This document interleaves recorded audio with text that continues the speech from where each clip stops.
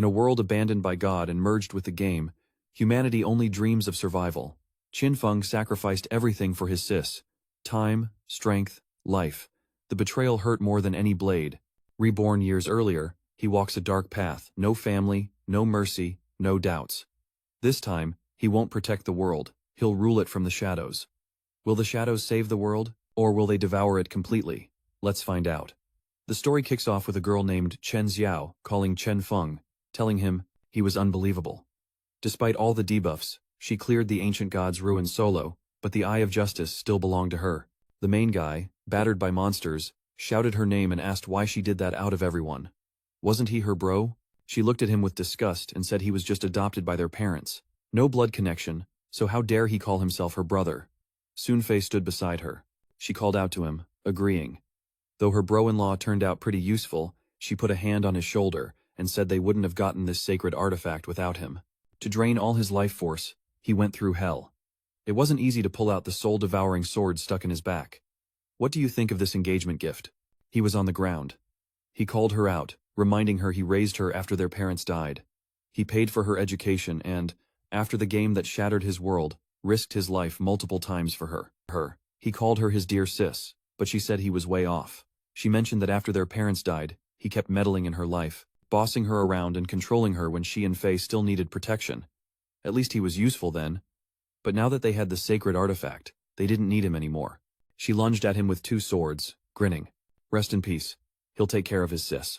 Qinfeng gathered his strength, stood up, and shouted that even if they killed him, it wouldn't be that easy. He couldn't do anything and died from a sword stab. In 2025, they released a game called God-Forsaken Lands. When you sleep, you end up in the game world, whether you want to or not. The only currency here is energy. Death drains it, and killing monsters boosts it. Players could spend life energy to unleash powers. He did everything so he and his sis could live. After countless deadly dangers, he reached the ancient god's ruins. There, he obtained a sacred artifact, the Eye of Justice. In the end, he was worthy. But he never imagined someone so close would betray him. His efforts were wasted. In the end, he was worthy. But he never expected someone so close to betray him. All his efforts were for nothing. All that pain only helps someone else. He's not happy. If he could start over, he'd only think about himself. Suddenly, he woke up in his room, shocked, and asked out loud, "Where am I?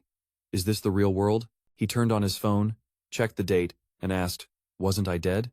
He looked out the window and wondered, did I really reincarnate? On the morning the game launched, 9 years ago, Xiao kicked the door, shouted his name, and asked why he wasn't answering his phone.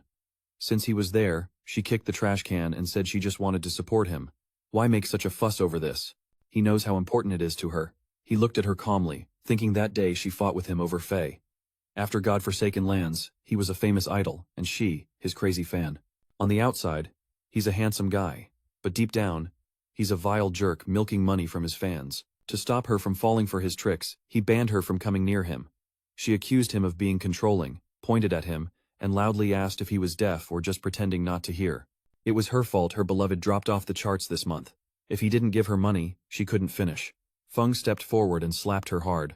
She fell crying and asked, confused, if he really hit her. No matter how hard it was for her, he hadn't touched that money in years and was giving it back. He entered the room and said, for their parents' sake, he wouldn't stoop to her level. Still, she had to listen. From now on, she's not his sister. She locked herself in the room, thinking she lost many chances in her past life. However, she had to listen. From now on, she's not her sis. She locked herself in her room, thinking about how many chances she lost in her past life, trying to protect her. She avoided ruins and deadly dungeons so she wouldn't get hurt, took a sleeping pill, and wondered how far she'd get without that burden. This time, she'll use everything she knows to become the strongest. Now, Xiao's alone, but she'll personally chop off Feng's head. When she fell asleep, she appeared in a strange hall and said she already missed the selection room. She remembered how the first time she came, she took forever picking a class. But now, everything will be different. In her past life, she was a warrior to protect her. Not the worst choice. But now being alone doesn't suit her. He can level up faster. Agility and reaction time are key.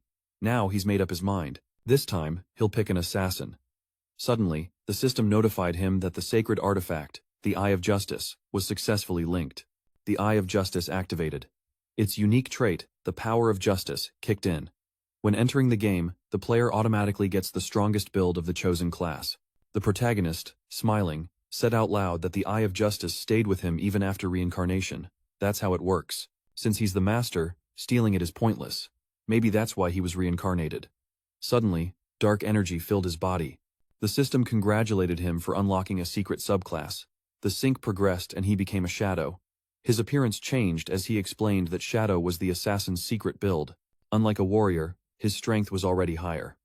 Unlocking a secret class is insanely hard, but the power of justice made it happen. What is this? The system notified that the power of justice, the universe's primal force, was the power of justice. It transcends any law, natural or human. Now he has access to total power since he's not a deity. But the passive effects are already active, he asked, shocked. A primordial power that surpasses any law from his past life.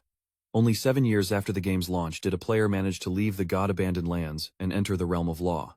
Only then did humanity understand the power of law. But in the following years, no one repeated that success. Who would have thought that at the game's start he'd get a primordial power that even outclasses the power of law? He just needs to enter the realm of law and reach deity status to have full control. Looks like another goal popped up on his path. The system notified that class selection was complete. He should enter his nickname. Calmly, he clicked the system window and said that since his build was born in darkness, it would be Shadow. The system notified he was being transported to god-abandoned lands. It's a ruined realm full of monsters. He needs to be careful. They want to kill him and absorb his life energy. He must eliminate them to boost his energy. However, dying will cost him half his accumulated resource. Shell City Safe Zone. No monsters here. Players can't attack each other. Energy loss is just 1 point. Several people appeared nearby and asked worried, "Where are we? What classes and nicknames did you fall asleep with during your part-time job?" Was he hallucinating? He doesn't know that. He just ate all night. But upon falling asleep, he ended up here. MSI walked down the street and thought, are there already this many people in the game? People from the real world will come here and dominate the game. If you want to stay ahead, you can't waste time. Several people appeared beside him and asked out loud. After dying, they returned to the city.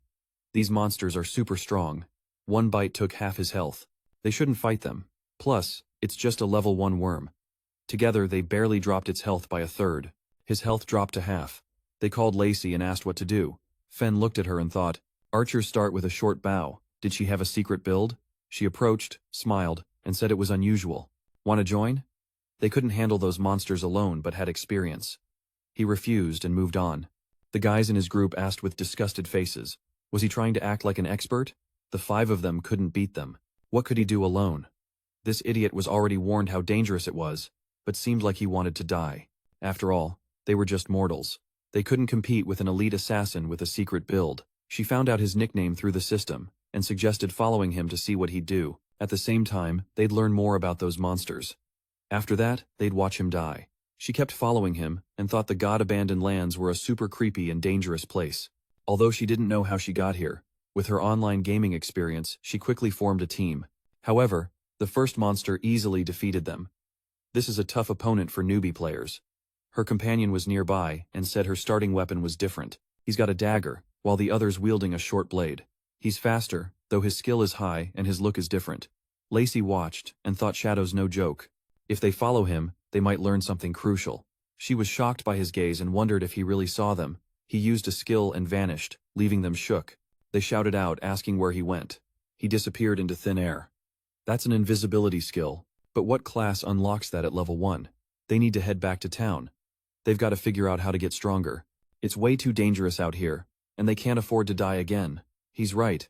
Maybe they'll find secret chests or NPCs. The system notified that Shadow's piece makes him invisible for a time. When attacked, the skill deactivates, but the first hit on the target deals extra damage. The Master of Invisibility doubles the invisibility duration. The MC wondered, don't they see him? As expected from a stealth build, a first-level assassin's skills would be easier to spot. But the Master of Invisibility won't let low-level monsters or players catch him. They're dumb. There's nothing interesting about the shell. It's just a cover for them. In this game, the weak are monster food. He reached the forest and said the invisibility ended. The duration was short. Luckily, the cooldown starts as soon as the skill's activated. In a few seconds, he can use it again. The system told him his class was Assassin. The build was Shadow level 1. Fixed lifespan was 75 years, and variable was 0. Strength and Constitution were 13, agility 18, and intelligence 15. He read that all players start with equal stats, but their chosen classes give certain bonuses. When he was a warrior, strength and constitution went up by 3 points. Now the bonus applied to all stats except agility, which got 8 points. He still had 5 points to assign. Most dump everything into strength or intelligence to boost physical or magical attacks. But that's a mistake. The system showed all points went into agility at the game's start. No matter how he distributed stats, monsters would still deal insane damage. He heard loud noises, saw a monster, and the system notified that a level 1 worm in normal state was mutating. The MC watched and thought it was absorbing life energy. It must be the one who killed those 4 rookies. Judging by their wounds, they managed to lower its health a bit. He dodged the monster's attack and figured that when a monster kills a player, it absorbs their energy. After eating enough, it can mutate. He used his skill to turn invisible, catching the monster off guard. He jumped and stabbed a dagger into its head. The system notified 174 damage. He killed the level 1 worm and gained 10 experience points. He stood up and said he didn't expect to kill the monster with the first hit. Even though he hit its weak spot, it was insane. The system notified that a surprise attack from a creature's blind spot doubles damage. He said now he saw how useful his new skills were. In his past life, even his strongest hit only did 40 damage. He almost died multiple times trying to beat this monster. He took the monster's leftover energy, and the system notified he gained 3 days of redeemable life energy. He had obtained 54 years and 155 days of non-redeemable life energy. He said he killed 4 players and absorbed 20 to 30 years of life from each. So this should have been at least 100. Yet, he only gained 54 years. Non-redeemable energy is useless now. The system notified that Justice Power activated and unlocked the infinite mutation skill. Killing a monster solo lets you earn mutation points to upgrade skills. Every 24 hours, you get 5 points. Defeating a boss guarantees points. Your current mutation points are 5. Does infinite mutation improve your skills? He'd never heard of this before. No matter what weapon or skill scroll a monster drops, its value can't increase. Does this power break all the rules? Want to upgrade Shadow Walk and Silent Strike? The system notified he used 4 mutation points and the skills improved successfully. Shadow Walk base bronze invisibility now lasts 16 seconds. The surprise attack bonus rose to 90%. Cooldown dropped to 26 seconds. Silent Strike's initial hit now deals 15% more damage. He was surprised and said Shadow Walk lasts 16 seconds. With Master of Invisibility, that's 32 seconds total. With that duration, maybe invisibility won't break anymore. With that skill, he could one-shot a healthy worm. 2 people were nearby, and the guy said she should watch this rookie solo the monster. He commented, "The game's not hard." She said he was unbelievable. With his physical condition, he could easily take down a dozen people. He'd protect her, right? She looked over and spotted a monster lurking in a nearby tree. The boy asked if he looked tired, maybe he should help. He used his skill again, which caught them off guard. A spider monster leapt at them, really freaking them out. And he shouted out loud, "What's that?" The system announced it was a level 1 bronze, ranked shepherd. The monster was a level 1 normal state spider caller. The MC thought the shepherd was the starting boss with 1,600 HP. No way a rookie could handle this, especially with the spiders it controlled.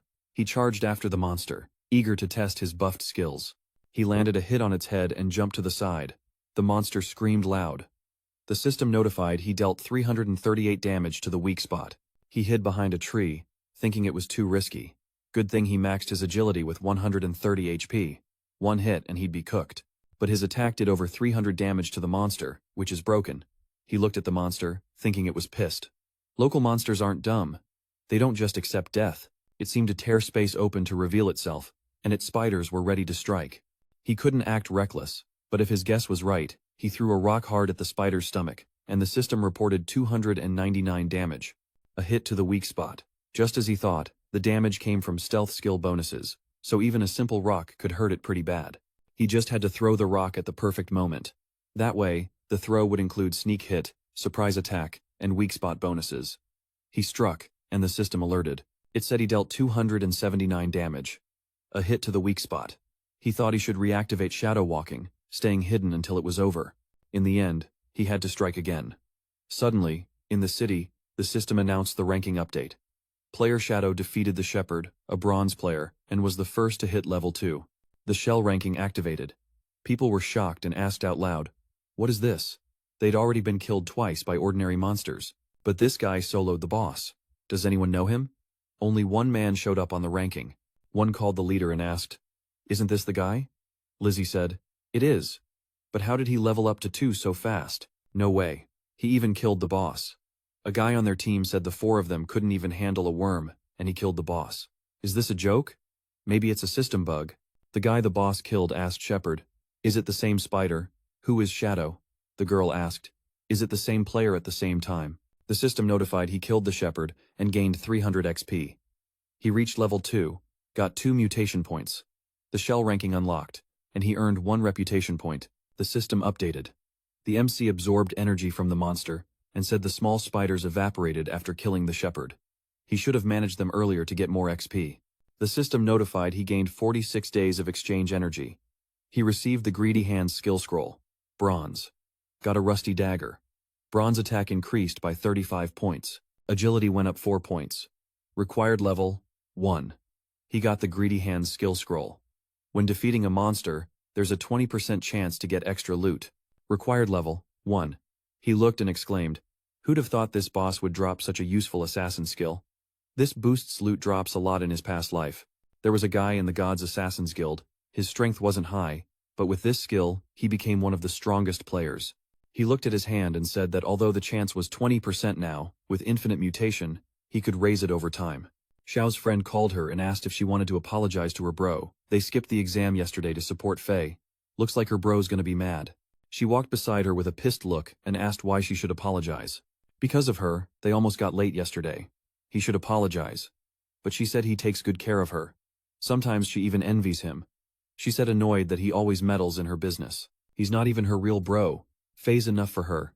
She called her by name and asked what happened to her face. She said she tripped and fell. They got to school, and her friend asked why her class was so packed. She went in and saw a TR transparent student sleeping at his desk. She was shocked and asked what was wrong with Shang Wei. Like he was invisible, the student didn't know. He just said he wanted to sleep a bit, but when they came back, he was already like that. He's not the only case. Online, people talk about similar things happening worldwide. Experts say that when you sleep, a person enters a ghost-like state. No one has figured out what it is. She needs to call her parents and warn them. She should call her bro too. Xiao, with a disgusted look, loudly said he wouldn't call them. That guy deserves to die. The system announced that the skill *** Greedy Hands *** mutated to gold rank. After defeating a monster, there was a 70% chance to get extra loot. The skill leveled up to 2, it activated successfully. Gained 2 mutation points. Gained 46 days of interchangeable life energy. Feng laughed and said he also got 2 mutation points. To level this skill up to 3, he needed 3 points. Soon, the chance to get extra loot will be 100%. Governments should be worried.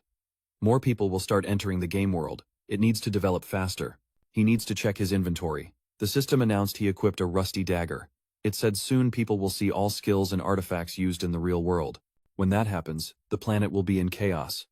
For the player to achieve this, 2 conditions must be met first. Reach level 10 and have enough interchangeable life energy. No point wasting time on small monsters. Look for a stronger boss. Nearby screams caught his attention. He approached and saw several people fighting. The system notified he was level 2 bronze. Lightfoot Maniac. He laughed, thinking he'd found what he needed. He saw a warrior and wondered if it was Wang Meng. Didn't expect to see him here. The rumors were true. They say when he entered the Cursed Lands, he formed a team only with secret builds. He used a sacred shield and blocked the monster's attack.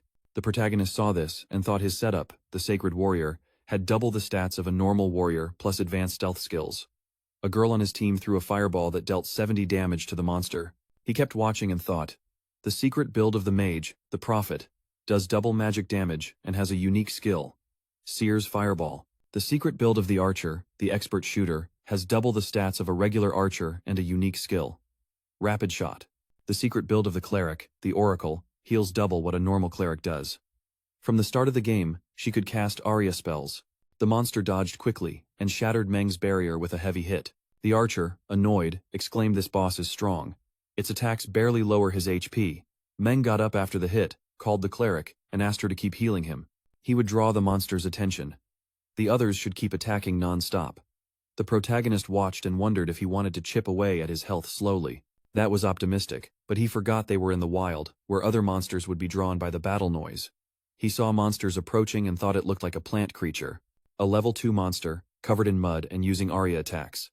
The warrior ran toward them and told the leader to be careful. He struck the monster hard with his sword, and thought this secret beast was something new to him. The creature barely took damage and said its defense was insanely high. It released a lot of liquid on the ground, saying it was super sticky, making movement tough. The mage got scared seeing the monster approach and called for help. Feng jumped off the cliff, and with one strike cut off the monster's head, attacking her. This shocked the group, who loudly asked if the plant eater was one-shot.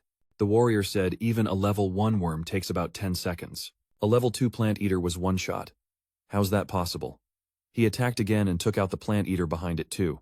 He was shocked, called Heiji, and asked if she saw who it was. She said no, and Meng said luckily this weirdo was still on their side. Don't get distracted, keep attacking, only the boss remains. Hold the line. The system announced he killed 2 level 2 plant eaters, gaining 40 XP, 1 mutation point, and the skill scroll ***, poison arrow ***. He gained 8 days of interchangeable life energy. The protagonist thought it was a skill that dealt poison damage at mid-range, and needed to be upgraded immediately. The system notified that ***, poison arrow ***, a silver rank assassin skill, shoots a dart with deadly poison up to 14 meters, deals up to 120 damage, and causes poisoning. Cooldown: 5 seconds. Required level: 2. Poison deals 50% damage per second, and lasts 5 seconds. Meng missed an attack on the monster. It impaled him with its claws and lifted him up. They were worried, and the cleric shouted that things were going south. He didn't have enough casting speed. He looked at his squad worried and told them they had to bail. Suddenly, a dart hit the monster's head, dealing 845 damage. Shocked, they asked, "What's this?" The attack cut the boss's HP. The monster took 324 damage per second and collapsed, writhing in pain. The system notified that he dealt over 90% of the damage. The loot is yours.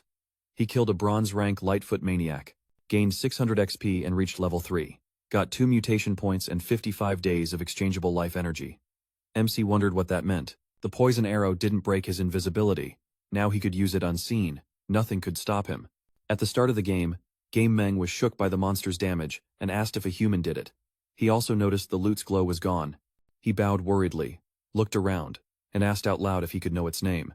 He was grateful they saved him, asked if they'd been thanked. In this savage world, trusting people so much wasn't advised. He started leaving with his team and said he understood. That way, they wouldn't stop him.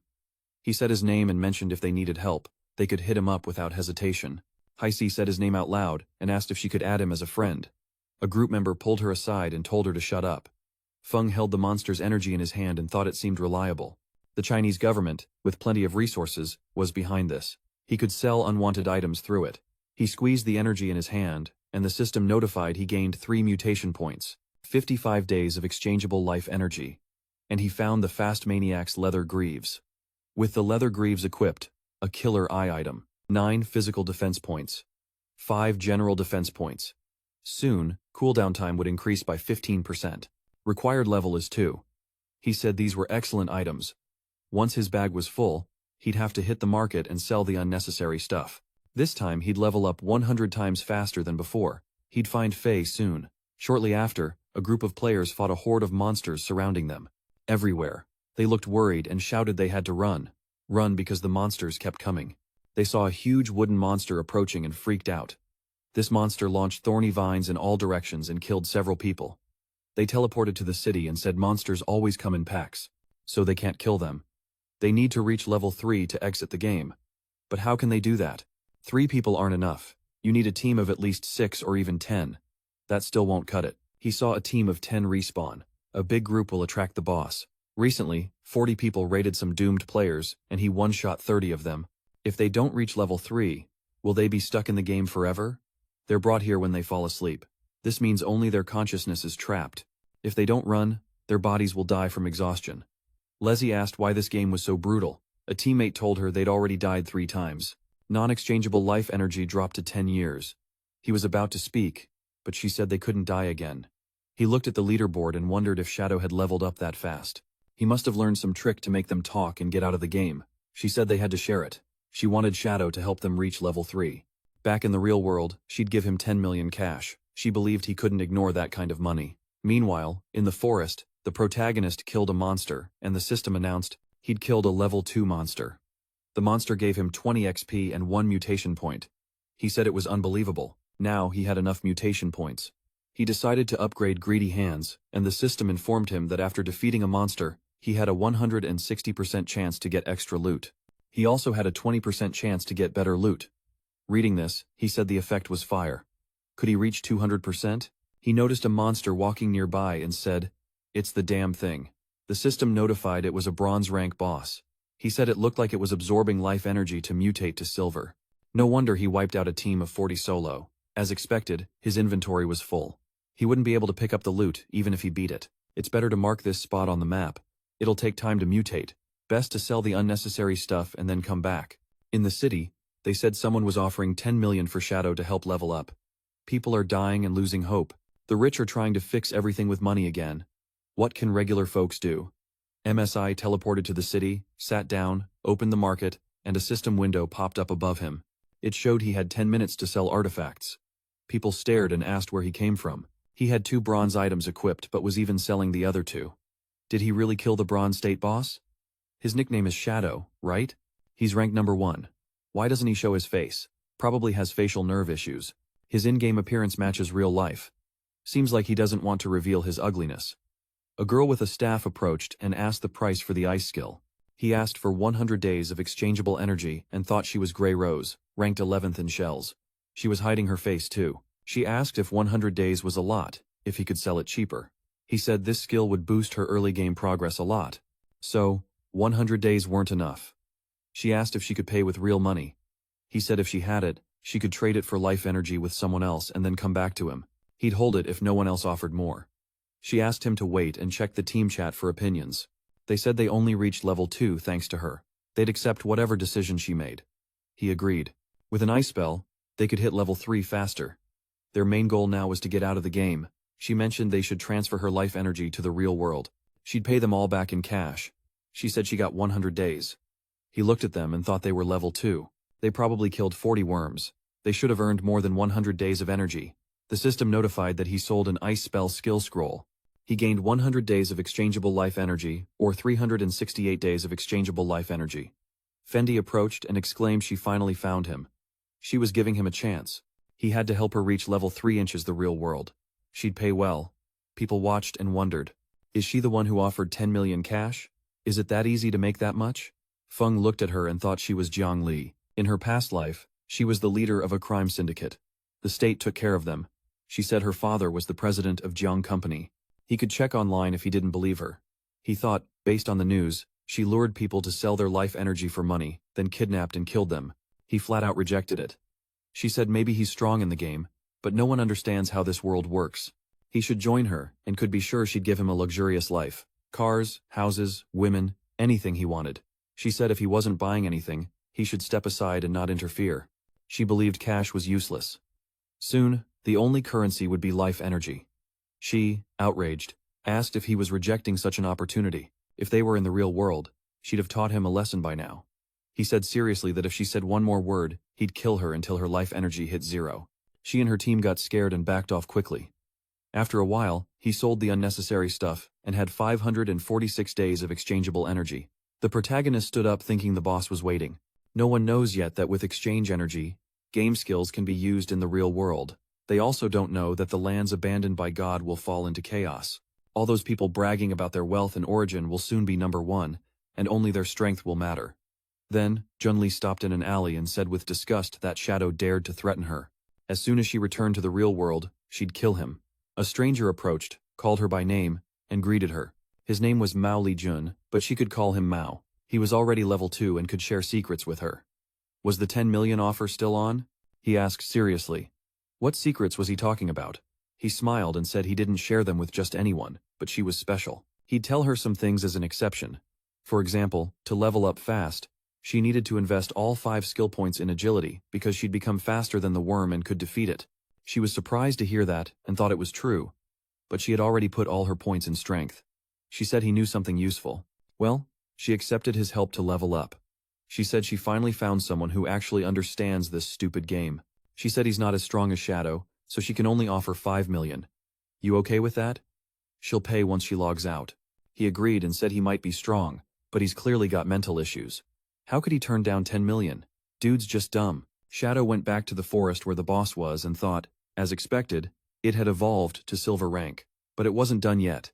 Evolving to gold would take about 8 people. He asked for a poison arrow but thought waiting was too lazy. He attacked the boss and dealt 659 damage. The poison dealt extra damage and he used Shadow Walk. He figured this monster's HP was 2 or 3 times that of the bronze boss. The monster gathered an energy ball above its head and thought 2 or 3 poison arrows, it would be enough.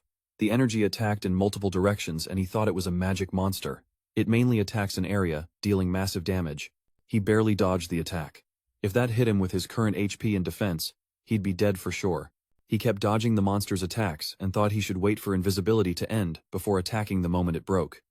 Then, he'd activate Shadow Walk to avoid getting hit. He waited for the right moment, shot a poison dart, and dealt 659 damage. The monster started to flee, and he thought the boss's HP was almost 0, so his instincts told him to run. Let it suffer as it dies. He slammed the monster's head hard, and thought it was boring to kill someone who couldn't even put up a fight. The system notified him he'd killed a cursed one. With silver rank, he got 1,800 XP, and reached level 5. He gained 4 mutation points and 124 days of exchangeable life energy. He laughed and said he couldn't believe he leveled up twice at once, and even got 4 mutation points. He cast Greedy Hands and got triple mutation points and life energy days. The system notified that Greedy Hands' extra effect activated and a loot upgraded from silver to gold. He was hyped, and said it was worth leveling this skill to emerald. Now he has a 20% chance to upgrade loot. This almost filled his inventory again. He can't be running to the shell after every boss, right? What a pain. He hoped there was a storage ring here. A while ago, Hadesy teleported to the city and said she came back alive. She praised the guys, and a team member said thanks to their leader, they reached level 3.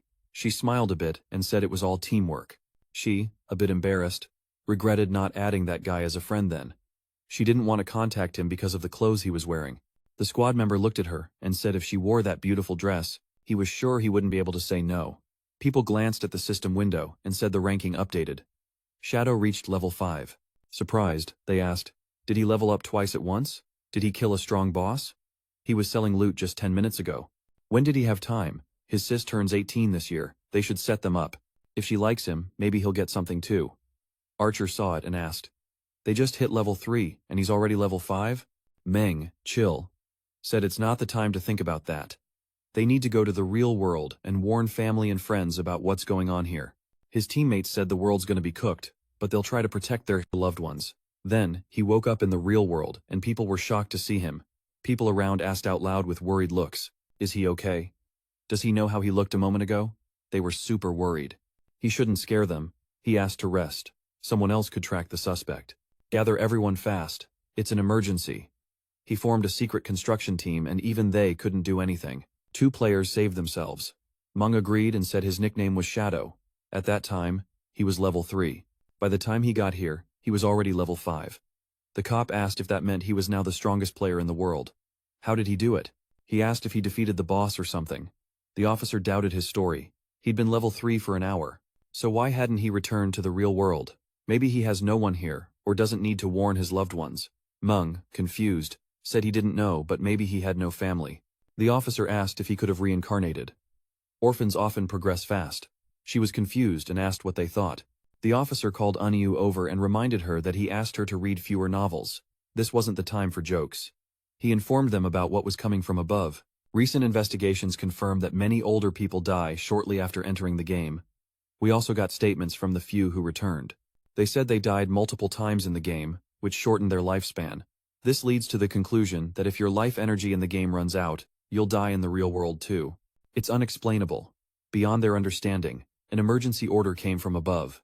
They ordered teams to explore the lands abandoned by God. They need to start forming a specialized army immediately. This phenomenon has affected the planet, and every country is doing everything to figure out what's going on. If they fall behind, they'll lose ground in the global race. They can't afford that. She'll be the captain of the first team, and you agreed. Their captain called Meng and said he'd be the vice captain, and the subordinates could choose. According to him, Shadow doesn't seem like a villain. They should try recruiting him. She was named captain because they believe her personality is perfect for approaching him. He hopes both reveal their identities soon. Ideally, one of them does and learns all the important info about him. Also, they need to monitor the stability of what's happening. Got it? Everyone agreed and was released together. At school, students said Sunway mentioned that if people sleep in the same game area, they appear in the same newbie village. She needs to warn her parents soon. They've never played games like this. Maybe it's better to grow independently first, then involve her parents. Shadow sat beside them and thought, this is what happens here. But her bro didn't text her. Didn't even come to apologize. He's so arrogant. Every time he tried to get close, but this time he hit her. Not even her parents did that. She just skipped class to go to Faye's concert. If her bro doesn't apologize 1,000 times, she'll never forgive him. Luckily, she met Faye yesterday. Seems like this dumb game will make organizing him even harder. He was so close, and she misses him a lot. She remembered something and thought if you enter the game as soon as you sleep, he'll end up there too. If she gets in, she can see him. Sunway is already level 3. She'll have to ask how he did it. She asked if he'd share the game's secrets. He smiled and thought, did she really stoop that low? It's a great chance to win her over. He wrote that when starting the game, she should put all points into agility. Otherwise, she won't dodge monsters. Xiao wrote that even if she wants to be a mage, he agreed and added that even for a mage, it's useful early in the game. High agility boosts spell speed. She asked, what if she still doesn't win? He wrote not to worry. A level 5 player can open a teleport to the beginner city. She should join someone to level up and summon it. Together, they'll reach the top. She was happy reading that and thought, losers aren't so useless after all. She'll prove it to her bro. He may be arrogant, but once she logs into the game, he'll see she's way stronger. He'll beg, but she won't help. Meanwhile, Fen saw a notification about a cursed ring with gold status for any class. All stats increase by 8 points. Dark matter resistance is 26, weak point attack bonus is 1.5, and required level is 4. She was shocked and said this ring makes you almost 3 levels stronger. Dark matter resistance is useful against certain monsters, and the attack bonus also went up. The system notified that the Shadow Massacre skill scroll is for assassins, at silver rank. It attacks in one direction, reaches 15 meters, and triggers invisibility for 5 seconds, hitting each enemy in range 3 times. It has a 12-second cooldown, requires level 4, and the slash is 2 meters. Each slash deals 100 damage and is stealthy. She saw this skill as useful, and said she still had mutation points, so she should invest them in Greedy Hands. The system told her she'd used 8 of 12 mutation points. It notified that Greedy Hands is a diamond rank skill. After killing a monster, there's a 220% chance to get extra loot, a 40% chance for better loot. She laughed and said now she could loot 1 monster like getting 3. She'd use the remaining mutation points. In Shadow Carnage, she used 3 mutation points, and the system said it was a platinum rank assassin skill. Attacks in one direction with a 21-meter range, and activates invisibility for 7 seconds, hitting each enemy in the area 5 times. 12-second cooldown at level 4, cut 13 meh. Each hit deals 200 damage, stealth attack. The bro said it sucks that the cooldown didn't decrease. Still, the skill's already pretty OP. Everything else is trash. The battle cry scroll sells well. He heard a loud scream, looked over, and saw monsters jumping. Calmly, he said they were level 4, 100-foot worms. They arrived just in time to test his new skill. He used it, launched himself, and landed several quick hits on the monsters. The system notified him he killed a level 4, 100-foot worm, gaining 80 XP and 5 days of exchange energy. He paused and said the attacks were more effective now. Battle time decreased, meaning fewer surprises. Now he has 618 days of exchange energy. But to transfer all his skills and artifacts to reality, he'll need at least 2.5 years. If he sells all his junk, he might stack enough. Then he just needs to hit level 10. Walking through the forest, someone nearby caught his attention. He said he congratulated the young miss for reaching level 3. Will she keep her promise now? Shengli asked. Does he think his company doesn't have 5 million? She's heading to the real world right now. Here's her number. Call her. You can also sell her your energy. She'll pay 10,000 daily. Li Jun laughed, convinced Shadow was an idiot for letting such a clutch opportunity slip. Then they'll talk in the real world. He smirked confidently and thought, so what if this energy affects his life? He can get it whenever he wants and swap it for cash. What a genius. After a while, Embassy arrived at the portal and said the shell's spatial gate activated. The system notified that he opened a spatial channel and gained 1 reputation point. He can move free once a day, but teleporting more times costs energy. No other gates have been found in the lands abandoned by the gods yet. He said a one-way portal is basically useless. He'll have to wait for someone from another beginner city to reach level 5 and open a channel so he can teleport there. Faye thinks it should be Firefly City. She'll set an alert for when that channel opens. He left the city and decided it's not that crucial. The game's goal is to reach level 10 and enter the wasteland. That's where the lands abandoned by the gods begin. He reached the city center, sat down, and started selling the items he'd gotten again. People were shocked to see him, and said he'd saved 150 days of energy to buy something now. Last time he sold Grey Rose an ice spell, pushing her to second place on the rankings. He hopes this time he brings something useful for mages. Is this a war cry for warriors? The guy agreed to buy it, and spent 300 days of energy. The others looked at him and asked, is a skill scroll worth it? With a skill like that, a warrior's attack effectiveness will multiply. In these 300 days, one can earn up to 2 days. Then Feng sold his stuff and thought he sold everything in a minute, gaining 650 days. And now he has a total of 2,174. But that's not enough to transfer all his skills and artifacts to the real world. He'll need more. Heidi called him a genius, and suggested he check it out. She had something interesting. She gave him the ring, and the system notified that this spatial ring had 12 extra inventory slots and wasn't storage. He was surprised to see it and thought its exceptional value was that it wasn't storage, since a player can only have 3 of those at once. It could drop from any monster, but the chance was low. She got lucky. In her past life, this was worth at least 3,600 days. He asked how much she'd sell it for. She smiled and said she didn't need energy, just wanted to be his friend. She asked to join his team to beat a boss. He agreed, and the system notified that Big Plume added him as a friend. He calmly asked what kind of boss it was. She said the boss had golden status. Couldn't see the name. It was far away. It looked like a battered ship over there. The bro thought it was a golden ghost ship. This boss is rare but drops useful artifacts every time it appears. A real war broke out between guilds since it appeared near Novice City.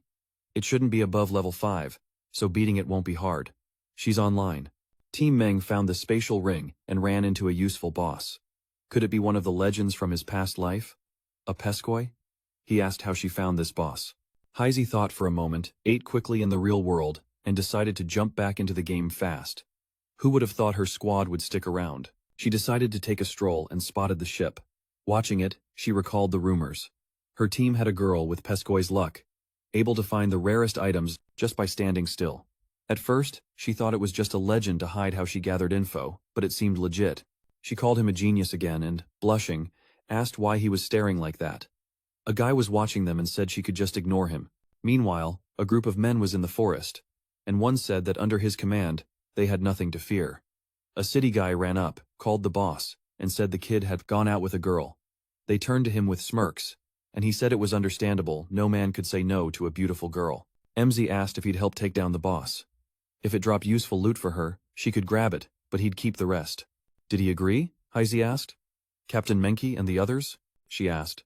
Her team could barely manage without him, so why for free? She asked if they'd do whatever he wanted, but could he even ask for something? He agreed, and she smiled, asking if there was anything useful for her team. Would they sell it at a discount? He said yes, and she suggested waiting until he logged in. By the way, where are you headed? He calmly said they were going to fight the gold boss. She got worried hearing that and said he could turn invisible, but she wouldn't survive his direct attacks. He replied he was enough alone, and she could hang back. She stared, amazed, wondering if he'd really face the gold boss solo. He was strong, but this felt like a joke. He used a skill to turn invisible, which worried her a lot, and she asked where he was. A group of men watched him, and one told the boss that Shadow had vanished. He laughed, saying he tricked her and left her alone. They should catch her and have fun. After all, he promised her a happy life with him. For fun, the girl blocked their path, used ***, Shadow Massacre ***, and attacked the whole group at once. The system notified she'd eliminated 5 players and gained 12 days of exchangeable vitality. Calmly, she asked, "Only 12 days? That's what the 2 weakest mobs drop." She looked back at Heisi, who loudly asked where he had gone. He said they were chasing him. He sent them back to the city. She was surprised and joked she thought he needed a bathroom break. Right? He can turn invisible. Must be easy for him, huh? He can do it anywhere without fear of being seen. He was a bit confused by her questions and said she should bring him to the boss. Xiao arrived in the city, surprised, saying everything here was like reality. He got lucky finding the hidden sacrifice blueprint. He's strong, right? She hopes Faye likes it. She's interested. How are you? Know the secret of the starting points? His face suddenly turned angry, asking where his bro was before. He followed her like a shadow, but at the critical moment, it seemed he wasn't there. With this secret build and Wei's help, he'd level up fast.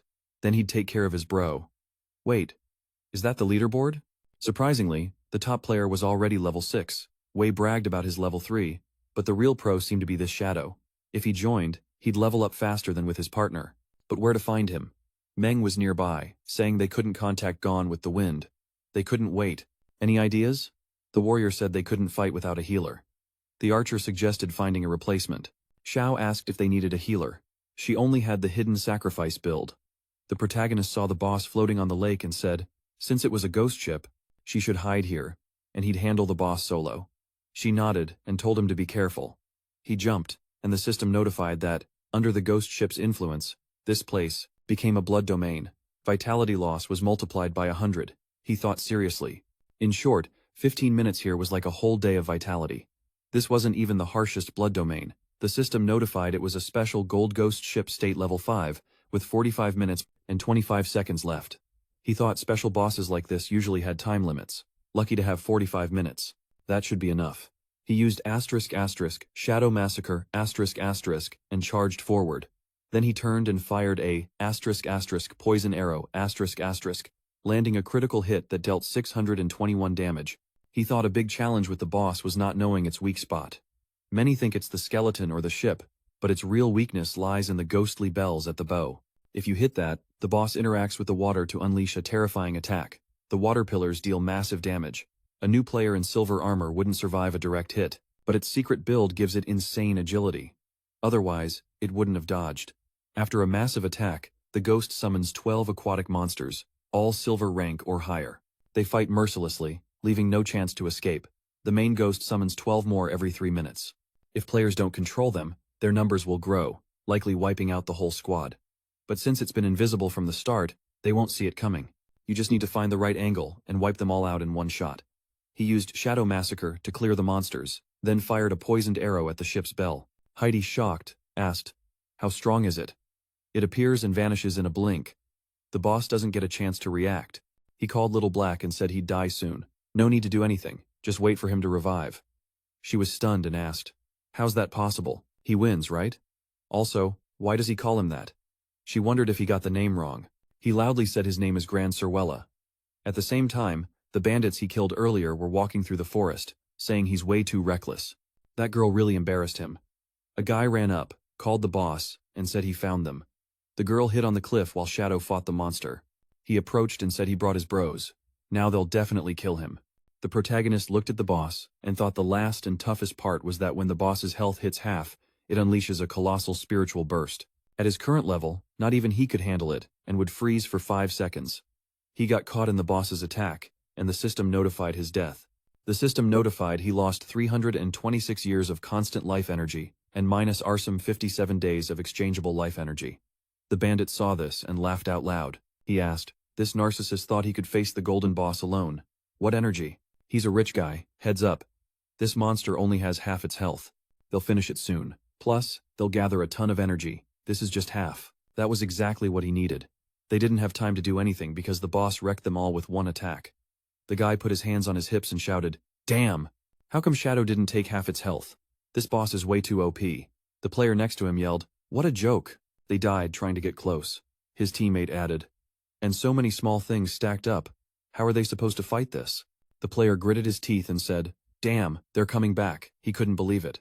Meanwhile, the protagonist was running across the field. He said they returned. "Hey Z, how did these energy spheres get so close?" She looked at him and exclaimed, "Genius, that's fast." A noisy group was here, but the water pillars wiped them out. He said, "Got it." They overestimated themselves. He thought in his past life he also suffered from the phantom rooks. The boss can only use the immobilization spell once. After that, bringing its health to 0 won't be so hard. But there's a problem when its health drops to half. It might teleport when taking damage. At that moment, he used a poisoned arrow and aimed at the monster. It got closer, thinking it knew its habits well. Then, he started using Shadow Massacre.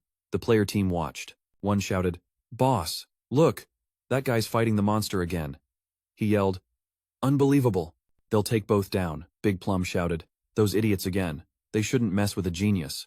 He focused energy in his staff, aimed at the players, and fired a divine beam. The players screamed, "Damn! Who's attacking us?" "Boss, it's the sorceress." Their leader, standing up, shouted, "That fool wants to die? They can't kill her." He gripped his staff in fear and ran off calling for backup. A group of players followed her. The team leader, running ahead, yelled at her to stop or he'd give her a serious beating. 2 players hid behind a tree, watching the scene. Messi, continuing the fight, thought, she's almost dead. Even though she's only level 5, fighting him alone isn't easy. She deals very little damage. That's why the fight drags on and attracts unwanted spectators. Some guys on the cliff died here recently. Another group hides in the forest, waiting for him and the boss to fight so they can claim the loot. The system reported he killed the ghost rook, a golden one. Gained 4,800 experience points. Congratulations. Upon reaching level 8, he got 7 mutation points and 216 days of redeemable life energy. He thought it was a good fight. Then, he used Shadow Walk, and a system window popped up, indicating that Shadow was the first player to kill a gold-level boss on the server. They earned 3 reputation points. Players saw the system window and shouted in awe, gold level. Where did he get so much power? What region are those shell people from?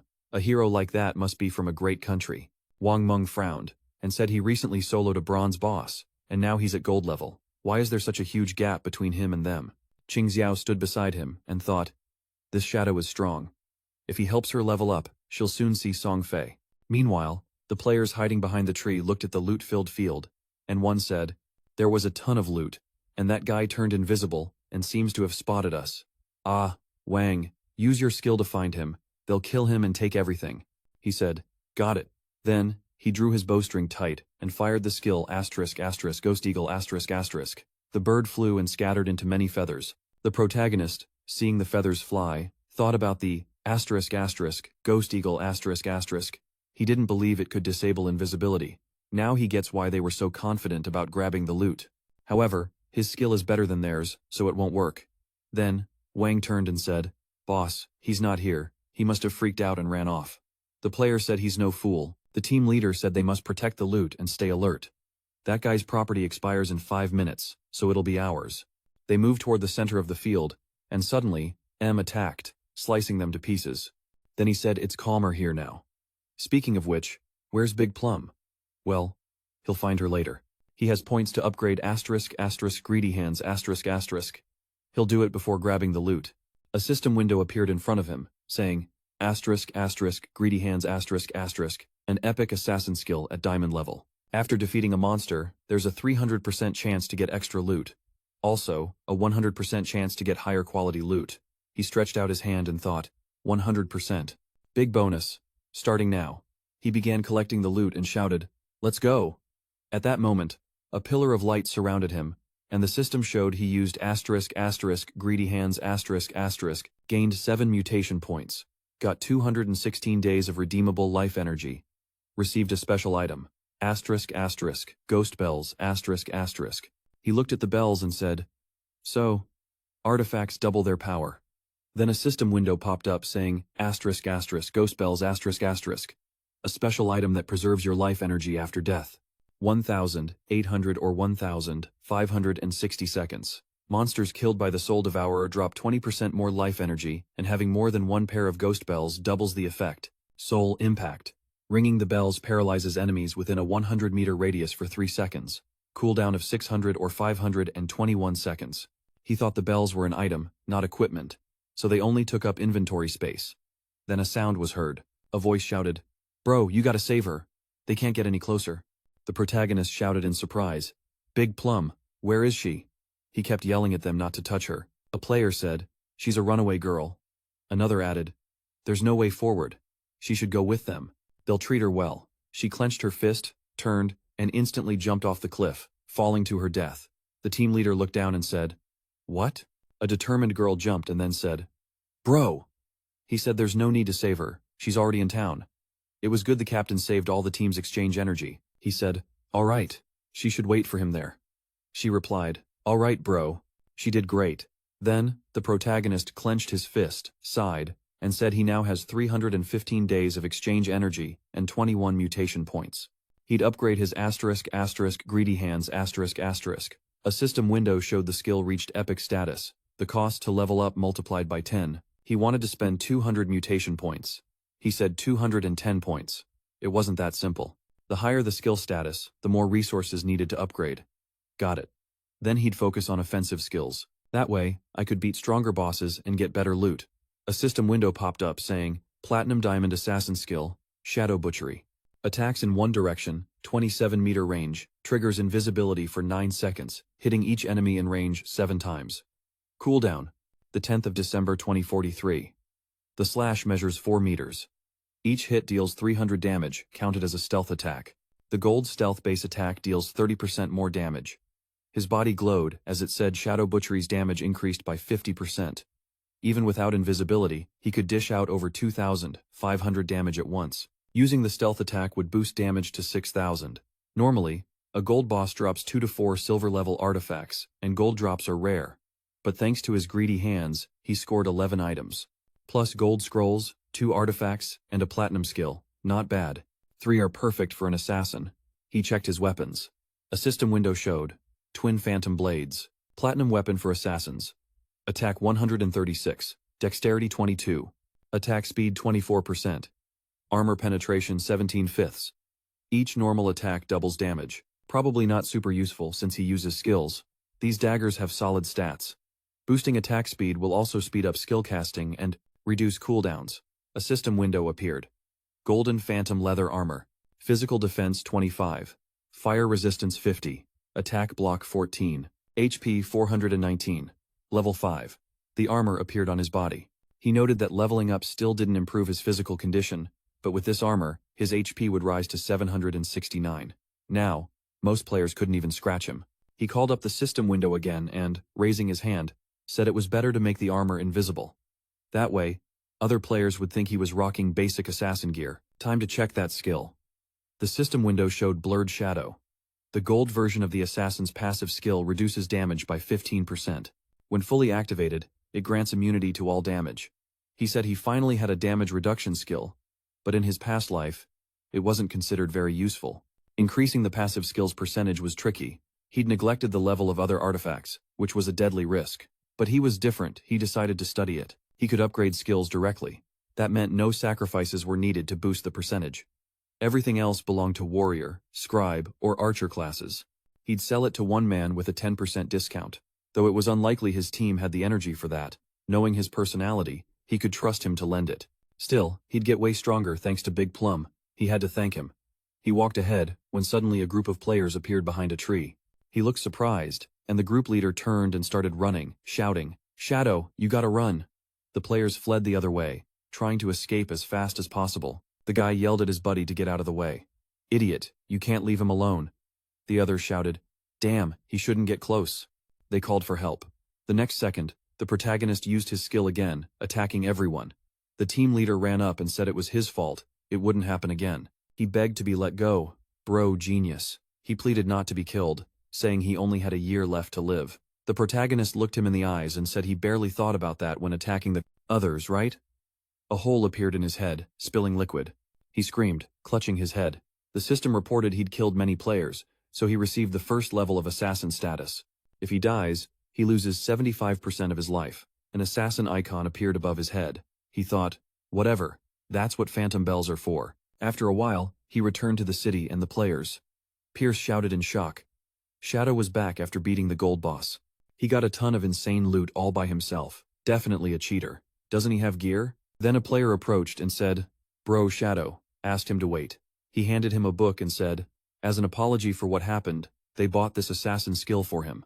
He asks to forget what happened. Got it? The protagonist took the book, and a system window popped up in front of him saying, "Pierce.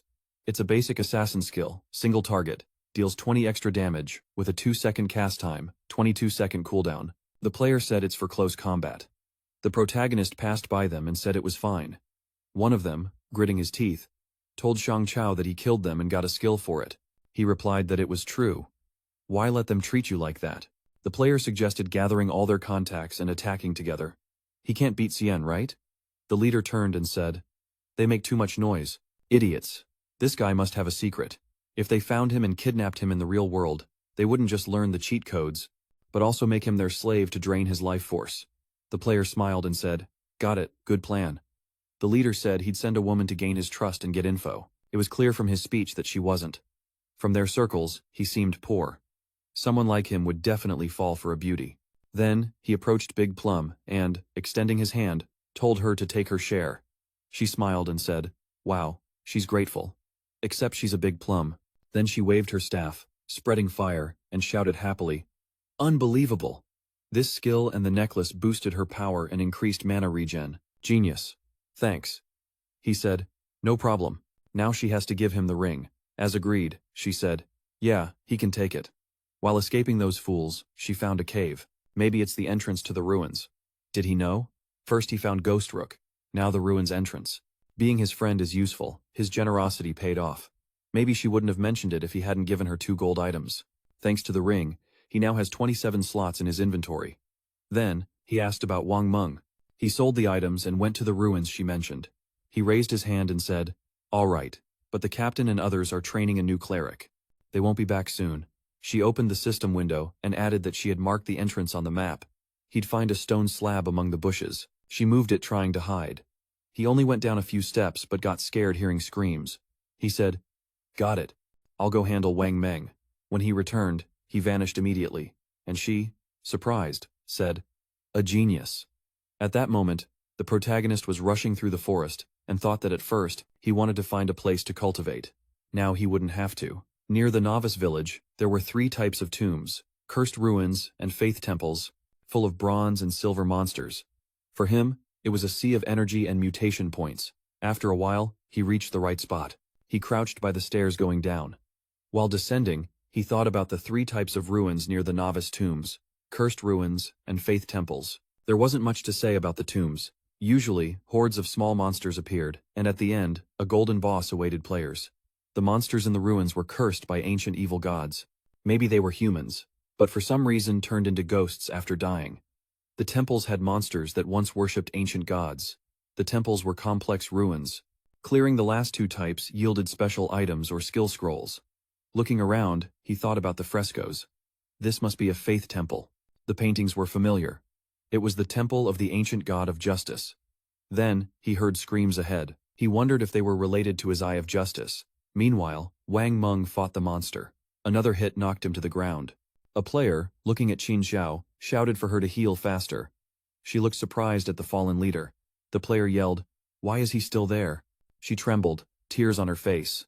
She shouted, "But how?" The monster lunged, and the player, sword in hand, shouted, "Damn it!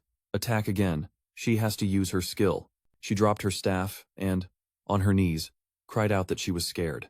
Then, they returned to the city. Big Plum ran to them and greeted, "Hey Captain, you came back fast. Shadow hasn't returned. We have to wait." Then, a player looked at Qin Xiao and, pointing at her, shouted, "Damn, I've never seen someone so clueless. She has no idea how to defend or use her skills. Does she know anything?" Big Plum stood in front of her, arms open, and asked annoyed, "What are you doing?" It was her first time. The guy shouted angrily, "Move! Big Plum! He'll tell you everything." Then, another player said, "Big Plum, this is already the 3rd time you've died in an hour." She asked, surprised, "Huh?" Then she touched her necklace and said, "But now she's with them." The regressor gave him 2 interesting things. With them, his squad won't die. The squad leader said, "All right, she's right. Let's hope everything goes smoothly. And they'll meet the regressor again when they return." Qin Xiao, embarrassed and looking down, said sorry. "I'll try harder." She thought they made a mistake and were blaming her unfairly. If it weren't for her ties to Shadow, she wouldn't have even come close. How did they piss her off? A bunch of idiots. Meanwhile, the MC moved down the hallway toward the hall and heard monster noises on the floor, hands raised. The system reported a devoted of the ancient god, a cursed man, silver rank 10. He paused for a moment, then used ***, shadow massacre, ***, attacking the monsters as he advanced with determination. Turning around, he checked their HP and thought that even with the surprise attack that broke their invisibility, they only lost a little health. What do you expect from silver rank 10 monsters? Together, scarier than a ghostly golden tower, they bowed again. Why were they acting like that? He was invisible, right? Did they sense the aura from the Eye of Justice? Is that why they didn't attack? Then he asked, "Do they know the way? Should they be guided?" One of the monsters made an incomprehensible sound, and the MC thought their consciousness was so damaged they were no smarter than animals. Now they just drain people's life force. The monsters screamed, focusing energy in their hands and advancing. At that moment, Grey Rose and her squad were in the hallway. She shouted, Watch out. There are monsters. 2 silvers, they can't even take 1 hit. Why have 2 of them? You guys need to run. Soon, the monstrous energy surrounded Grey Rose. The MC, seeing them, thought they were a squad. Looks like their leader, Grey Rose, bought the ice spell. Didn't expect this temple to be discovered so fast. Although none would have the strength to clear it soon, he approached the fallen loot and said, "Here's exchange energy for over 100 days. Unexpected from her. He stood up and asked why he couldn't find anything else. No traps or treasures. It couldn't be just those 2 idiots. All right, he attacked the monsters immediately. The system reported he killed the cursed silver. Gained 4,000 XP. They congratulated him. He reached level 9. Got 4 mutation points. Obtained 188 days of exchange energy. Then used *** greedy hands ***, and shouted that the epic rank is sick. 32 mutation points. 1 to 15. 4 days of exchange energy. 4 gold artifacts and 10 silver ones. There's even an assassin's amulet here. He held a medallion in his hand. The system reported it was a believer's medallion. Gold artifact. Assassin. Plus 15 AGI. Requiert 20% cooldown. Level 8. Unique item.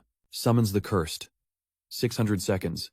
He clenched his fist and shouted, increasing cooldown speed. How interesting. Invisibility now lasts from 22.6 to 19.2 seconds. Poison arrow from 4.3 to 3.7 seconds. And shadow slaughter from 10.4 to 8.8 seconds. The remaining items will be stored and sold later, since no one can use items above level 8. Then he turned around and heard a sound. A stone panel rose from the floor. He said, "I see. To activate the mechanism you first had to kill all the monsters in this hall." The panel came out of the floor. He thought of a hidden mechanism. Then he heard a click, and the floor descended. He started going down. Asked surprised, "An elevator?" The ceiling closed and after a while descended to the needed height. Finally, it looks like he's gone down about 300 to 400 meters. Looking ahead, he commented, "These are the temple catacombs. Not all temples have them, but in his past life, he explored several of these places. There are many traps here, but since people in this game can be used as cannon fodder, they're not a big deal. The only thing is this will take a lot of time. At his current level, he'd die to anything." Then, he pulled out the believer's medallion, and said luckily he had this. He aimed it forward and used ***, summon cursed ***, then ordered to advance. The summon moved forward, and the MC crossed his arms, saying exploring the catacombs with him was easier, but the danger remained. So it'd be good to raise his endurance. A system window popped up, indicating he spent 11 mutation points. ***, blurred shadow, ***, epic gold assassin passive skill. Reduces damage by 75% when activated. Grants immunity to any damage, he said.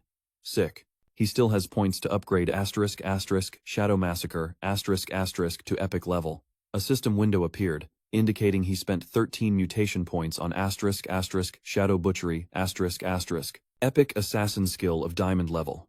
Attacks in one direction with a 30-meter range and triggers invisibility for 12 seconds, landing 9 hits on each enemy in range. It has a 12.8-second cooldown. The range is 5 meters, deals 400 damage, and is a stealth attack. He mentioned that to upgrade Shadow Carnage to Legendary, he'd need 10 times the mutation points. The higher the starting level of an artifact or skill, the more worth it is to upgrade. For example, if an item starts as Epic, upgrading it to Legendary is the first step, and only costs 1 mutation point. Even though the cost multiplies by 10 at that level, 1 times 10 is still just 10. So if you find an epic skill or item, you can quickly level it up not just to Legendary, but also to Mythic, Ancient, or even Immortal. If the skill starts basic, you'll have to level it up 7 times just to reach Epic. A bigger boost will need hundreds of points. Don't forget that leveling a skill to Epic isn't that costly. So now any of your skills will be at least as strong as this one. Only 11 points left. That's enough to upgrade Shadow Walk. The system indicated he used 8 mutation points on Shadow Walk, Silver and Platinum levels. Invisibility lasts between 16 and 24 seconds.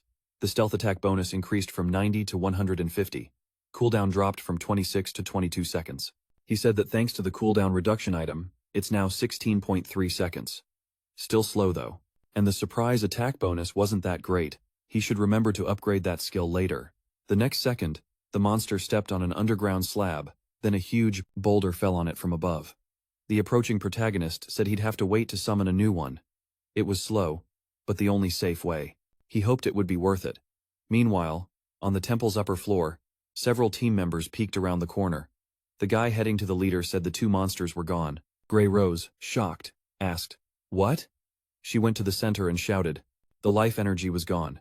Maybe someone killed the monsters and took the energy. Who could it be? The player thought only Shadow would do that. His teammate asked, "He was here, so he took their energy?" Seemed like it, but at least they were safe. Now, Grey Rose thought. Upon entering, she saw someone. She even thought he was talking to monsters. It was Shadow. Does he really have the skill to charm monsters? This guy is terrifying. Meanwhile, the protagonist moved forward, but another trap destroyed the summoned monster. He said he'd been wandering here for 3 hours. This must be the end of the catacombs. Without the medallion, it would have cost about 100 lives to get here. Then he advanced. He summoned the monster again and ordered it to open the huge doors ahead. The monster trembled trying to open them, but the protagonist thought it couldn't. Weird. Then he put his hand on the door and it opened, releasing smoke. Smoke. The protagonist silently watched and entered. He saw a chest in the center and wondered if it was covered in vines. Was there an NPC nearby? He checked the info, but it only showed question marks. He was surprised, and then realized he'd never seen such a mysterious NPC before. Then, the NPC spoke in a strange language and started fading away. The protagonist, shocked, asked. It vanished like the vines. It might not know anything, but he felt it was connected to the Eye of Justice. The chest glowed gold, indicating something epic inside. He had to be careful. It could be a trap or mimic. Then, he ordered the monster to open it and pointed at the chest. The creature obeyed, and golden light poured from the chest. The protagonist shouted, "Skill, an assassin skill." With active and passive effects, a system window popped up. It said, "Mercy's Gift, Epic Assassin Skill, Passive Effect. The chance to hit a weak spot increases by 100%, and the damage multiplier for that hit doubles. Active Effect. The next attack uses Flesh Tear, dealing 100% of the previous damage. Damage over time for 3 seconds. 4.4 seconds. He said the passive effect boosts damage when hitting an enemy's weak spot. But the active effect is more impressive. If his next attack deals 300 damage, the enemy will lose another 900 health over 3 seconds, totaling 1,200 damage. Skills like Shadow Slaughter hit multiple times, but Flesh Tear only hits once. Plus, this skill is epic, meaning it only needs 10 mutation points to upgrade to Legendary. What a clutch find. His damage increased a lot thanks to Great Plumage. He'll sell the rest to his company. Then, he informed Big Plum. He should tell Wang Meng to head back to the city. He's got something to sell them. She asked Genius if he finished exploring the ruins. They're moving. Then, the protagonist arrived in the city and they mentioned him.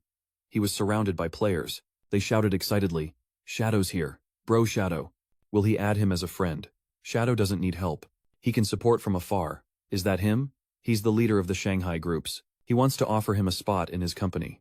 Genius. They came from Firefly City. His little sis admires him and wanted to see him. He should take them as helpers. She's even willing to share her wife.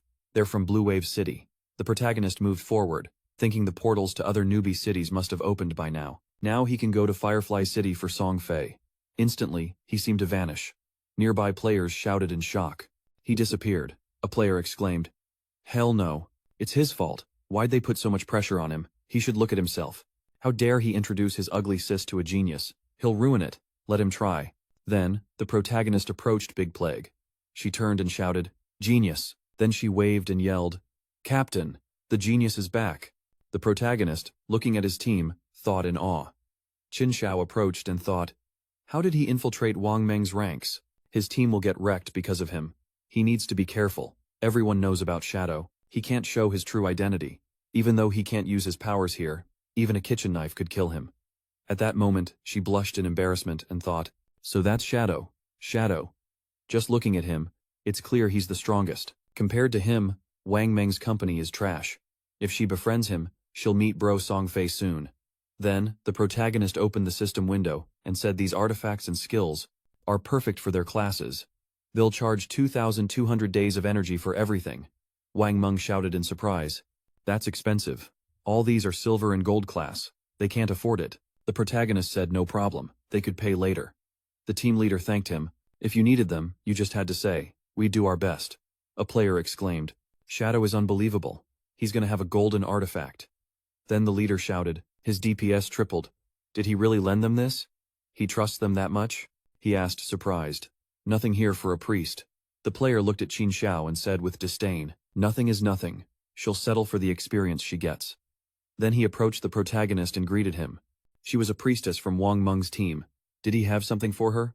At that moment, the system announced that player Little Graceful wanted to add him. Surprised, he looked at her, and then vanished. She asked where he went. The leader said maybe he had nothing for a priest. This time, the player added her, and it seemed like he was ignoring her on purpose. Big Plague commented she enjoyed their back and forth. Meanwhile, the protagonist appeared in an alley and thought he had golden artifacts and priest skills. Why would he give valuable stuff to Qin Xiao?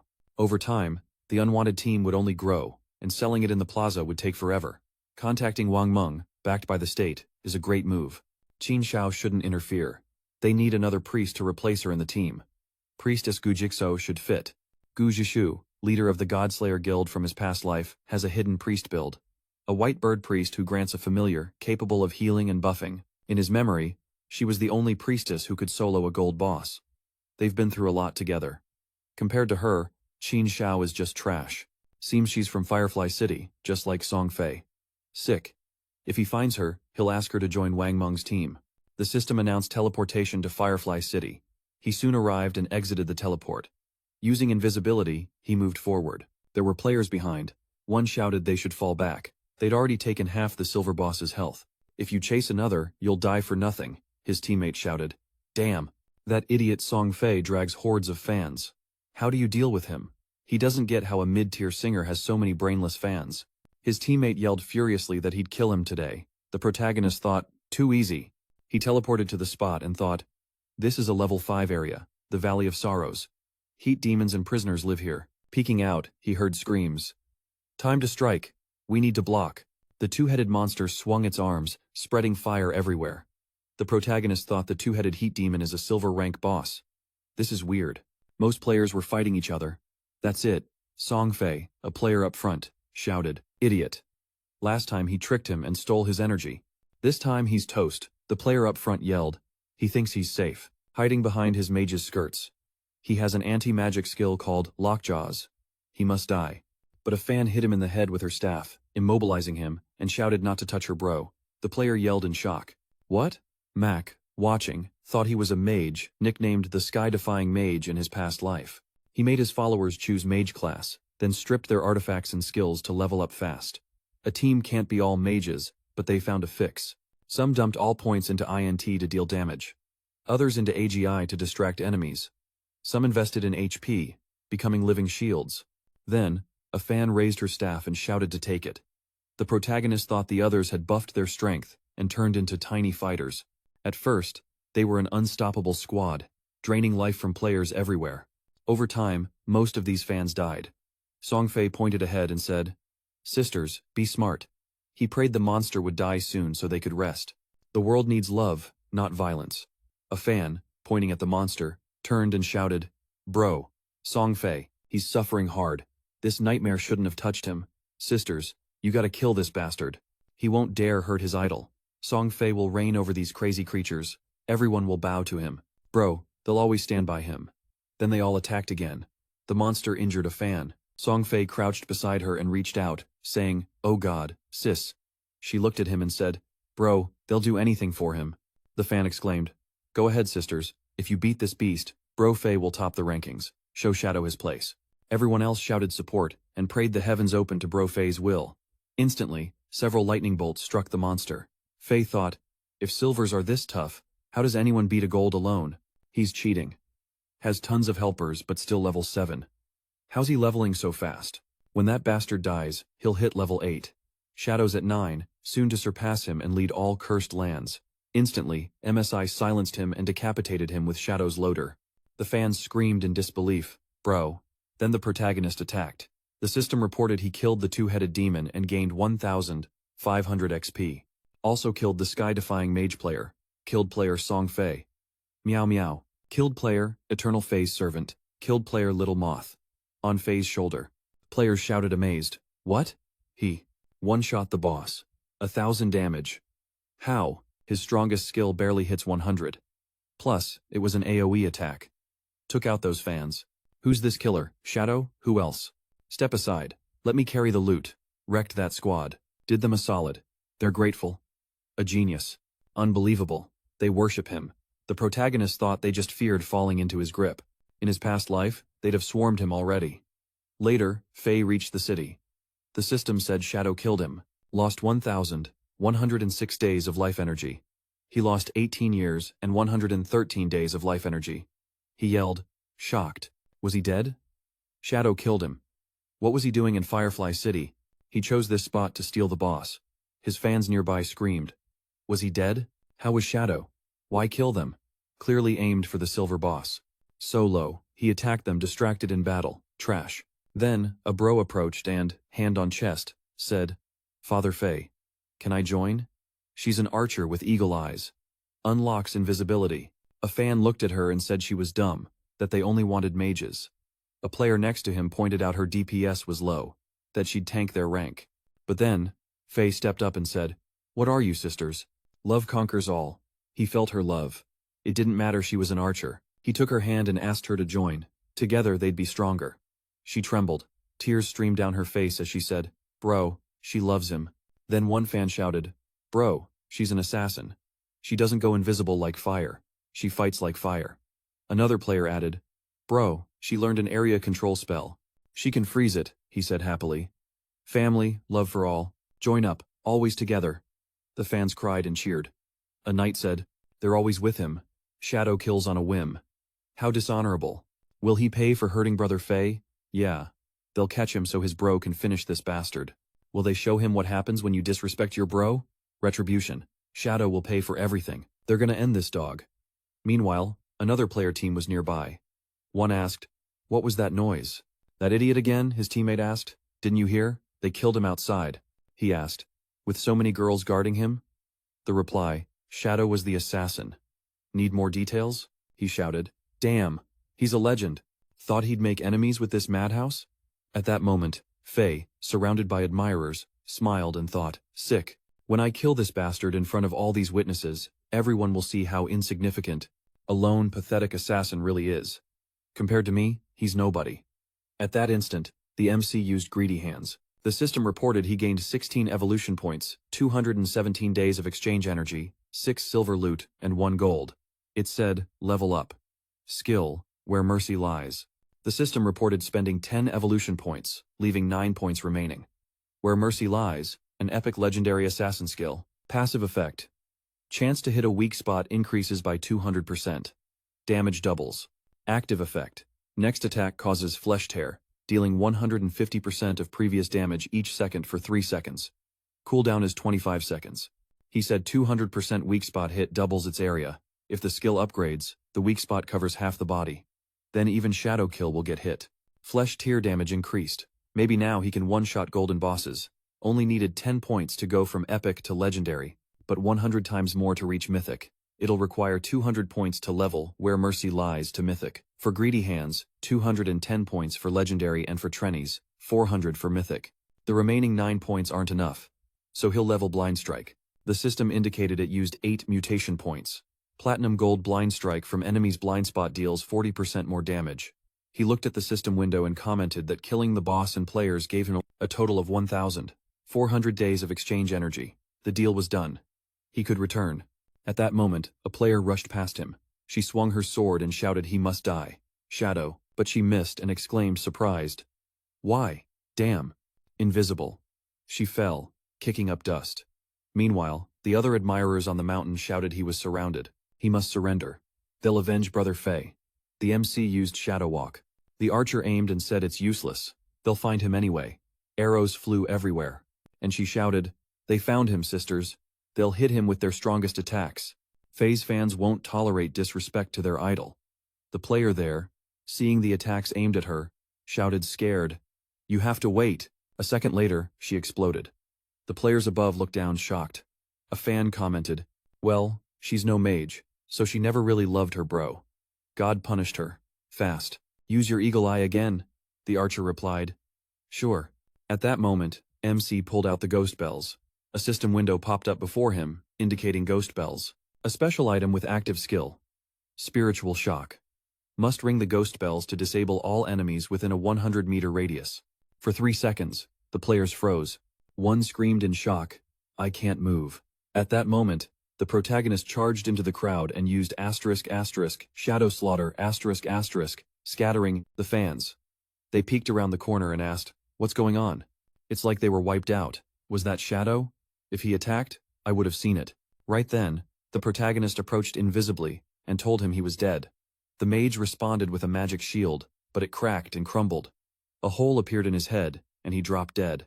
The protagonist said, "This guy has a lot of vitality, a total of 2,000 days of exchange." He looked at the loot and added, "These girls have nothing.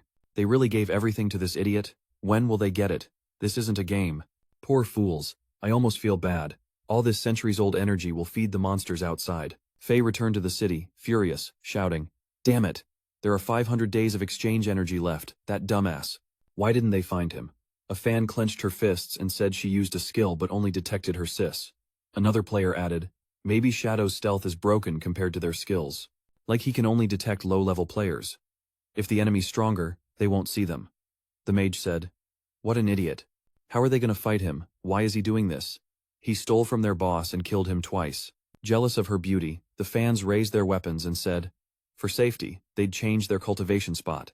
"We'll follow you anywhere, bro." Then, the protagonist arrived in the city. He looked around and said, "Weird. Faye's gang isn't here. Did they move to another city? Or quit the game?" He approached a player and asked if he knew where Faye was. The guy, scared, yelled that he startled him. The genius, Shadow. Then he pointed and shouted, "They went that way." He asked him to take them out. But there's one condition. He must spare his girlfriend. His nickname is Faye Bao. Kitty MC said she'd switch sides if she were him. For some reason, he was sure his girl had anti-stealth skills. Then the man said, "Genius, please." He's been searching for his soulmate for a long time. The protagonist disappeared and, when he reappeared, kept walking in thought. Although he knew the general direction, the exact distance was unknown. Blind searching was useless. The player asked anxiously, "Genius Shadow?" The protagonist thought about finding Gujiksu. At that moment, a girl passed by holding an owl. He wondered if it was her. Approaching, he asked, "Young miss, could you help me?" She, surprised, shouted, "Is that Shadow?" He extended his hand and said, "I heard you can track a target over a large radius, right? You have to find Faye for me, and as a reward, I'll sell you this golden artifact at a low price." He showed the staff. She, amazed, said, "Wow. But how did he know about this?" She hadn't told anyone about her skill yet. He said it didn't matter. The question was if she needed the artifact. She said of course, but wasn't sure if she could pay. He asked if she didn't have at least 500 days. The normal price was 700 or 800. She said she had that much. They agreed. Deal. The system notified the transaction was complete. He looked at the new staff in his hands and said, "Golden thing." At that moment, the protagonist tapped her forehead and told her to hurry. She grabbed her head and said, "Exactly." She moved forward thinking she was meeting him for the first time. But his aura felt familiar. He asked if she wasn't afraid she'd take the artifact and run. He asked if she hated Faye. She was shocked. He knew that? Did they know each other in real life? But her voice was unfamiliar. He asked if she'd try to guess.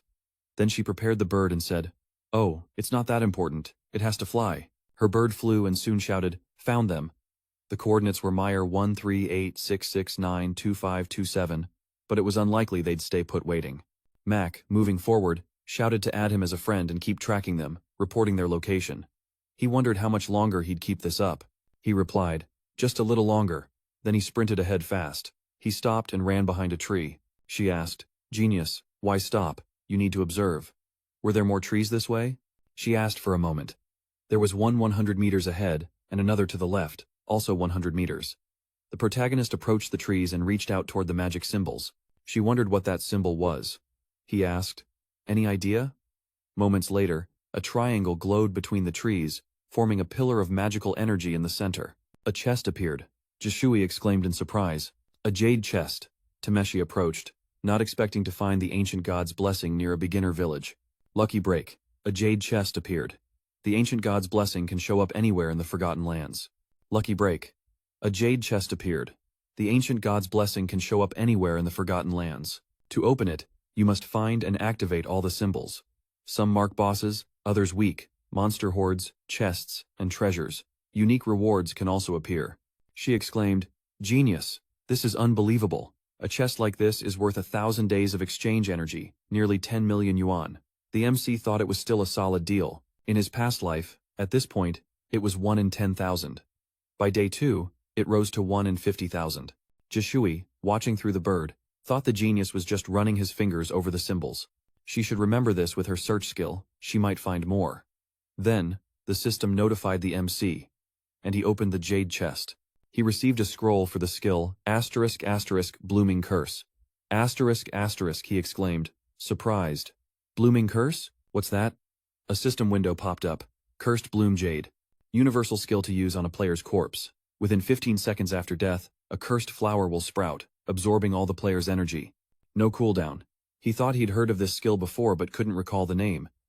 Then, he reached out and commanded, learn it. He figured he could kill players and drain their energy this way. Faye. It's over. He'll kill him until he logs off. Reach level 10. I'll enter the real world and finish him off for real. Then, several attacks struck the monster. Faye, surrounded by fans, thought, they've come far. Shadow can't keep up, right? He's had enough stealing the boss and killing it twice. He'll level up. He'll get what's coming. Then, a fan pointed at the players fighting the monster and shouted, you gotta watch. Someone's fighting the boss. She looked and said, oh god, they look familiar. They're Chiaki's fans. She screamed in surprise. What? The other fans, furious, shouted. Them again. When will they chill? That's it, sis. They'll get wrecked. They won't dare ruin our big bro's rank. Meanwhile, Along, seeing the players approaching, shouted, perfect. The others almost killed him. They can finish him off together. But soon, a fan's staff flew at his head, smashing it. The others shouted in shock, and the player called his teammate. Meisha, book in hand, she yelled, outraged. What are you doing? Are you nuts? The fan replied. This is the fate of New Jay's fans. She screamed in surprise. What's new, Jackie? You don't know what you're talking about. Instantly, several arrows pierced her head, and the remaining player called out scared. The archer shouted, for my bro, crush these losers, Jackie. Everyone will bow to Faye. Then, more arrows flew as they shouted, their hearts beating as one. They, watching the scene happily, raised their arms and yelled, oh God, thank you. He almost died because of Jackie's cruel followers. The fans, crying, replied, no need to thank us. We were all at his feet. The MC watched from above. Immediately, a surprised look appeared on the fan's face when the MC's voice said, Songfay is a corpse. His head separated from his body, and the fans, crying, shouted bro. The MC cast a spell, and a huge flower sprouted from the dead mage's neck. The fans, amazed, shouted, what is that? Later, Faye returned to the city and shouted angrily, Shadow again? Is he unhinged? Why the obsession with killing me? Jealous of my fans? Damn. Looks like he came to Firefly just for me. Maybe his beloved is one of my girlfriends. What did I do to him? At that moment, a system window appeared, telling him his exchange life energy was being absorbed. He yelled, why waste my exchange days? Is this a penalty for dying so much? Then, his fans came to his side. One shouted, bro, this is bad. Shadow made a flower grow on him, and it looks like it's sucking something. He shouted, shocked. Huh? The flower is draining his energy. He thought, idiot. Does he want to kill him? He needs to log out or he'll lose everything. He raised his hand and shouted, fam, time to log out. In the real world, he'll buy energy and trade it for gear. Once they're stronger, they'll come back. Then Shadow's gonna have problems. A fan yelled, their hearts will always follow him. Faye, annoyed, thought, he has to wait. Shadow's not done yet. He trained for 2.5 years to get here. He doesn't believe money can't break through. Meanwhile, the MC stood beside the Lycaris-covered bodies. The system reported he'd killed many players, reaching Assassin rank 4. If he died, he'd lose 96.835% of his life energy. He said, another 1,000 days. This guild has cultivated well, but the drain stopped. Did they log out? At that moment, a bird flew overhead. Yesui thought, and this first player's power? A nightmare. Then she asked, did he disappear? She confirmed it, just like her fans. He told her to stay alert and notify him when he returned. She understood. That's it? He asked her to wait. He has the Golden Divine Justice skill. Want it? She shouted happily. Hell yes. He told her to wait in the city. She agreed. After a while, he gave her the skill and said it was worth less than 500 days. But he'd sell it at half price, with one condition. She exclaimed, genius. He won't pay with his body. He replied, what nonsense. He wanted her to join the team as a permanent member. She agreed, but said she'd complain if they were weak. He assured her not to worry. They were worthy of her. He'd contact them. Meanwhile, Wang Meng decapitated the monster. His teammate exclaimed, "Finally finished them. Quick, Qin Xiao, she has to remove the poison." She shouted in surprise. "Remove it?" Wang Meng said. "Right, all priests can. Hurry, it won't last." She gathered energy and said, "Skill, now." She directed the energy and shouted, "Disperse." She attacked a tree. The others shouted in awe. She covered her face and said, "I failed." Then a player ran up and shouted, "Captain." Soon after, they reached the city. The leader covered his face, thinking about changing it. But where to find a priest with hidden class? All the talented ones were already in other teams. Qin Xiao looked at the system window and thought, this game isn't hard. She'd reached level 4 without much thought. Sick. If she keeps this up, she'll see Bro Fei soon. Then, MC asked Wang Meng if he wanted the White Bird Priestess on his team. "She's strong," he replied. "Bro, since he recommends her, they'll definitely accept." He said, "All right, she's in Firefly City. Not many people there, so they should come. Lots of monsters." He said no problem. They were about to change their farming spot because the shell was full. Then, he approached Qin Xiao and said there were too many people in the shell, so they'd move elsewhere. It was too dangerous for her, so she won't go, she exclaimed surprised. Huh? He told her she still could. Before finishing, the team ran the opposite way. They shouted there was no time, they had to run, and she should fend for herself.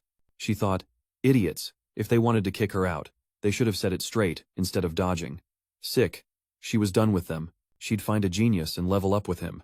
After a while, Wang Meng raised his hand and shouted, "Genius!" The system reported he received 800 days of exchange energy. The group leader mentioned it was for the last battle. They owed him 500 more, but Captain An would give them upon login. Emezi thought of Captain An, that Antu. Then he said, "All right, this is Gu Jixu. This is Wang Meng, you should meet." At that moment, a player ran toward them.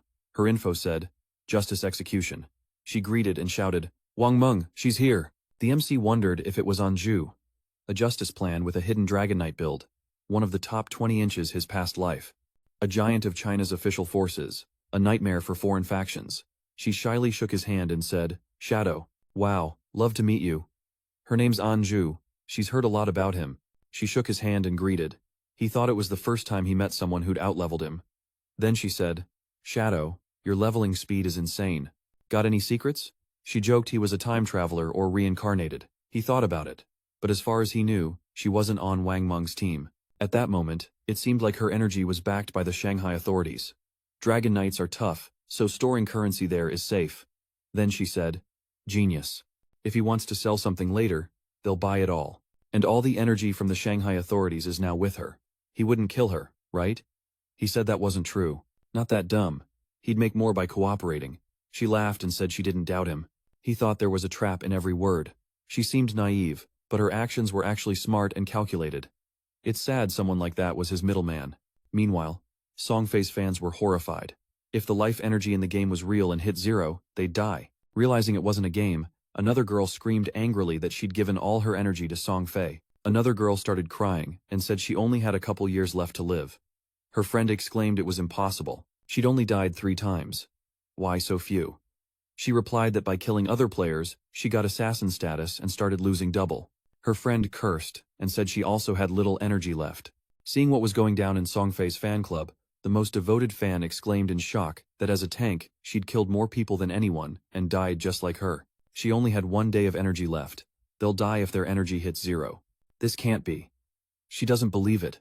Another news popped up in the fan club. Her beloved Songfay was buying life energy, and she was happy because if she asked, he'd definitely help her. To impress him, she put on a fan outfit and pulled out a leopard sash. Like a wildcat in a stunning red dress, clearly showing who she was a fan of, she ran to the meeting spot. Meanwhile, Qin Xiao woke up. He got up and wondered if he'd returned to the real world. The line between worlds blurred in his mind. He checked his phone and saw that at the current exchange rate, he could sell 200 energy units for 15,000 yuan. He was happy. Now he had 200 days, which meant he was almost a millionaire. The news hit her hard. Shadow was chasing Songfay and had already killed him 3 times. She cried knowing this, since they said if the game's life energy hits 0, the person dies in real life too. At first, they had 100 years of non-tradable energy, but after so many deaths, they wouldn't have more than 12 left. Why did Shadow need to kill him? According to chat, he also hurt the girls. Why is he so cruel? A message came from her friend. Her bro Songfay needs help now. The Shanghai girls can sell him energy. He's at Dajang Square now. The exchange rate is 1 to 10,000. They can help their bro and still stay rich. Qin Xiao changed quickly. The square was close. He couldn't stay still while his life was at risk. Thanks to those idiots, he'd stacked 200 days of tradable energy. Would it be useful for his bro Fei? He ran to the square while Chen Feng fought sea creatures and reached level 10. The system congratulated him and announced his stats increased by 2 points. He got 5 extra skill points and unlocked class growth. He was the first player to reach level 10 inches Shanghai and globally. He earned 42 reputation points. When 7 level 10 players are in Shanghai, a portal to the god-abandoned continent will open. Then, the system globally announced that player Shadow was the first to hit level 10, shocking everyone. Shadow again? He was the first to beat the golden boss. Now he's level 10. He's strong and ruthless. Someone asked, "Did you hear he killed a singer multiple times?" A player asked, "You mean Songfay? He was well designed." Other players cursed. They barely reached level 8 and he was already at 10. With 1.5 billion people in China, no one could match him? Meanwhile, he used 13 mutation points and upgraded his stealth attack to Emerald. Now, attacks from an enemy's blind spot deal 50% more damage. He checked his status window and calculated he had 7,000 days of tradable energy. Still not enough to leave the newbie village. He had to wait for 6 more level 10 players to open the portal. So far, the next strongest was only level 7. Not bad as long as he could return to reality to handle things. He logged out and opened his eyes. The system asked if he wanted to spend his tradable life energy to transfer his skills to the real world. He accepted, and the system asked what he wanted to transfer from his class, gear or skills. Origin and Divinity transfer isn't available right now. He decided to transfer his class, and the system reported that he spent 1,000 days of exchanged life energy to bring Shadow, the only hidden structure, into reality. He gained the passive stats of the Shadow subclass, 3 points in Strength and Constitution, 8 inches Agility, and 5 inches Intelligence. Besides the class, he chose to transfer 2 levels, spending even more exchanged life energy. Now his level rose to 3, and his stats grew too. The skills transferred to reality are as follows. Naturally, the higher the skill level, the more energy it requires to transfer it. But since leveling up skills is basically a game glitch, the system only recognizes the base level when transferring the enhanced version to reality. Shadow Walk is a basic skill, so it only needs 900 days of energy, but he boosted it to Platinum. How clutch. Besides this skill, he also brought silver-level poison arrows into the real world.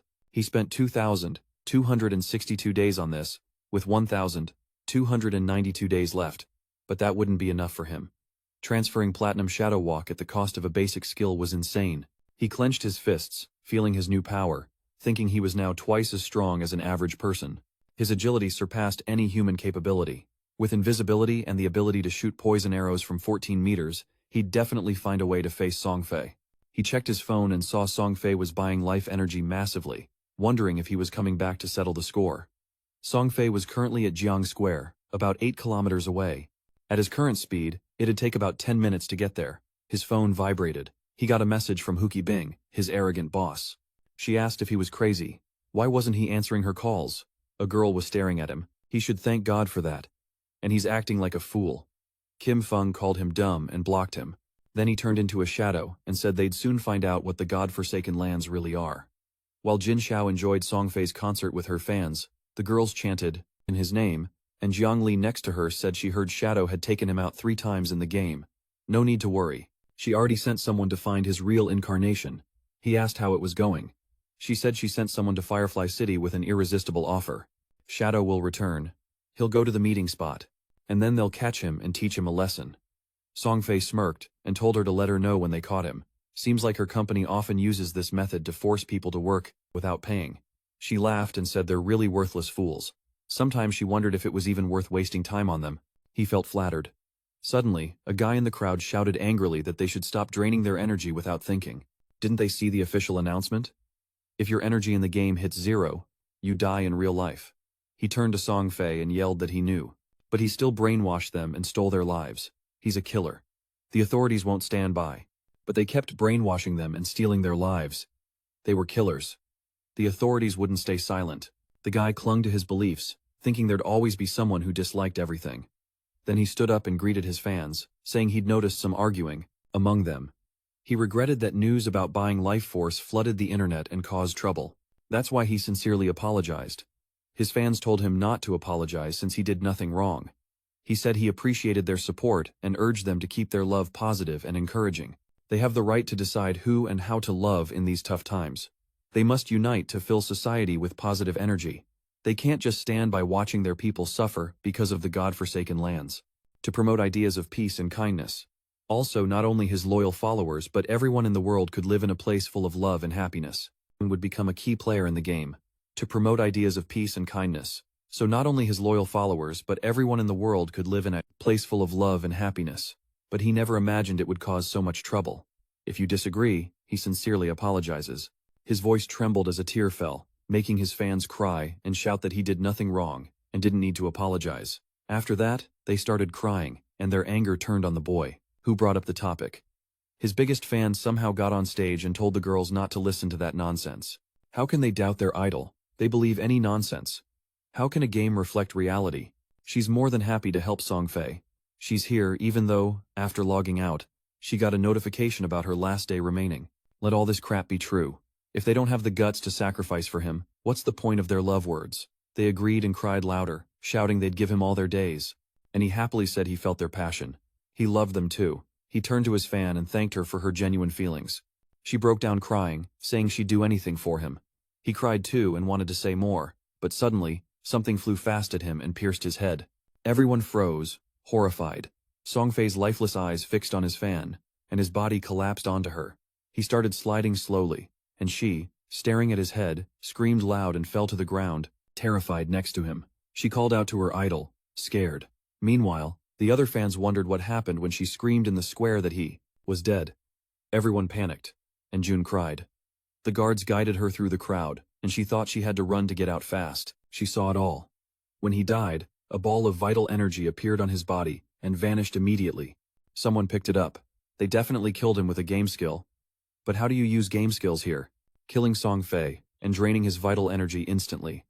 Only one person can do that. She was almost at the car. But before getting in, a pebble flew through her head fast, and she fell to the ground under her guards' stunned gazes. Qin Fen caught up with her at the end. A new day dawned, and the news covered yesterday's incident. Star Songfay tragically died in Jiang Square. Some extremist fans decided to end their lives next to his body, supposedly, wanting to sacrifice themselves for him. Intelligence agencies say his death was unnatural. After reading the news, Chen Xiao covered her mouth, shocked and with tears in her eyes. She said she couldn't believe it. They were at his concert yesterday, and now he's dead. Ku Yang commented it all seemed like a game. Doesn't he think someone was hunting him on purpose in the game? Shadow killed him 3 times. Could be him. But how can game skills be real? Meanwhile, Chen Xiao thought someone was following her. Exactly. Shadow killed him multiple times in the game. The only person who'd want to kill him in real life is Shadow, and his skills were like an assassin's. No mistake. The killer is Shadow. But now there's no light in his life. Shadow managed to use game skills in real life. But she wants to get closer to be with him. She wants to get stronger no matter the cost. She told the taxi driver to stop and ran out, thinking from that day on, she'd live only to kill Shadow. She'll avenge Songfay. Ku Yang grabbed her shoulder and asked if she was okay. She scared her MC while eating at a restaurant. The game drains energy. But hunger stays real, so she has to return to reality. She got a message from Yang Xiaoyang on her phone. She said Fatty Hu is pissed. He said he blocked him everywhere. If he doesn't show up, he'll be fired and won't get paid this month. He said she has a good character, even if weak, which makes her a target for mockery from others. She used to be in his guild. He told her to forget it, that she's not cut out for this job. Better stick to gaming. She asked if he'd been there before. They say it's complicated. Many's lifespans have already been cut short multiple times. He decided to advise her, no matter the class, put all extra points into dexterity. She accepted without hesitation, and mentioned she also heard that in the game, vital energy sells for a high price. How much has he earned so far? He said he'd almost spent it all. She asked surprised. Did he buy a car or a house? Now I get why he blocked Fatty Hu. Qin Feng thought he was dumb, but his boss insisted. Chen Shiqi, daughter of the group president. He worked for her company. And this girl just played around with guys. She rented a hotel for herself. And 6 middle-aged foreigners took her in a sports car. Now she's with him. She's obsessed with all things Western, including men. Before launching the game, she left China to found her guild in America, Alice in Wonderland. But she tried to destroy her homeland. China and her guild suffered a lot because of her. They have to take care of her before she leaves the country. It'll be harder in America if she dies. Wonderland won't be founded. Some guild leaders were said to be close to her, and if she left, their bond would weaken. Qin Shao called him. He answered and immediately heard his annoyed voice. He exclaimed that he still knew how to use a phone. He thought he was dead in this game. But since he was alive, he wanted to tell her he'd earned enough to buy a house so he'd never want to see her again. He didn't care about the news and asked if she had anything else to say. She was shocked by his coldness and yelled not to even try contacting her or dare look for his new home. He said if that was all, he'd hang up. She screamed she wanted to cut all ties. He agreed, hung up, found a restaurant and thought it was time to head back. Soon, people will see that gaming skills apply to real life. When that happens, there won't be a single peaceful place left in the world. Time passed. Qin Xiao logged into the game with Qian, and she anxiously asked if cutting off her bro was a good idea. Wouldn't it be better to apologize? He said he was super pissed this time. She replied all this was nonsense. She sold her life energy to Qian's group for 2 million and bought a house for herself and Shadow. She'd find him soon. So why would I need this? Chen Feng? Shang Wei called her. He handed over the assassin skill scroll she requested and smiled, reminding her of her promise. She smiled back and said she'd grant his wishes once she sorted everything out. But in her mind, she called him dumb. Soon, she wouldn't deal with trash like him anymore. Then she contacted Wang Meng and told him she had an assassin skill scroll. He could ask Shadow if he wanted it. If so, she'd give it for free. Then she smiled, thinking Shang Wei was useful. She'd gotten a 6th skill and could now get closer to Shadow. Soon they'd be close, and she'd heal him and help kill monsters. They'd level up faster. She'd make him believe she cared. Bit by bit, he'd trust her. Maybe even see her as a lover, but once he got strong and didn't need her, she'd kill him with her own hands. She'd gouge out his eyes and avenge Shang Wei, but her expectations weren't met. Wang Meng told her Shadow said the skill was useless and he didn't need it. She should sell it to someone else. Some time ago, the MC arrived at a wasteland and heard excited voices from other players. He approached and saw them fighting a huge multi-limbed monster. The man told his buddy to run. Realizing the monster targeted him, he raised a shield. But it didn't save him, and he died. Meanwhile, Chen Feng thought it was a golden arthropod, an S-rank boss level 8. Interesting. As far as he remembered, this boss had level 2 anti-stealth. In short, his invisibility didn't work on it. The monster roared threateningly, and the MC attacked immediately, landing several hits. Then he realized he couldn't hit it while invisible. Many damage buffs didn't work. But thanks to the legendary gift of mercy, the chance to hit a weak spot rose by 200%. 3 of the 9 Shadow Massacre slashes hit and dealt triple damage, making up for the inactive skill losses. Good sign. He should thank Big Blom again. Meanwhile, Grey Rose hid nearby. She saw Shadow's attack drop the boss's health by 1/6. They didn't even scratch it. Chen Feng shot a poison arrow at the monster's head. But since this skill was only silver rank, the damage was minor. He realized he needed to improve his stealth, or this would be rough. At that moment, the monster lunged at him, and he decided to attack by jumping. Grey Rose left her hiding spot, warning of the danger.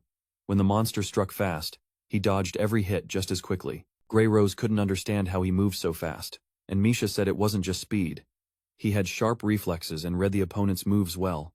The girl agreed, saying he wasn't faster than the boss, but dodged all attacks like he'd fought it 1,000 times. Meanwhile, Mac thought no matter how hard they tried, he and Chen Xiao never beat it in their past lives. Now he understood brute force wasn't enough. He needed to anticipate moves, feel the rhythm. No wonder he was the strongest assassin. Turning, he charged and landed blows on the monster, greatly reducing its health. He thought compared to the Golden Tower's inevitable attack, his strikes were easier to handle. Seeing the monster flee, Grey Rose got worried, but the MC wasn't about to let it go. He lunged forward, delivering the final blow, and the system reported he gained 6,400 EXP and 7 mutation points for killing the level 8 boss. Chen earned a total of 497 days of exchangeable life energy. For all his achievements, he received 28 mutation points and nearly 2,000 days of energy. He also got a platinum skill, Ultraviolet Shield. Converts resilience into an invulnerable shield for 8 seconds. Cooldown is 60 seconds, required level 8. For every 20% resilience, he gains a layer of invisible shield. When the shield deactivates, resistance returns to base. Since with 75% resistance from the epic Blurred Shadow, Ultraviolet Shield could grant him a 3rd invulnerable layer. Now it'll be easier for him to face bosses. He upgraded the skill to epic. The shield now lasts 14 seconds, and he gains a layer for every 10% resistance. He thought happily he'd have 7 layers of this shield, letting him explore high-level dangerous zones. He still had 22 points left, so he decided to upgrade his poison arrow skill. He upgraded it to Emerald, and 3 levels tripled its damage. Luckily, it has a short cooldown. The boss dropped assassin gear, and he equipped it immediately. He equipped a gold light refuge, boosting agility by 20 and speed by 20%. The crimson gold leather gloves added 18 physical resistance and 15 elemental resistance. His constitution rose by 12 and health by 588. Now he was faster, and his HP reached 1,517. After beating this boss, his survival ability improved a lot.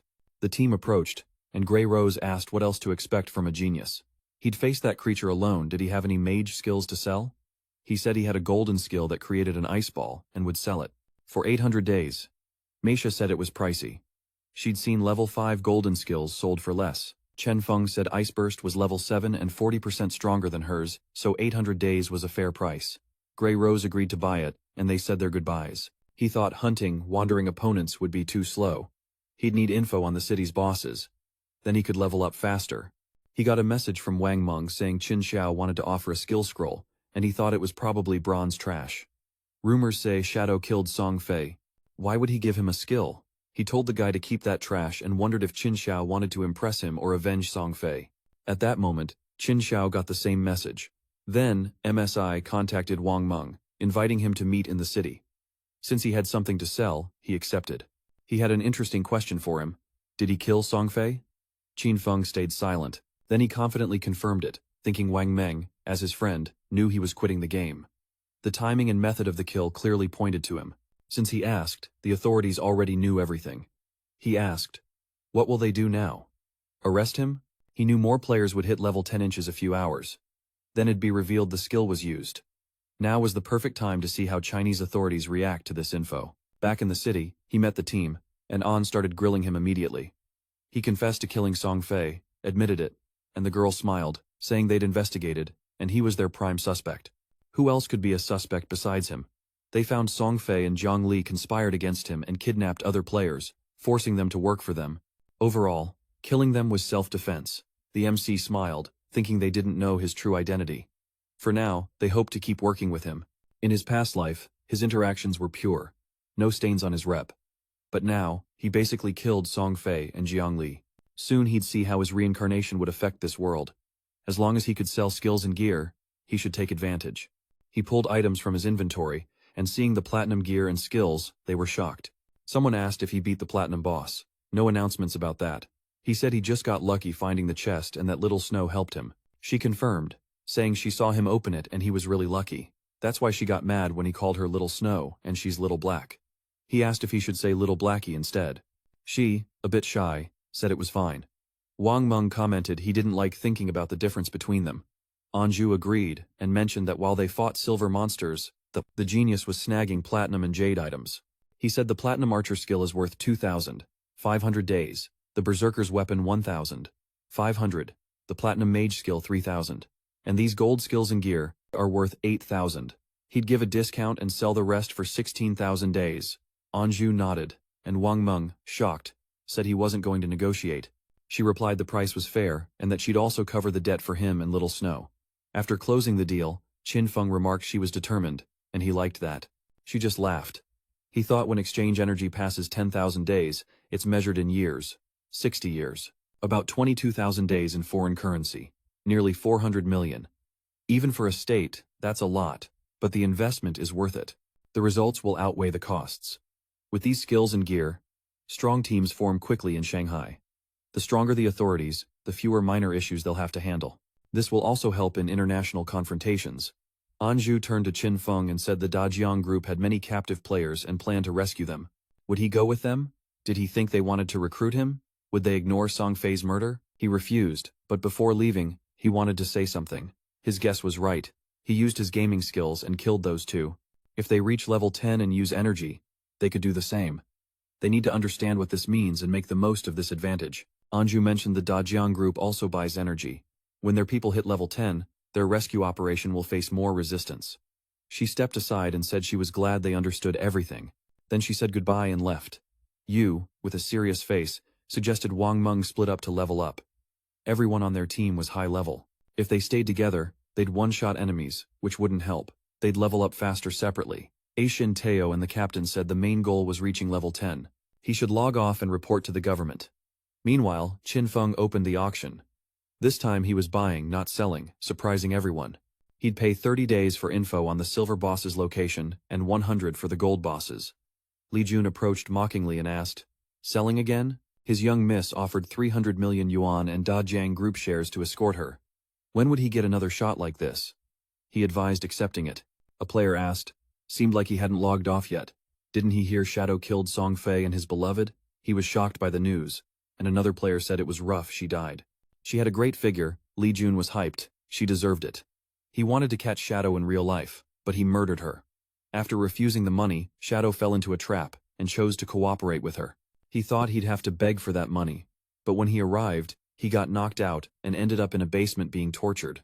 They forced him to gather energy for them and lure more victims. That woman deserved it. He laughed at Shadow's stupidity, but he was the fool, MC asked, watching him lick her feet. He helped her kidnap people, right? He got nervous, denied everything, then ran off. Chen Feng thought he was trash, but the authorities would handle him. Soon, a player came to report the silver monster. Shortly after, the Queen of Swords, Qian Shi, logged in. Players weren't happy because she'd killed many and stolen their energy. She arrived with her crew and sighed in disgust, saying this game wasn't special. She spent money on gear and skills, boosted her combat, and started killing others to steal their energy. Because of this game, she missed her flight. She'd be in America enjoying her boys, but she was stuck in China.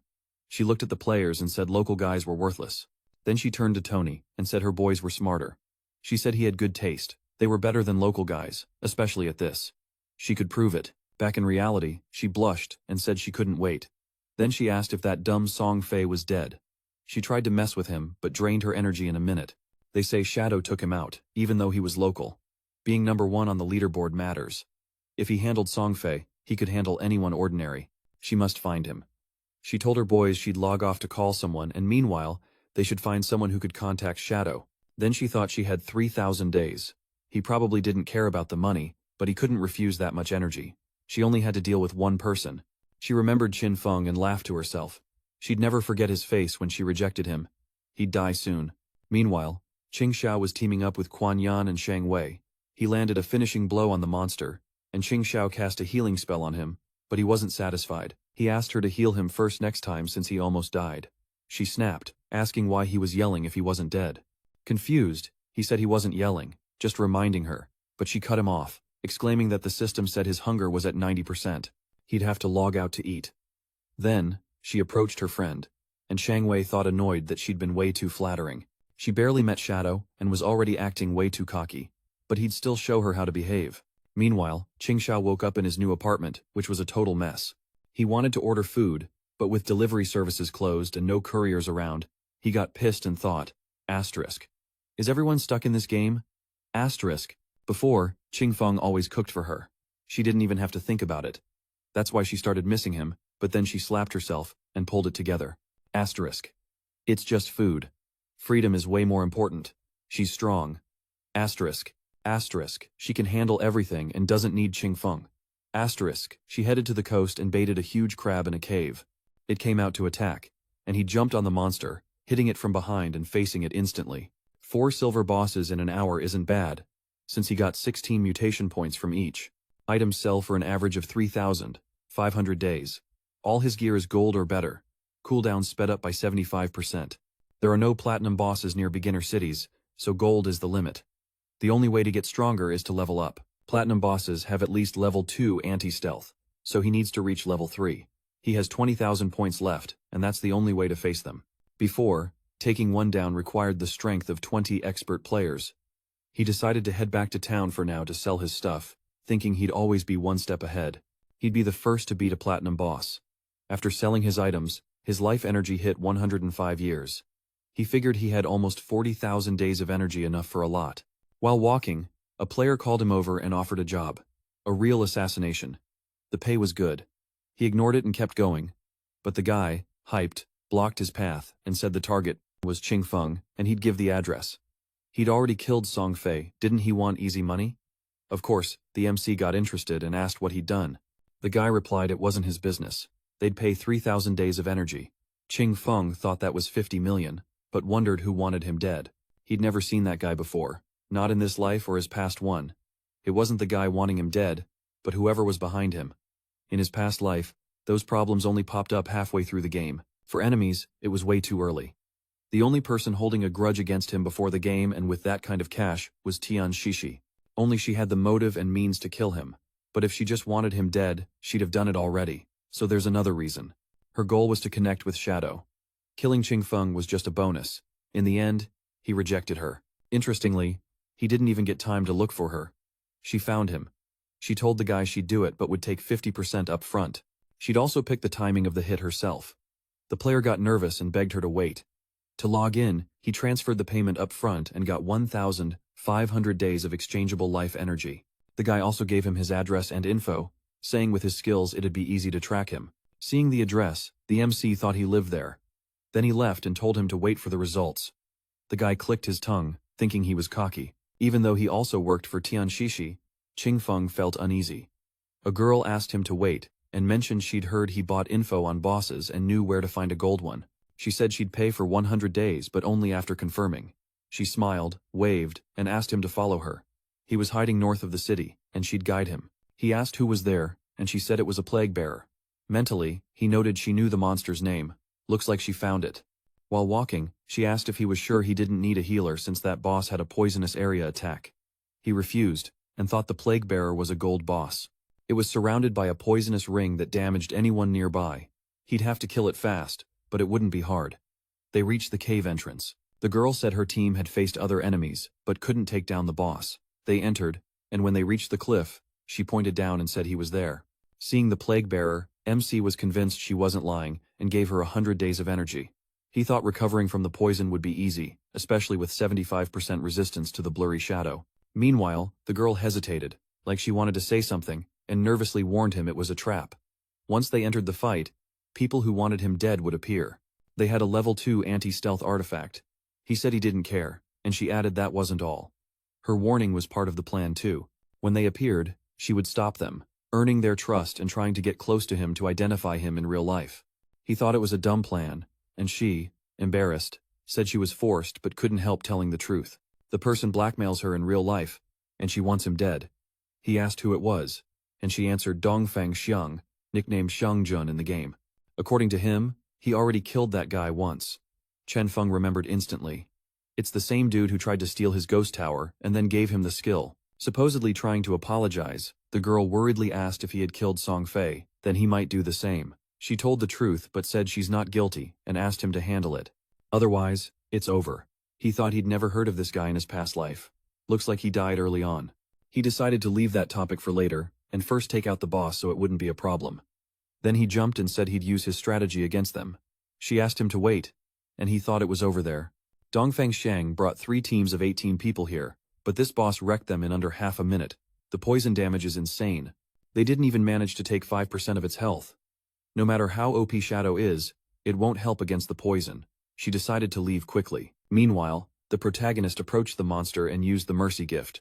Then, a surprise attack and flesh breaking. He rushed the monster, landing heavy blows that cut its health to less than half. The girl was shocked, thinking he dealt over 80,000 damage. Is he even human? A second later, he vanished and reappeared beside the girl, thinking with quick cooldown the mercy gift would be ready in 14 seconds. Before finishing it, he should wait for Dongfang Xiang's dogs to come for his death. Meanwhile, they fled to the cave, and the leaders ordered everyone to prepare. They'd enter and clear the boss. Let them handle anyone trying to stop them. Chen Feng hid in the shadows and looked at the girl, thinking she should fake stopping them. But did she have the strength to handle it? He raised a golden shield in front of her, blocking them. Now he understood why they gave her this task. At the start of the game, few could have broken through that protection. Seeing them try to break her shield, he thought she got lucky finding the golden chest. Then, he used Shadow Slaughter, wiping them out quickly, and activated Blooming Curse, making flowers sprout from their bodies. Meanwhile, the girl was amazed he took out so many at once. Let them bloom. Good thing I didn't follow Dongfang Chen's plan. If I had, I'd have met the same fate. She lowered her shield and, a bit awkward, asked if she could add him as a friend. Someday she'd find out where Dongfang Chen lived and tell him. He accepted, and she, a little shy, said if he needed more help, he could contact her anytime. It'd always be free for him. Hearing this, the protagonist understood how she got involved. Then, he jumped off the cliff toward the monster. Reaching it, he landed quick hits, and the system notified he'd killed a gold-rank plague bearer, earning 7 mutation points and 555 days of exchangeable life energy. He thought these players had less life energy than the gold boss, and instead of leveling up, they were wasting time. Seeing the girl still there, he asked what she wanted, and she, excited, said she was leaving. She picked up items from the boss and found an assassin skill called Dark Moment, Platinum rank. His blade glows with black light, blinding enemies within 20 meters. Lasts 10 seconds. The smarter the target, the shorter the duration. He was hyped about this skill and thought if he could blind enemies, he'd double his damage without triggering invisibility, making his anti-stealth level irrelevant. He also got the Plague Blade, granting 216 attack, 42 agility, and multiplying attacks to weak points for 0.3. This weapon has a unique effect. Each hit injects a toxin that explodes after 3 seconds, dealing 50% damage earlier. Shin-Feng thought things were going well this time. He collected 98 mutation points, just a bit more, and he could upgrade Greedy Hands to Legendary. He needs about 10,000 points to rank up, which he can get from normal mobs. Then he went to the coast and started wiping out everyone he saw, and they fled scared. When he finished, he breathed a sigh of relief and rank up from 0 to 1. His STR and Con rose to 9, AGI to 24, and INT to 15. His first passive effect also improved, doubling invisibility duration. Stealth skills could now be used while invisible. His stealth level rose to 2 MC. He believed that with the rank up, his stats tripled, letting him stay invisible whenever his cooldown allowed. His stealth damage multiplier also increased, matching the strongest class in the game. The system announced that 7 people in Shanghai County had reached level 10. The teleport channel to the Forgotten Continent would open in 10 minutes, so get ready. The system showed the player list. Chen Feng was first, Grey Rose second, Ji Sui, Big Plum, and Wang Meng tied for third. MC noticed it was only 8:30 p.m. Didn't expect it to happen so soon. The leaderboard had familiar names. In his past life, it was full of foreigners. The effects of his trading were starting to show. Maybe the global power balance would shift a lot. He couldn't wait to see it. Meanwhile, in reality, night had fallen. The police arrested the main accomplices of the Dajiang crime group, except those still in the game. The officer reported to his superiors and waited for further orders. The man said everyone did a great job, and they should inform Team Anu to bring the rest back to reality. He followed orders, and the man told his colleague it was a solid plan. Even if they tried hiding in safe zones, they'd have to return to reality someday. To avoid starvation, the man said they'd catch them. Shadow was key to today's success. Not only did he provide info on the criminals, but he also proved the possibility of using game skills in the real world. If they'd waited longer, these idiots would have hit level 10, and then they'd have to work harder to arrest them. There are already minor incidents worldwide, with over 1,000 dead. His men reached level 10, partly thanks to the gear Shadow sold. This guy is crucial for China, so they need to build a strong bond with him. Meanwhile, Qin Fen returned to the city, and his new friend contacted him, saying she didn't know he was such a noble hero. Now she respects him more. He asked, confused, what happened, and she told him not to be modest. The government told them everything. The Dajiang group, along with Songfay, kidnapped, tortured, and killed players. Facing the leaders of these criminals made him a hero. He stayed silent, thinking the authorities covered it up, maybe so their bond with him wouldn't get them compromised later. He asked if they found Dongfang Xiang. She said he was still connected and asked to wait a bit longer. They'd tell him everything later. He nodded, thinking none of this mattered. His main goal was the Forgotten Continent. Few use the gates between cities, and only some have access to the portal to the continent. He got on the teleport device and thought all these cities were beginner zones. The real game starts on the Forgotten Continent. Then he teleported, and a nearby group of players was shocked. One asked if they saw who teleported.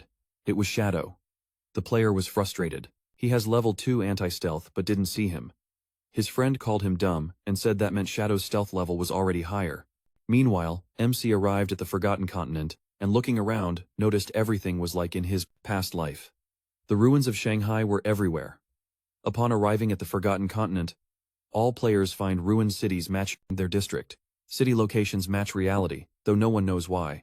Meanwhile, something was stalking him. It jumped from its hiding spot, and he turned, seeing a giant worm in front of him. It burrowed underground, and he used Shadow Walk to dodge. Then used his skill, and the system reported he killed a level 11 purple worm. This monster wasn't alone. 3 more rose from the ground. As they lunged at him together, he jumped high and used Mercy Strike and Shadow Massacre to face them. As soon as they died, he landed nearby and thought, There are no safe zones here. Monsters attack anytime from anywhere, but if you find a hidden shelter in the ruins, you can set up base and control territory. The best shelter in Shanghai is northwest, where his guild used to be. He headed there while other players gathered near a big statue. Hitesi, stunned, asked, "Is this the Forgotten Continent?" Wang Meng noticed everything looked like ruins of a modern city, and the girl asked, "Doesn't this look familiar?" She pointed at a tall building and exclaimed it was the ruins of Shanghai. Yexu, surprised, said a similar tall building was in her city. Hitesi said Shadow had also gone there, but where was he? Yexue smirked and told him not to worry since he could turn invisible. At that moment, monsters burst from underground. Wang Meng readied for battle while Yexu raised her spirit shield. Two monsters attacked Wang Meng, knocking him down, but his shield absorbed part of the hit. Yexue started healing him and warned him to be careful. The local enemies were stronger than the silver bosses in the starting zone. The archer shot the monsters, immobilizing them. While they were frozen, Heisey took action. He conjured a massive fireball and blasted the monsters.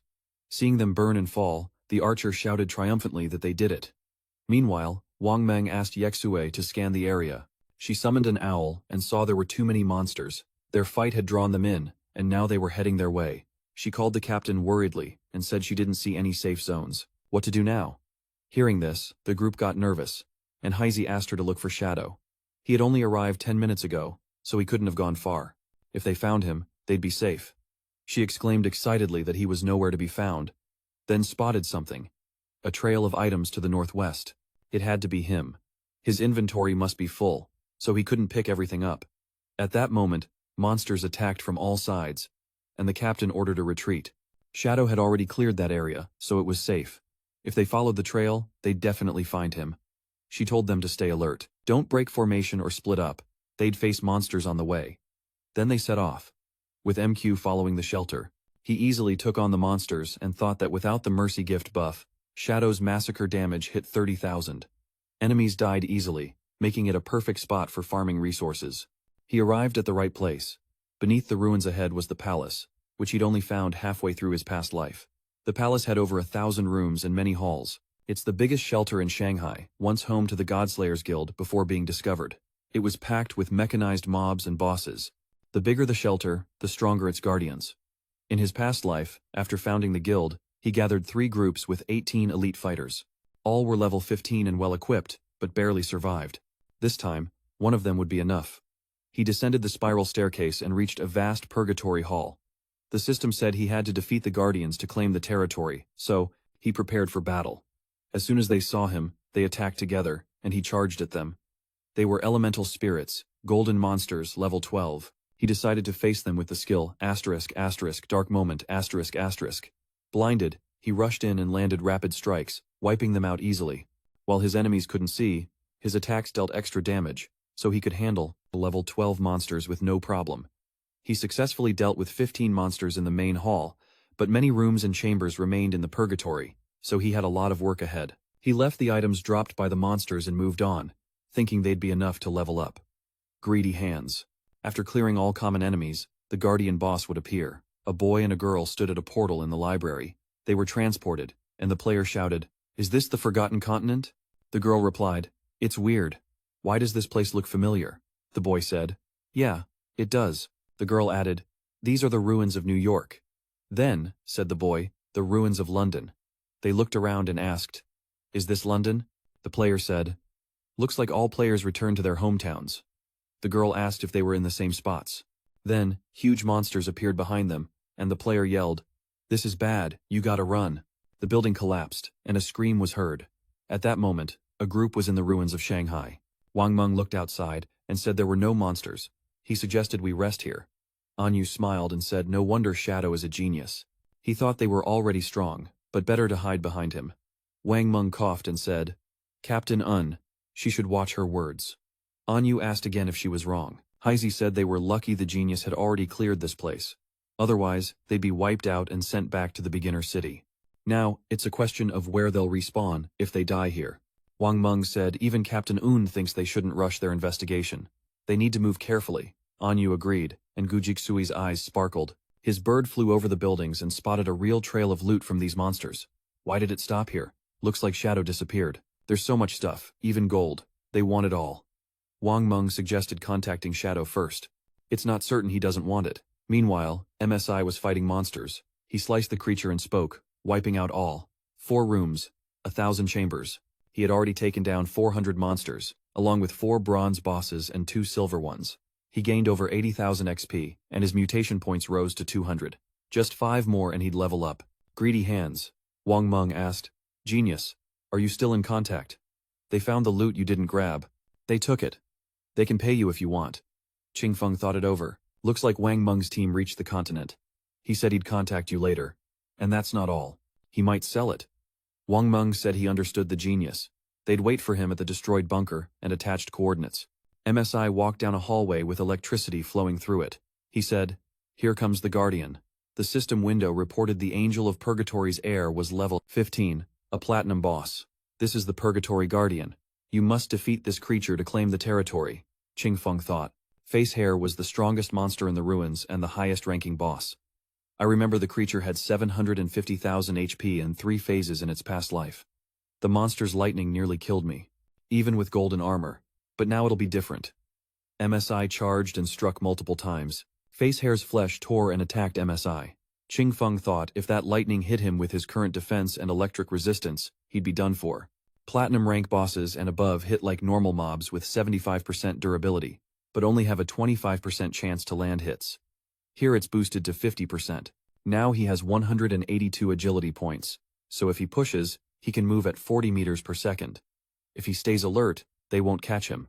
In his past life, his team barely survived thanks to the cleric's shields and luck.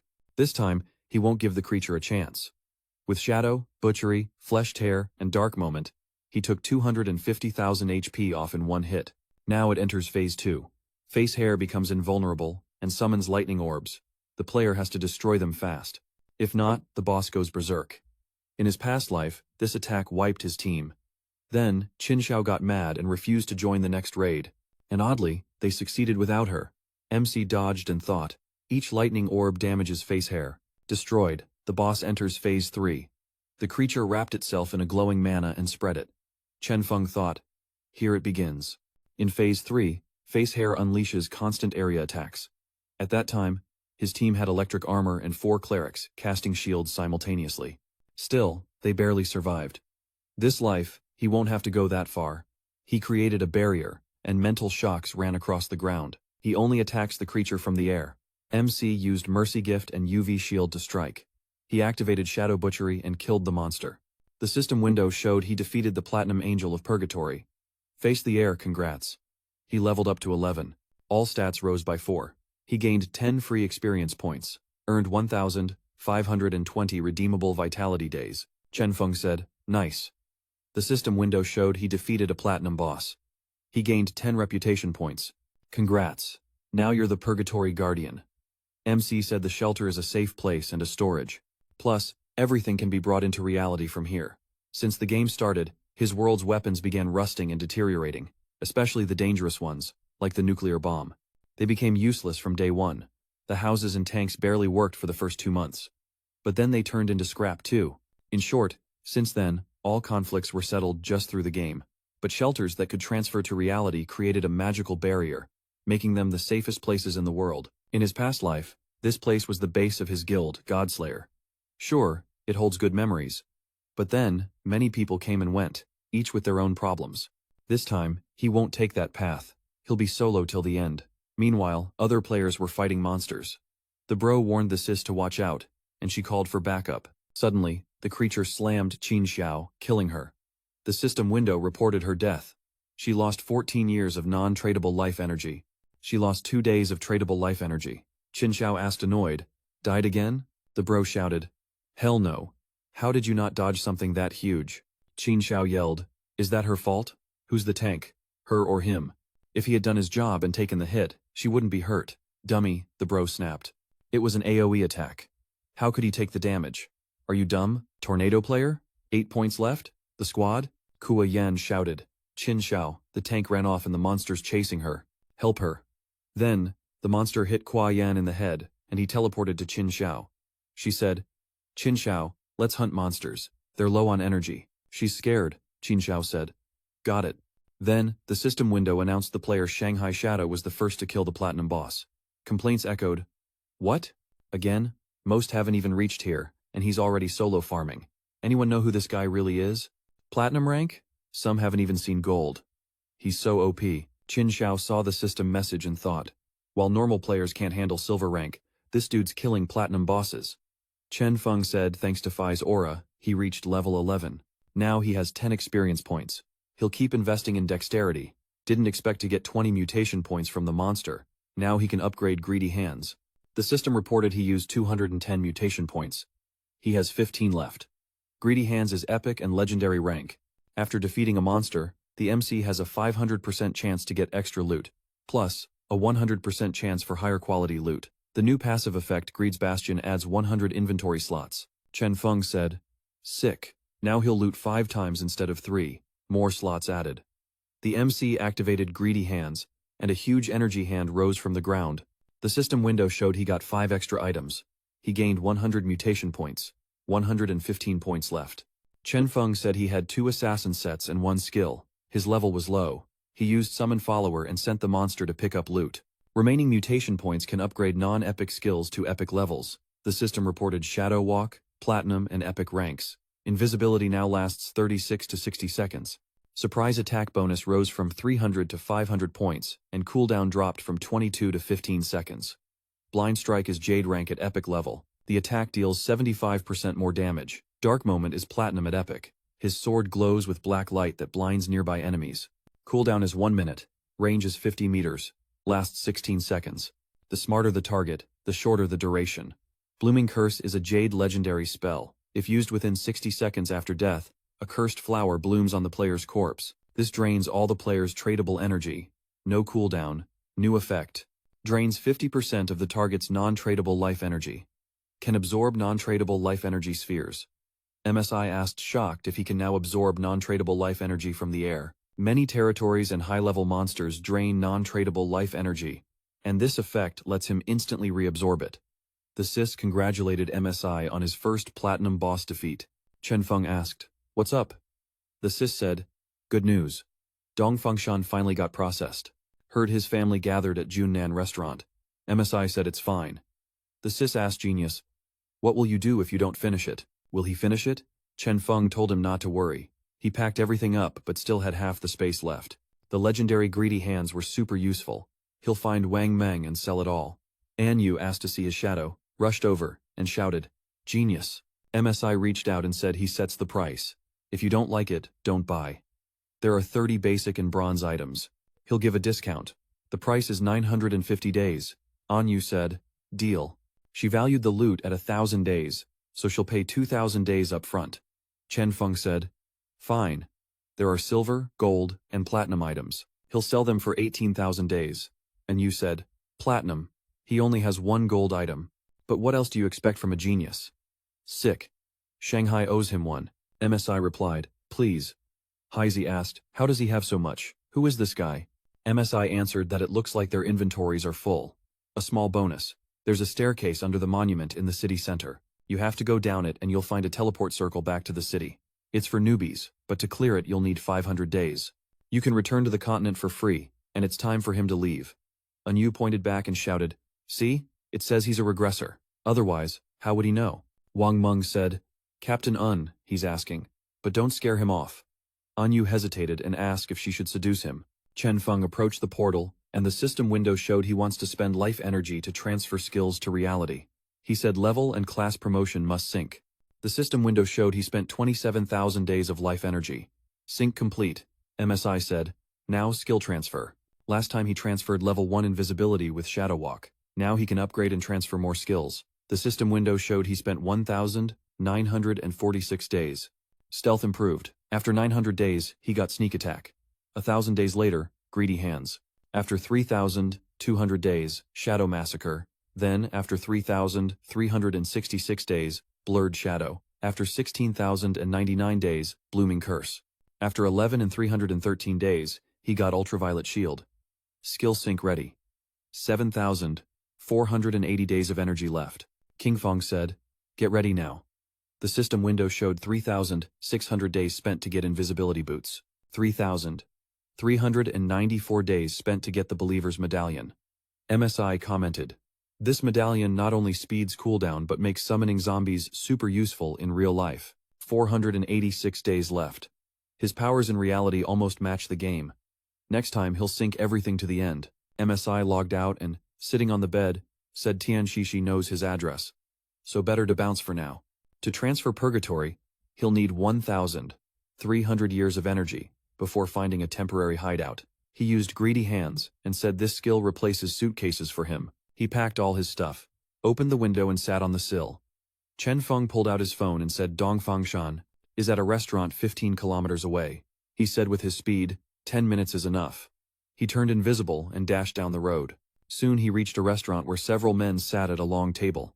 One said, "Given the current situation, game skills and life energy affect reality. It's a huge opportunity for their family. Your son's right to start this early." Dongfang Shan said, "Grandpa, he only did what was necessary." The old man frowned and said he's very happy with him. Boy, they spend a lot of energy on skills and gear. They want to raise the family core to level 10, and then expand their influence across reality. By fortifying both sides, the Dongfang family will rule the region, and their power will last centuries. Dongfang Shan frowned and thought, terrible old man. He's already half dead but still clings to the family boss role. Once he catches this dumb genius and forces him to reveal his secrets, he'll become the strongest in the world, and then everyone dies. The old man asked, "How's Shadow doing?" The boy answered, "Relax, Grandpa. He already found a girl who'll help uncover his identity. They'll know soon." The old man told everyone to remember he must be captured alive, since that way he'll serve the family better. Dongfang Shan said he understood. The old man suggested raising their glasses for the Dongfang family.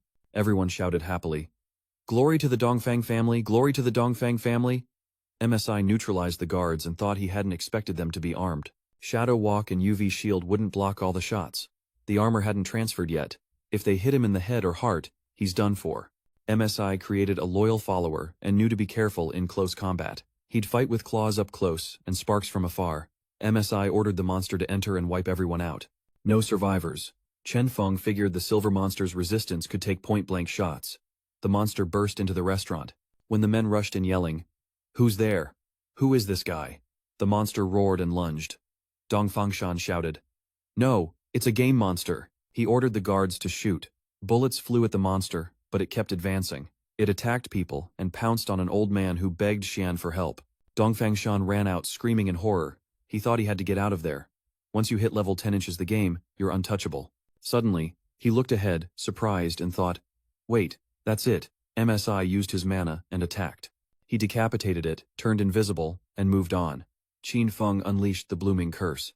The system window showed MSI gained 27,000 life energy. He gained 482 years of fixed life energy.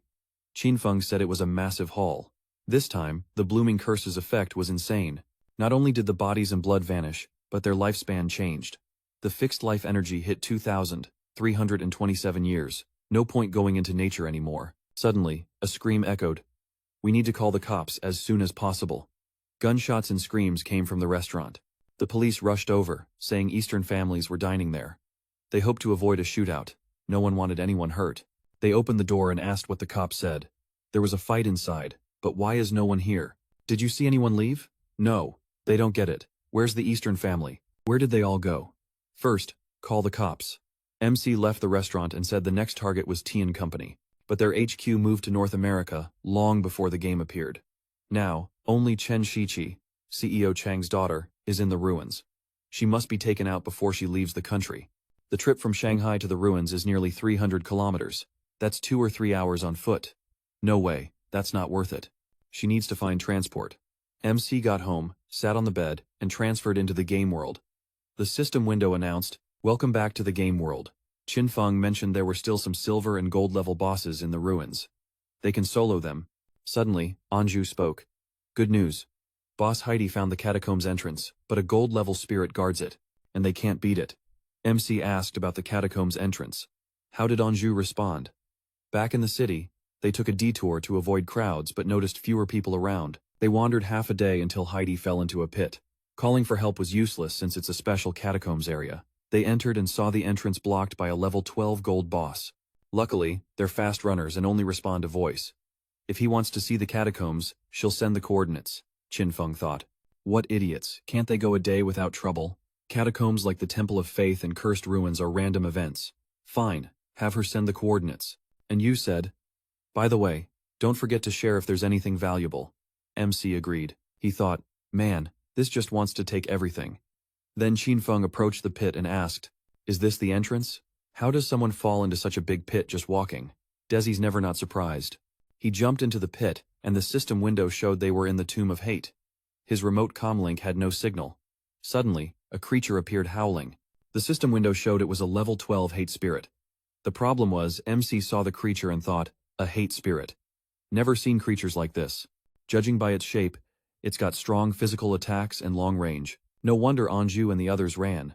The gear they gave wouldn't protect them. Wang Meng is a sacred shield warrior with 5,000 max HP. This boss will take at least half his HP in one hit. He'll die instantly if it gets ready. MC used Mercy and Shadow Massacre. Qinfeng sliced the creature's body and thought the boss had huge defense. Shadow Massacre's damage is only 80% of a normal attack. Just in case, he'd finish the monster with Pierce. He won't refuse a gift like that. Suddenly, the creature's body swelled and exploded. The bro dodged and shouted. It exploded. That was unexpected. Nothing would have been left if the blurry shadow missed. Last time, they took down a boss they hadn't seen before. One guy ran to loot the corpse, but it exploded, leaving no trace of the monster. Some of the squad died to self-destructing bosses. Most were platinum rank or higher. Didn't know gold-level bosses could self-destruct too. The system window popped up. Greedy Hands.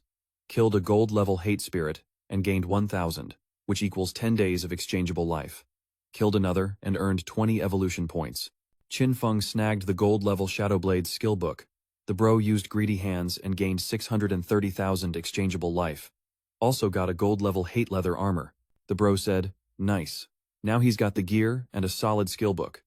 The system window showed the gold-level Shadowblade, an assassin skill.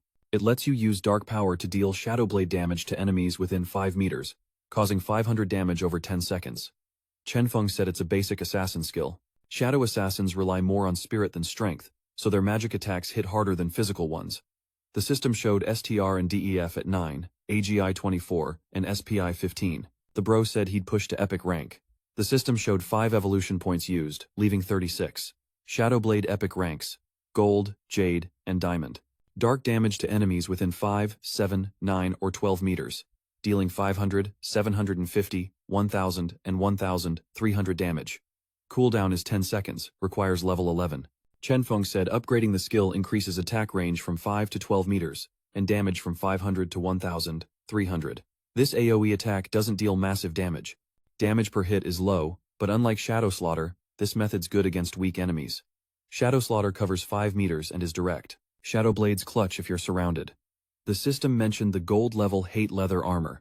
It has 55 physical defense, 45 elemental resistance, 42 block, 77 HP, and requires level 11. When attacked, you need 30 stats and basic attack. The bro said hate doesn't affect it, but the armor's base defense and block are solid. Now he can opt for the gold-level fire armor 5. The rest of the loot totals over 20 items, each with more than 10,000 days of lifespan. You gotta raid a few more catacombs. There's a ton of useful stuff here. Meanwhile, the bros Sis and Kujan fought a fast-attacking monster. After a while, Sunwei grabbed Qing Xiao and shouted, she's dumb, a brainless loser. They always lose because of her. She's got 2 years of lost life left. He pushed her away and yelled, hope I never see her at school. I'll one-shot her. Qing Xiao was on the ground, and Kujan ran over saying, Xiao. She invited her to her parents' place in a village. She heard there's an organization that helps newbies like them learn the game. Qing Xiao thought, that idiot Shang Wei. How dare he ditch me? None of his exes did that, she said. Let him go alone. You're the dumb one, Kujan said. Confused. Qing Xiao logged out and grabbed her phone. She messaged Han Hun. Can you help me level up? Sure, I can help level you up for a price. Wanted to check out your school goddess's skills in her bed. She yelled, annoying, dumbass. Just wants to live out his twisted fantasies with her body. Leave him.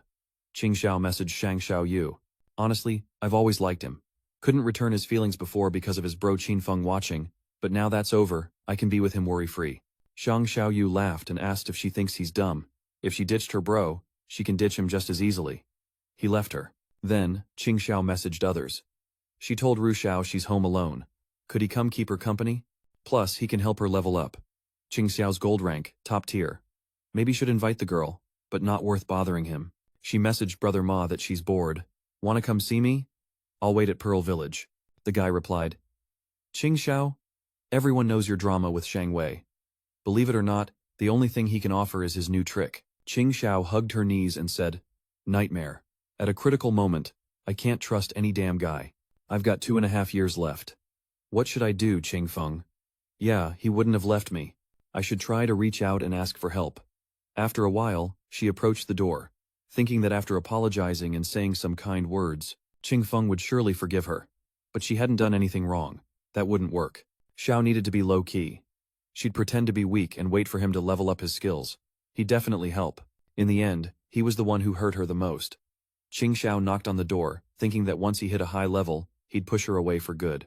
Xiao, she's just a prodigy. A freaking genius, he said. Qing Feng, is he gonna open the door? She insisted and demanded he open it. After a while, she got mad and kicked the door down. She asked, Are you opening it or what? Where was that cocky face? She looked around, surprised. Where is he? The bed, the chair, his stuff. Where did it all go? She decided to call him. The voice said the subscriber's phone was off. Qing Xiao asked Qing Feng, He left? At this hour? The MC in the Spirit of Hatred catacombs was fighting monsters. He said this was the last one. Qing Feng summoned a monster and said he'd taken down over 200 enemies and several bronze and silver bosses along the way. He was almost at level 12. Wait, there's a gold level boss in the sealed coffin. The monster opened the coffin and let out a loud roar. Then, the dark hand started spreading. The system window reported the summoned silver rank boss was defeated. Qing Feng thought that without a physical body, it was immune to physical attacks. Remember when they unleashed this boss in the last world? The poison spread everywhere. Tons of people died. If a spirit possesses it and there's no teammate nearby or an expert with invulnerability skills to protect you, you're done for. The creature's body. The MC used Shadow Blade, thinking the creature's core was here. The system window reported the gold boss, my deadly asthma, was eliminated. Qing Feng thought about it. The monster's power exceeds gold level. But since it's classified as gold, the loot is gold tier 2. He turned and said the skill he learned, Shadow Blade, deals magic damage. Crossing the catacombs wasn't easy, but the golden loot makes it worth it. What's this? The system window said he received a rare artifact, Mount Bell. The MC looked confused and asked what kind of mount it was. A terrible sight. Lux got a twisted sense of humor. The system window reported the Ghost Knight Wolf of the Mount Bell. Using this summons a level 11 Ghost Knight Wolf to ride and fight. Requires level 11. Qing Feng shouted, Ghost Knight Wolf. One of the fastest mounts early on. The system window said the Ghost Knight Wolf is level 11, gold class, with 148 strength, 155 length, and 191 agility. Spirit at 135 points. The beast gains the same experience as its owner, leveling up. If traded or deleted, all progress is lost. Chase mode activated. While mounted, speed increases by 245%. Night hunt. In darkness, the beast stays at first. Level invisibility. An attack reactivates invisibility and adds 120 points. After reactivation, invisibility cooldown is 60 seconds. The beast attacks 3 times in a row. Each hit deals 267 physical damage. 12 seconds cooldown. Wolf's Mouth boosts attack power, physical defense, and elemental resistance by 35, for allies for 180 seconds. 1,800 seconds cooldown, 600 seconds. The MC talked about a horse, a battle pet, and most importantly, invisibility while riding. After a while, the MC rode an invisible wolf. He said he needed to reach level 15 to extend the beast's lifespan. Next time he logged off, he'd head to the ruins to take down Tianshishi and settle his issues. Jianghai Arena takes up a lot of space and has 2 dungeons. Besides a dangerous, monster-filled environment, it's perfect for a quick boost. He paused and said, Here it is, a paradise for the strong. The wolf attacked monsters and the MC used dark slaughter. An Yu fought the monster. She wiped her forehead and exclaimed, Victory! Mani Liang, son of Shanghai's mayor, cheered happily. Who'd doubt her as captain? But her wounds were serious. He thought the hidden profession dragon swordsman had huge power. He wasn't even embarrassed that he liked An Yu. An Yu sheathed her sword and said this gold boss was only level 8 and they'd been fighting it for over 10 minutes. Can't believe they killed it. Mani Liang asked if they could sneak up and kill the boss from behind. No, that won't work. He thought it was good she had no experience. With his status as a second-gen official, he could easily dominate her. And Yu asked to listen. Wouldn't it be easier for him, a shooter, to land the final blow on the beast? Manny Liang suddenly said, his status doesn't allow that. I heard low-level shadow hunters kill outside the game. He knows a level 3 stealth defense hunter from the Ruins police. They think it's better to set a trap, reveal their identity, and take control. They'll only be chill if their superiors use them. Otherwise, they'll end up like Songfay and Zhang Li. Can they avoid that? And Yu and Wang Meng exchanged looks and laughed. They replied, Bro, don't you see? We're not asking them to hunt, they gotta do it for him. Only then can they be sure their goals align, and they can collab. He killed just one global gold boss and one regular. If you can't work with people like that, then is it okay to just intimidate them? Did he lose his brain? He's second general, so what? Second gen shouldn't have brains?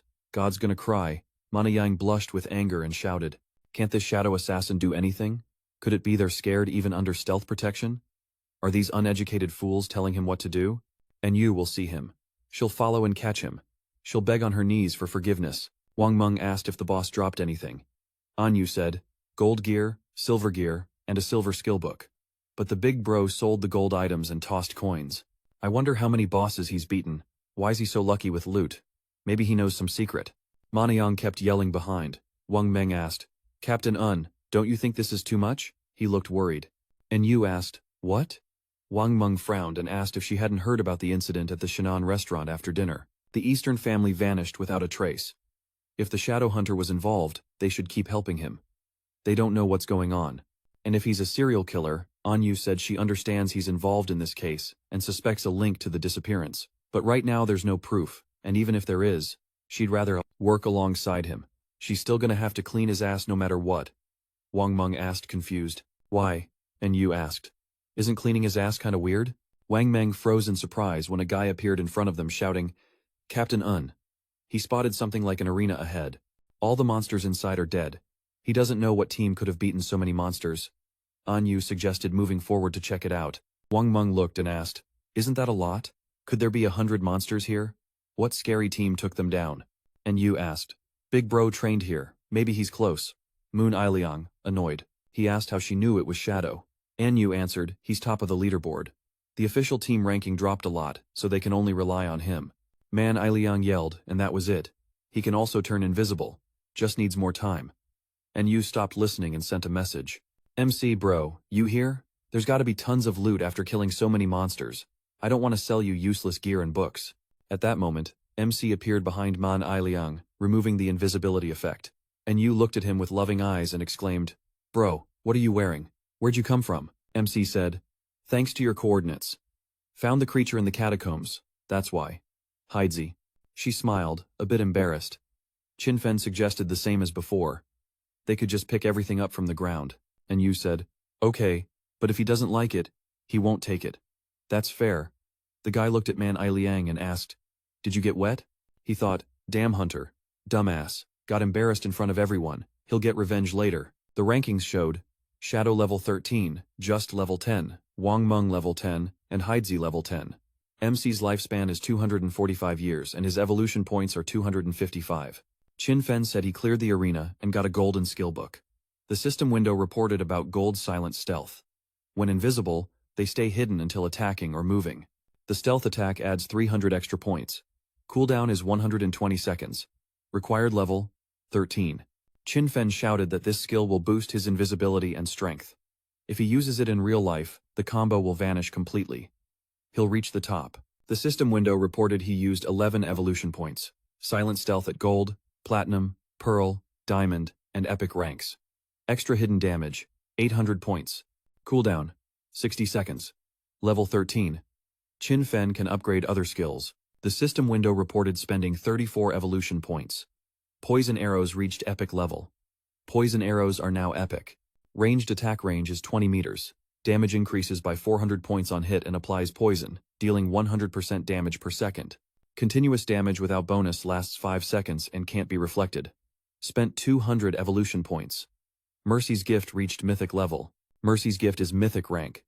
Chance to hit a weak spot increases by 300%, and damage multiplier for that hit doubles with 5 active skills. The next attack causes a slicing effect, dealing 200% attack damage per second for 3 seconds. Cooldown reduced from 25 to 15 seconds. Chen Feng yelled, Mythic skills are OP now. Almost every monster, except a few, can't handle precise attacks. This is a pendant. The system window reported a rogue pendant at platinum level. It's an assassin's accessory. MC said, thanks to the extra effect, stealth is now level 4. No one can see him. It has a shadow curtain. His evasion is 83%. MC approached the big monster and asked Steel Maiden which boss summoned it. Last time it showed up in Shanghai's outskirts, 1,000 people joined the crusade after it. Over 4,000 died. This is the guardian of a place called the Church Sanctuary. It's the second largest hideout in Shanghai's outskirts. MC initially wanted to face the boss after taking out Qian Shixi, but plans changed now. Other players were near the monster. The guys shouted carefully when suddenly, Steel Maiden's weapon caught it. A loud yell was heard, "Get out!" MC thought about fighting Steel Maiden now. "Are you sure?" He decided to wait and asked, "Is Chen Wuming here?" Chen Wuming, the hidden Templar from his past life, fought for 9 years with no clear winner. This ruthless, sneaky man keeps losing. He'll do anything to escape. Steel Maiden was destroyed by Chen Wuming's guild, the Templars, back then. Then rumors said the Western Gods and Eastern Temple were massacred. They control the west and east zones of Shanghai's slums. When the Templars recruited knights, they signed a contract with the Supreme Lord for protection, but the tax was 50% for life. Most of the guild has massive dark combat power. MC laughed and said, "Lucky break. Chen Wuming won't get away." Chen Feng jumped and used Shadow Blade. The system reported he eliminated players Charmshu Fang Fang, Xiaoju, Nasty Guy, and Limo. "Whoa!" Chen Wuming shouted. "What? Who is this guy? Could it really be Shadow? They're no match for him. Then why did he kill his people?" MC stepped forward and said it's because he doesn't eat meat. He used shadows and curse. Then the players teleported back to the start, and Chen Wuming shouted, "Eat! What does meat have to do with them?" The guy yelled, "Boss, he's out of lives. It's all Shadow's fault. Captain, team up and kill him." Chen Wuming pointed at the guy and yelled, "Kill him, idiot. Tired of living? You should scram and make up for lost time." Qin Shao looked at his hands and started crying. He thought, "Shadow, why his life? There were so few left." The system window reported that Blooming Curse absorbed 4 days of Xiaoju's life suitable for exchange, and 1 year unsuitable. MC looked curious and asked, "Xiaoju was among them. With such short life, he was almost dead, so he joined the Templars and did humble work. It was his fault." MC started fighting monsters and moving through the field. He said at first it wouldn't be hard to face the boss. Steel Maiden looked confused but saw no one. Chen Feng said this will let him use Dynamic Lock Blade again. He'll do physical attacks with a fixed pattern. Mercy's Gift and Pierce deal massive damage. Plague Blade. Using it puts the target in dispatch state for 3 seconds. MC used Pierce. Then, the monster let out a loud roar. Chen Feng figured they call it the Guardian because it enters the second stage after losing half its blood.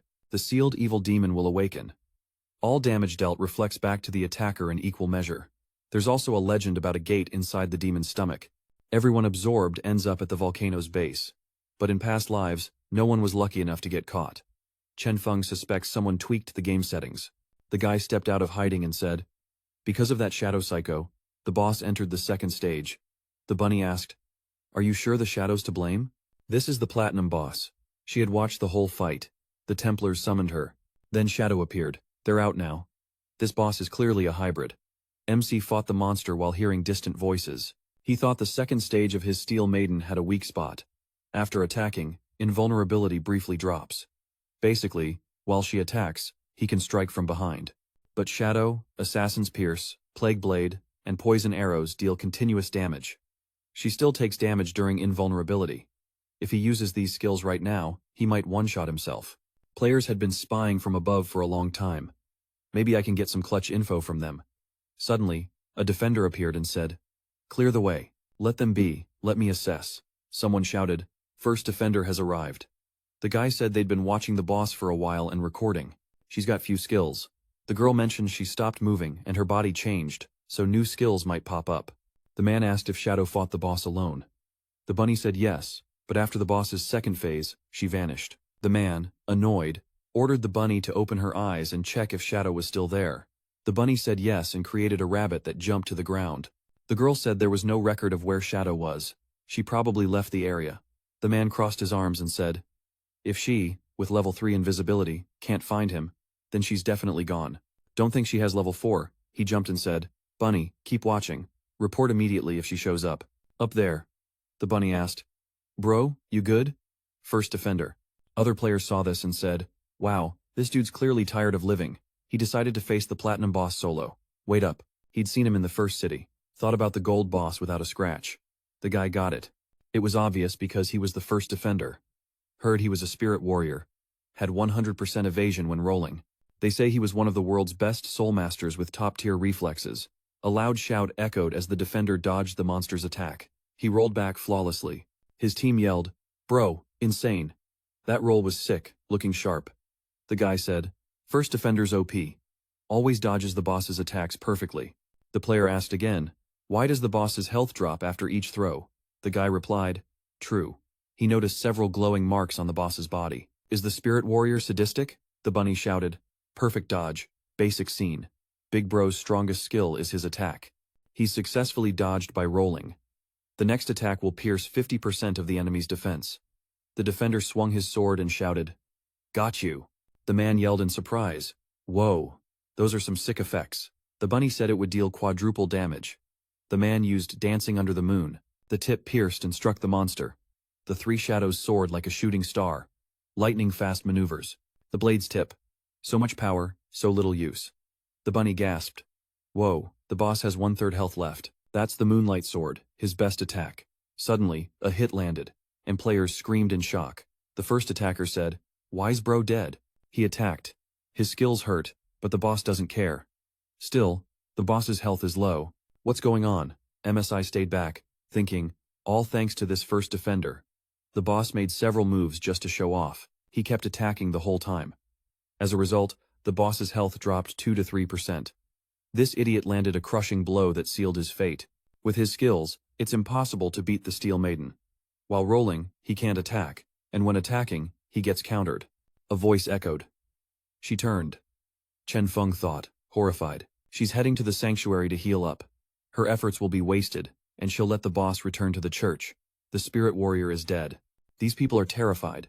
They think no one will dare get close, but if the boss doesn't attack, his anti-damage effect won't wear off. What a mess, we can't let him escape. MSI dropped his invisibility, and screams echoed. Everyone, watch closely. It's Shadow. Did she really pull off all those attacks? This is insane. So scary. I thought the first defender was a master, but it was a clone. Shadow deserves respect. Shadow? How? With level 3 invisibility, she didn't see him. They say he's over level 4? The man spoke. The warrior's soul stayed on the field after death. He needs to find a way to bring him back. He used a level 10 UV shield. Each layer blocks one attack. MSI frowned, thinking he was about to use times Shadow Slaughter asterisk. Then a level 7 UV shield. Chen Feng figured the last 3 times Shadow Slaughter times hits smashed the boss's reflective dome. Without his UV shield, he'd be dead. A level 0 UV shield covered everything. Chen Feng thought the fire projectile's damage was insane. With 80% evasion, it pierced 7 shield layers in a second. Instant kill even if delayed by 1/10 of a second. The smiling guy moved toward the defender's loot. Suddenly, he took a frontal hit. MSI said he wouldn't let him steal it. The system window showed that killing the first defender granted 612 days for the exchange. No exchange time is 67 years. The blooming curse absorbed pure cunning. The exchange lasts 355 days. No exchange time, 20 years. Chen Feng said, "This first offender is interesting. Maybe he won't curse him. He lives long. He should never die." At that moment, the monster laughed and moved toward Mech. It planned to slowly absorb with a UV shield and attack with a normal times Shadow Massacre times hit. Not fast, but safe. The surprised girl asked, "Shadow went far? What's she after?" The boy replied, "At first, I didn't get how Shadow got the first kill, but now I do." Chen Feng thought about the last attack. The system window reported she killed a platinum-level Steel Maiden, gained 48,000 XP, gained 120 evolution points. Congrats on getting the church sanctuary key. Loud screams were heard. With one hit, Shadow tops the player leaderboard. MSI used mythic level times greedy hands asterisk. The system window reported, Black Flame Gift, Pearl rank Ice Armor of Hatred, Assassin Gear, Physical Defense 95, Elemental Resistance 120, Damage Resistance and Athleticism 77, required level 13. Pearl rank gear offers more defense than a full armor set. Black Flame Gift reduces defense and elemental resistance better than Soul Refinement. The system window reported, Assassin Instinct Pearl rank, can see silhouettes under invisibility. Gains 2 points in stealth protection. Required level 13. MSI mentioned this anti-invisibility skill was buffed to legendary. Stealth protection level 5, 50%. Target weakness, correction and passivity.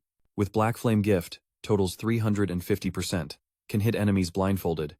97 points left, so Shadow Blur will be leveled to legendary. The system window showed 80 evolution points used, 17 points remain. Shadow Blur at epic and legendary is passive. Reduces damage by 85%. When triggered, grants total damage immunity. Level 5. Anju came shouting, "Boss, he's here. Did you see anything interesting?" Qinfeng asked. "What's he doing here?" She replied, "Oh my god. He didn't check the player board, but can't believe he hit level 30 overnight. Isn't that insane?" Wang Meng said they worked all night and still haven't reached level 11. His speed is terrifying. Anju smacked him on the head and said, "Don't talk nonsense. Is it okay to talk speed with a guy?" "Seriously? The boss told me he just got the item. He set the price, so if she wants, she can buy it. You said it takes 45 million days." The system window showed the exchange was made. Qinfeng frowned and said, "There's something else you can sell, but it's well hidden. Anyone know where it might be?" Anju asked again. "Well hidden?" They heard there's no safe zone in the abandoned city of Shanghai. Players can use it as a base and stash their supplies in a hideout. They can also set up a defensive barrier against invasions, if needed. Qinfeng asked if she meant the hideouts left by the gold bosses. Yue said yes, but as Shanghai locals, they haven't found a single hideout yet. That's demon territory. The officials already took half the stash. Imagine what's stored there. MC pulled out a key and said, "Well, then you get the value of this stash." The boss dropped the church sanctuary key. "This stash covers 800 sakers. Can you talk and name a price?" He's thinking about selling it. The players shouted, 800 sakers.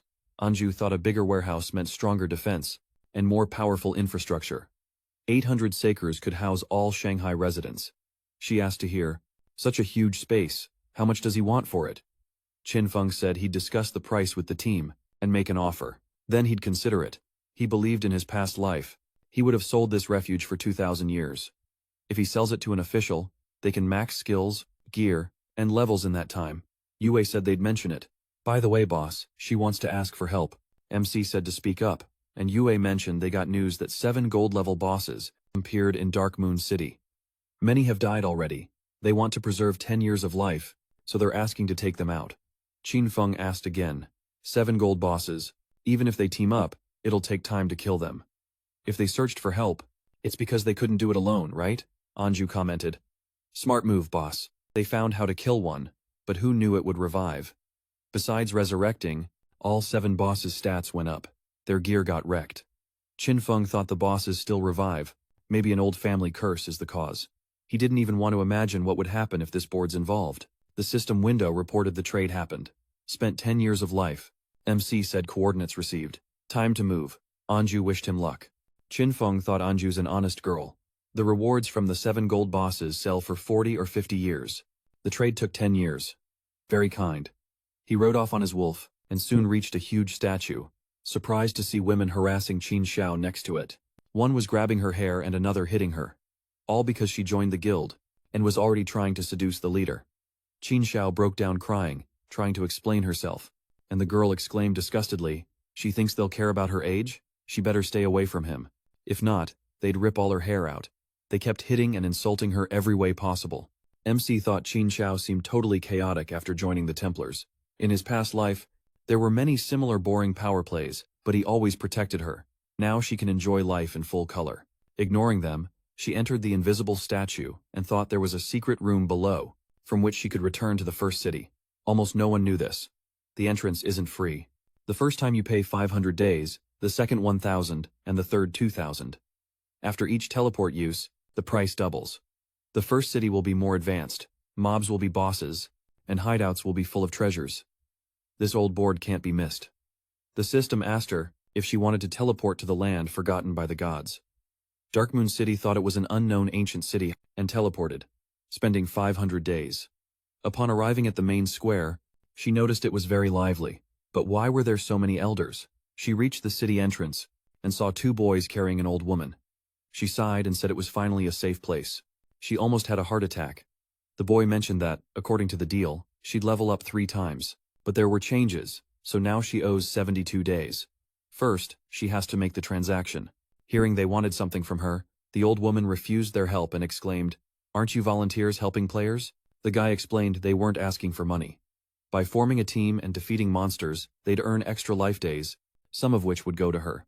She had to transfer those 72 days before forming a team. She snapped back, saying she knew nothing and wouldn't sign. They were just kids. How could they not feel ashamed asking money from a poor old lady? The players said she was wrong. They'd help her level up, but first she had to support them while they weren't in a team, and experience points weren't shared. Still mad, she ordered them not to touch her or she'd scream. She called them shameless and wondered who recruits for Dreamsense River. She started cursing again, but before she could say more, Qingfeng grabbed her by the clothes and threw her out of a safe zone. Then, he immobilized and killed her. The players were shocked, seeing the old lady dead, and the MSI said they could take her days. The guy was stunned. She had 666 days. His friend asked who helped her. Since Qingfeng was invisible, they didn't see him. He said he was just there at the moment. They thanked him, and he left, thinking it was a mess to get dirty in a small town. The Dreamsense River Guild was founded in Dark Moon. At first, the guild did social activities and helped elders for free. Later, they were officially recognized and fully supported. Dreamsense River is the biggest guild in the country. In a chaotic future, people like that are valuable. Meanwhile, in a nearby forest, Kuyan and her parents fought a monster. They tied up the enemy and ordered her mom to act. Using thunder magic, she struck the monster while her husband delivered the final blow with his sword. Watching the monster disintegrate, Kuyan happily told her parents they were strong. Her mom replied that if they worked hard and followed advice, they'd be unstoppable.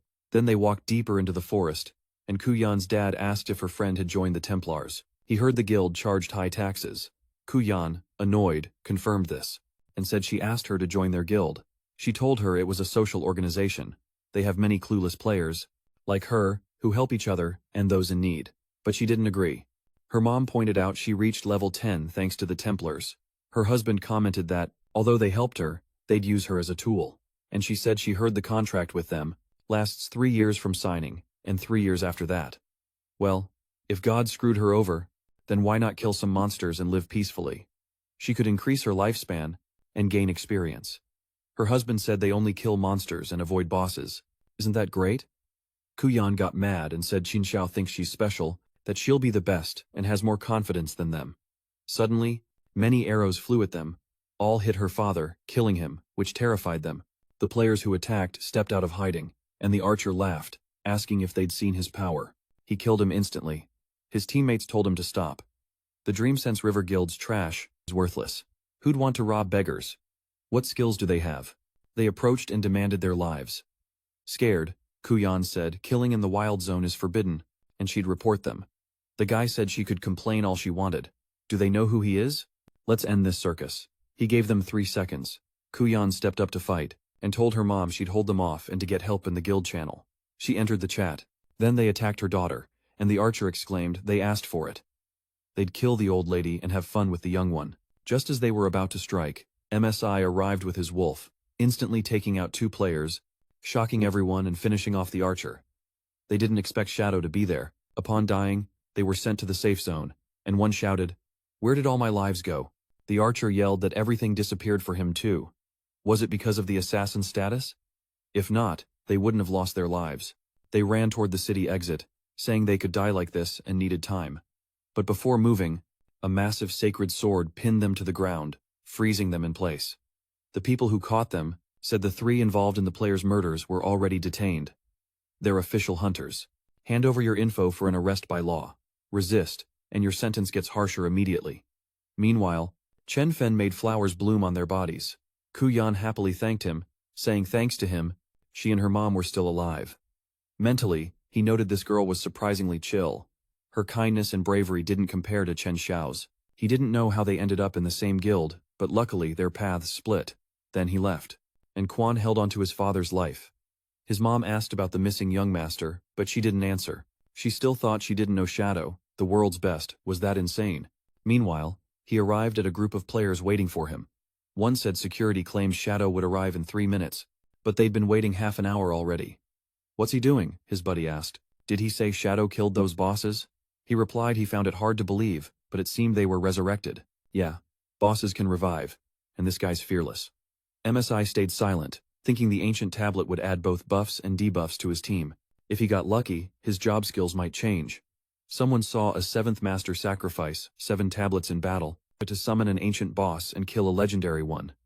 The ancient god's tablet spawns bosses with unique tactics and diverse abilities. Sometimes, bosses are so invisible that passing players die without noticing. Sometimes, the real boss is a summoner lurking nearby. That's why it seemed the defeated boss resurrected. Resurrected bosses go wild and say they come back after being killed, but what if you kill them all at once? Are they still alive? He had to find out. Monsters appeared nearby. He used a believer to test his theory, summoned it, and sent it to attack. It hit the monsters, provoking them, but one look from them was enough to kill it. MSI noticed they were all level 10, and attacks from behind didn't work. Their stats were double those of golden bosses. He used shadow blades and attacked, injuring their necks. But seeing no damage numbers shocked him. A huge shapeless mass with a face appeared before him, transforming into a monster. He figured he had to kill the bosses simultaneously. Now, the next step. He saw the symbols on the boss's body looked like ancient hieroglyphs: misfortune, sky, ancestors, faith, darkness, and deity. The full sequence translated as Ovnus, the old god of the apocalypse. While dodging the monster's attacks, he wondered if he should target body parts matching the text. Once, he spent a lot of time and resources studying texts about ancient gods to explore ruins. He first attacked the leg, then the arm, and finally the chest symbol. Then, the monster roared loudly, and a stream of green liquid poured from its mouth, forming a lake beneath its feet. The monster collapsed again, turning into a shapeless mass, and small waves rippled in the water, after which large coffins emerged from below. The shapeless mass rose. It split into faces that flew nearby. Qingfeng noticed the hieroglyphs on the coffins matched the monsters. It seemed they had to be killed near the coffins. According to the ancient tablet, this was the final phase. He prepared for battle and attacked. After a while, there was an earthquake. The waiting players felt it, and noticed something was happening in the valley. Had the bosses gone unhinged? They decided to check it out, and an excited player asked where Shadow was. His friend replied he'd already said, not even Shadow could beat that boss. He looked scared. Running toward the earthquake's origin, they saw signs of a fight, coffins everywhere, and all the bosses were gone. They didn't understand what happened, where the crack came from, or where the monsters went.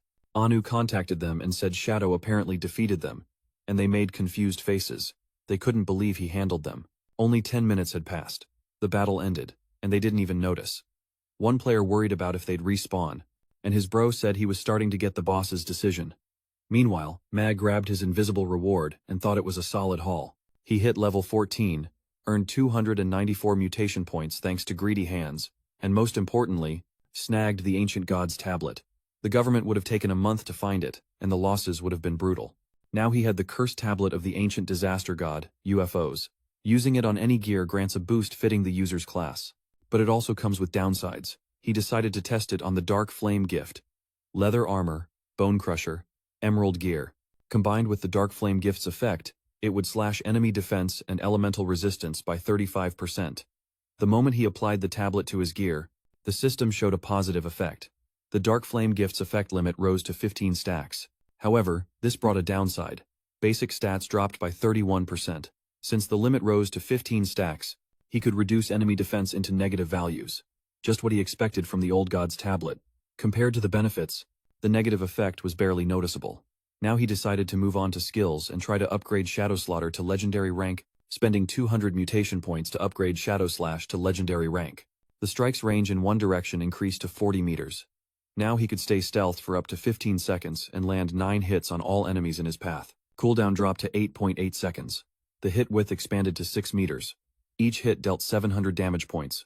After each hit, he gained up to 9 shield layers, equal to 100% of his HP. Lasted 60 seconds. He was hyped, thinking his health felt like it multiplied by 10. He'd be way harder to take down now. At this rate, he'd hit level 15 inches 5 hours. Then he could head back to Magic City after returning to the Forgotten Continent. The girls beat up Chen Zhao. Exhausted, they spat on him once more and told him to stay away. When they left, she struggled to stand and started crying, blaming Chen Feng. Did he really leave her? Did he take her words that seriously? Luckily, she managed to join the Templars. She wasn't in danger of dying within 3 years. Though it took 50% of her exchange energy, she always had some left, so she'd level up faster than others. She spent all her mana to heal 100%. and vowed that soon no one would dare do that to her again. They'd regret it, just like those girls. She failed again, and her spell hit Chen Feng. Mana drained, she dropped to her knees, and with her last breath wondered who the target was. Meanwhile, in the ruins, a small squad fought a monster. Shishi and his crew watched from afar, and he commented with disgust that these Chinese were ridiculous. To beat the monster, they formed an 18-player team. The guy asked them not to say they were trying for their sake, so they should be grateful. She smiled, noticing he felt sorry for them, and thought these fools still couldn't beat this golden boss. When the monster was low on HP, the players cheered because it only needed one more hit. But Shishi and his crew quickly wiped out one of them. Tony thanked them for their help. Seeing them, the team got mad and shouted that a Chinese woman had joined a foreign gang to steal from their own. "Who are you to rob your own people?" They charged, confident they'd win since they weren't many. Shishi asked, "Still trying to resist?" This was ridiculous. A guy from the team slammed the ground, and with two huge hammers, immobilizing them. Then Shishi attacked and, after passing them, beat them with just a few hits. Afterwards, he laughed and said those people were useless. Seems like the government already knows about them, but what's the point if all of China's players are trash? How could they compare? She suggested their team fly quickly to America before anyone discovers their true identities. There they could form their own guild to wipe out China's players. The guys agreed and asked for the guild's name. She suggested Alice. Then she leaned back and said, that was enough for today, time to throw a party. To celebrate the guild's founding. They'd have a blast. Meanwhile, Anjou contacted MSI and said they'd decided how much to pay for the shelter. 1,500 points. He said it wasn't enough and she replied, she knew, so he convinced them to raise the price to 2,000. He agreed and suggested discussing it closer to the statue in the center of the ruins. When they met, he noticed she was ready. She brought an army with her. She gave an awkward smile and told him not to mind her. The higher-ups caught wind of the price they were talking about and decided to play it safe. He told her everything was fine and thought, luckily, the government still didn't know his true level. 1 or 2 hits would be enough to wreck them. Then, they made a deal. He gave her the key and received 2,000 years worth of energy. He left, and the player behind his guard asked, is this really worth 2,000 years of energy? His comrade said this hideout could house hundreds, or even thousands. No one but Shadow would accept a deal like that, so this sacrifice was worth it. Then, Shen Fen spent years exchanging energy to bring his skills into reality. Except for a few items, he managed to transfer almost all his skills and gear into the real world. His strength in the real world is almost as broken as in the game. The system warned him his hunger hit 90%, so he logged out. Upon waking, he was in a cage with some guys nearby. They demanded all his exchange energy, threatening to kill him, but he wasn't about to give in. He just stared at them, making them even angrier, and one asked their boss if they could beat him to death. The boss said this guy was weird and they should kill him. Just as they were about to enter the cage to handle him, the protagonist used his skills and split the building in two, causing debris to crash down. He left the ruined hotel eating noodles and thought, the more skills transferred to reality, the more energy the body needs. At his current level, regular food just won't cut it. After defeating Shishi and her guild, he must find the Divine Sacrifice skill book. After finishing his noodles, he mounted his wolf and left, thinking, unfortunately, Shishi is way too clever. Finding her will be way harder than finding Songfay.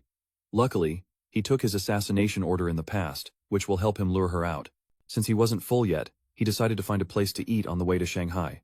Meanwhile, Shishi had such a good night. Her legs were shaking. She clapped in admiration and told the guys they were fire. A good night's sleep and back in the game. After having fun, what more could she ask for? The guys laughed and called her beautiful and crazy. At that moment, a subordinate contacted her and said Shadow had sent a message. Qingfeng is dead. He said he wanted to see her in person in Magic City. He would bring Qingfeng's head and wanted full payment. She thought it was way too risky and asked him to just send a photo, but her subordinate said he didn't use a phone, fearing the authorities would track him. Hearing this, she smiled and thought, does he also fear the authorities? Exactly. The government has meddled way too much in other people's business. If she convinced Shadow to join the guild, they'd stop being a threat. She gave her subordinate the coordinates and asked him to tell Shadow she wanted to see him first in the game, since she wanted to know what he was like. She contacted Tianxinjiang to ask for help in exchange for a fat payment. The messenger received the message and thought he couldn't be fooled. According to the coordinates, she wanted to meet at the Evil Spirit Academy, which was close to him. He logged into the game immediately, determined to see what he was dealing with. Upon arriving at the academy, he found the authorities surrounding her group, ordering them to surrender or they'd use force. Yeah, she said it looked like they decided to outnumber them. They could tell whoever sent them that they were no longer the Ace of Spades. They were Alice's guild, and in the big business of killing people like them. She stripped off her armor, revealing her chest, embarrassing everyone. How Noon exclaimed they should bring them to justice. He asked her privately if she was being too bold, and she replied by asking if he liked it. If he helped her with the act, something special would be waiting for him that night. Qing Feng looked at the guy and wondered, is that him? Chu Hao Nun, aka Tianqin Shen, was a traitor to Alice's guild. They didn't find out until 7 years after the game launched. He kept playing along, and the protagonist thought it was wild that Shishi and he had known each other from the start. It seemed like they wanted to know whose side he was on. If he helped her, the government would come after him, and if not, she wouldn't agree to meet in person. He decided to show his loyalty and, jumping at them, he easily took care of Hao Noon and his crew, leaving the girls' gang shocked. When he finished, he approached Shishi and introduced himself, greeting her. She was hyped and thought he was fire. She adored guys like that. It's rare he's from China. Asterisk, never thought something like this was possible. Asterisk, this country isn't worthy of him, her crew said. That was unbelievable. He dealt 40,000 damage points. Now we get how OP the top player is. They greeted him excitedly, but he immediately killed them and said he didn't understand what they were saying. Maybe they'd already cursed him. Shishi was shocked and exclaimed they just wanted to say hi. He apologized and said to avoid misunderstandings, they should speak a language he understood. He suggested she start, but first asked her to dress up. She passed by Qin Feng. The head was there. She thought this bro was weird, but she liked him, and he told her he had the head but couldn't bring it into the game. They got to meet in person. Since she'd already seen his strength and trusted he wouldn't lie, she gave him energy and agreed to meet. He was about to leave, but she stopped him and, seductively, said he had power and she had money. She thought they'd be a clutch team. She had another mission for him, to meet and discuss the details. She was ready to give him whatever he wanted. He asked who the target was now and the price, and she suggested discussing it privately. The reward would be bigger than Qin Feng's head. She'd wait for him today at Magic City's harbor. Then, she logged out of the game, and he wondered if his yacht would be there. Meanwhile, the authorities revived and Hounan cursed, saying he knew Shadow would betray them. But actually, he was happy, because Shadow had allied with her, meaning he'd get a reward for a brilliant plan. Playing his part, he complained that those Shanghai idiots kept cooperating with him, but they'd pay for it. He went to Lin Qingwei and ordered her to have everyone prepare as much vital energy as possible. She nodded and thought, asterisk, for real? Shadow's with the Ace of Spades now? Asterisk. If so, they gotta destroy him. But she wasn't sure if they had the strength. He killed her before she could understand anything. Meanwhile, Eam-Si arrived at the yacht and introduced himself to the guards at the entrance. They barely let him in, and the yacht set sail. He started waiting for her. Soon she came out wearing a fancy dress with 2 glasses of wine, and noticing his cloak, said she didn't know he was so mysterious in real life. She decided to get straight to the point, and she approached, noticing he didn't seem to like romance. Asterisk, can't he stop talking business in a setting like this? Asterisk, she offered him a drink because they had a fire night ahead, and he downed it in one gulp without hesitation. She was happy about that. Then she pushed him onto the sofa and sat beside him, asking if he liked it. He didn't get what she meant, and she said it was her special recipe. Anyone who tries this wine will obey her. Feeling the effect, he blushed and got nervous, and she noticed even Shadow is, first and foremost, just a regular guy. Asterisk, is he really that OP? Asterisk. He leaned in and suggested he relax. When they reached the peak, she'd pull off his hood and show her his face. He must be handsome, but for now, no rush.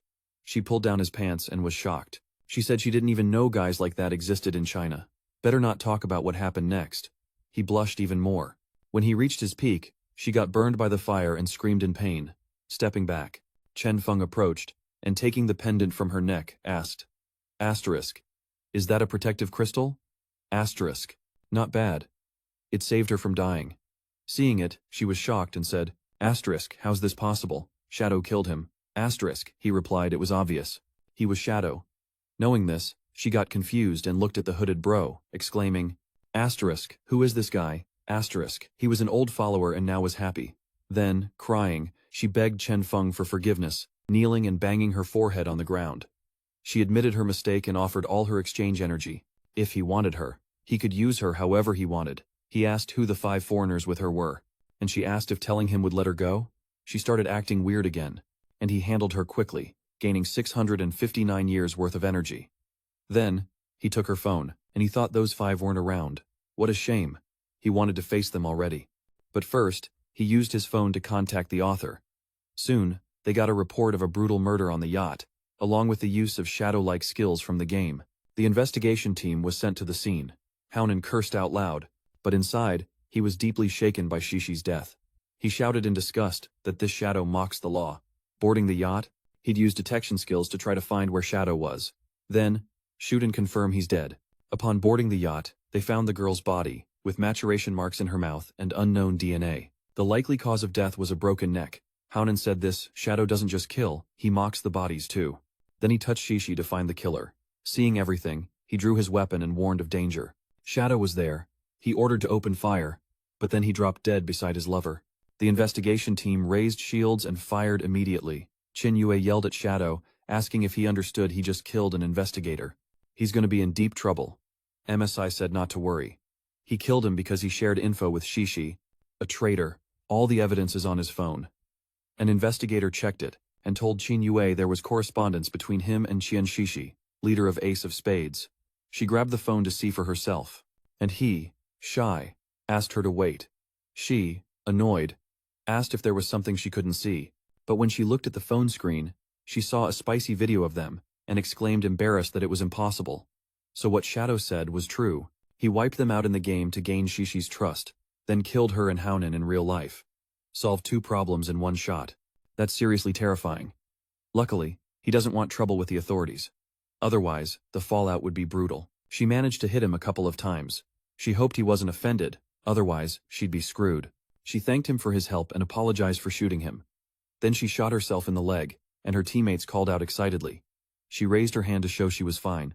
Then she turned to Shadow with tears and said she hoped he wasn't mad and would now let them keep helping. Afterwards, her teammates assisted her, and Chen Feng, nearby, thought, did she really shoot herself in the leg just so he wouldn't be mad?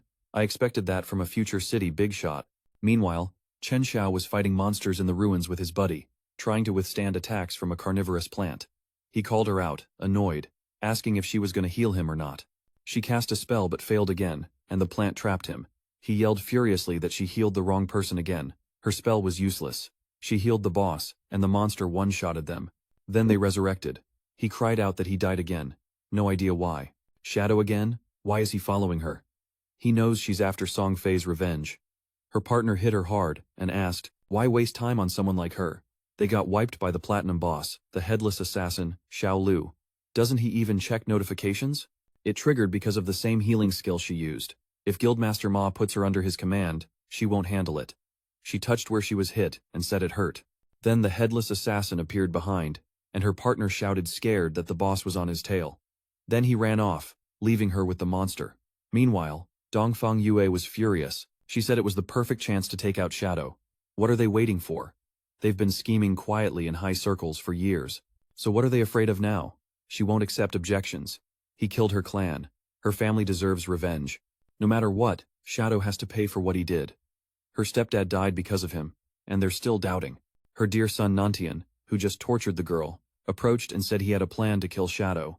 She asked what he was thinking, and he replied the game requires you to be 18 plus, so she can't enter. He smiled and said that even if she can't get in, he'd use his smarts. Shadow likes killing, right? They could send people to take him out. They'd lure him to his father's fireworks factory, where everything would be set, and once he arrived, it would all explode, showing the world his end. Even if the plan failed, he wouldn't dare mess with them again. His mom smiled proudly, and said her investment in his education wasn't wasted.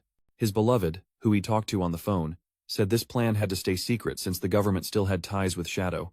But they wouldn't back them on this. She said she'd handle everything. She hung up and approached the girl, asking if she still didn't want to give up her exchange energy. His son apologized with a sweet smile, saying he lost control for a moment and killed her by accident. Meanwhile, the headless assassin Xiao Lu appeared to the other players, slaughtering Qin Xiao and everyone nearby. Because of this monster's skill, players thought Shadow had started killing them and fled. They say he's insane. Meanwhile, he was on the coast thinking it was a good spot for a hideout. The system asked if he wanted to spend 1,315 years transferring the Pure Soul's dwelling to reality. It asked him to pick a hideout location on the map and warned that everything there would be destroyed after the transfer. Do you still want to proceed? She accepted. A massive palace then rose from the ocean floor. The water parted, and the palace emerged. She decided to search for the divine book, and transferred into the game.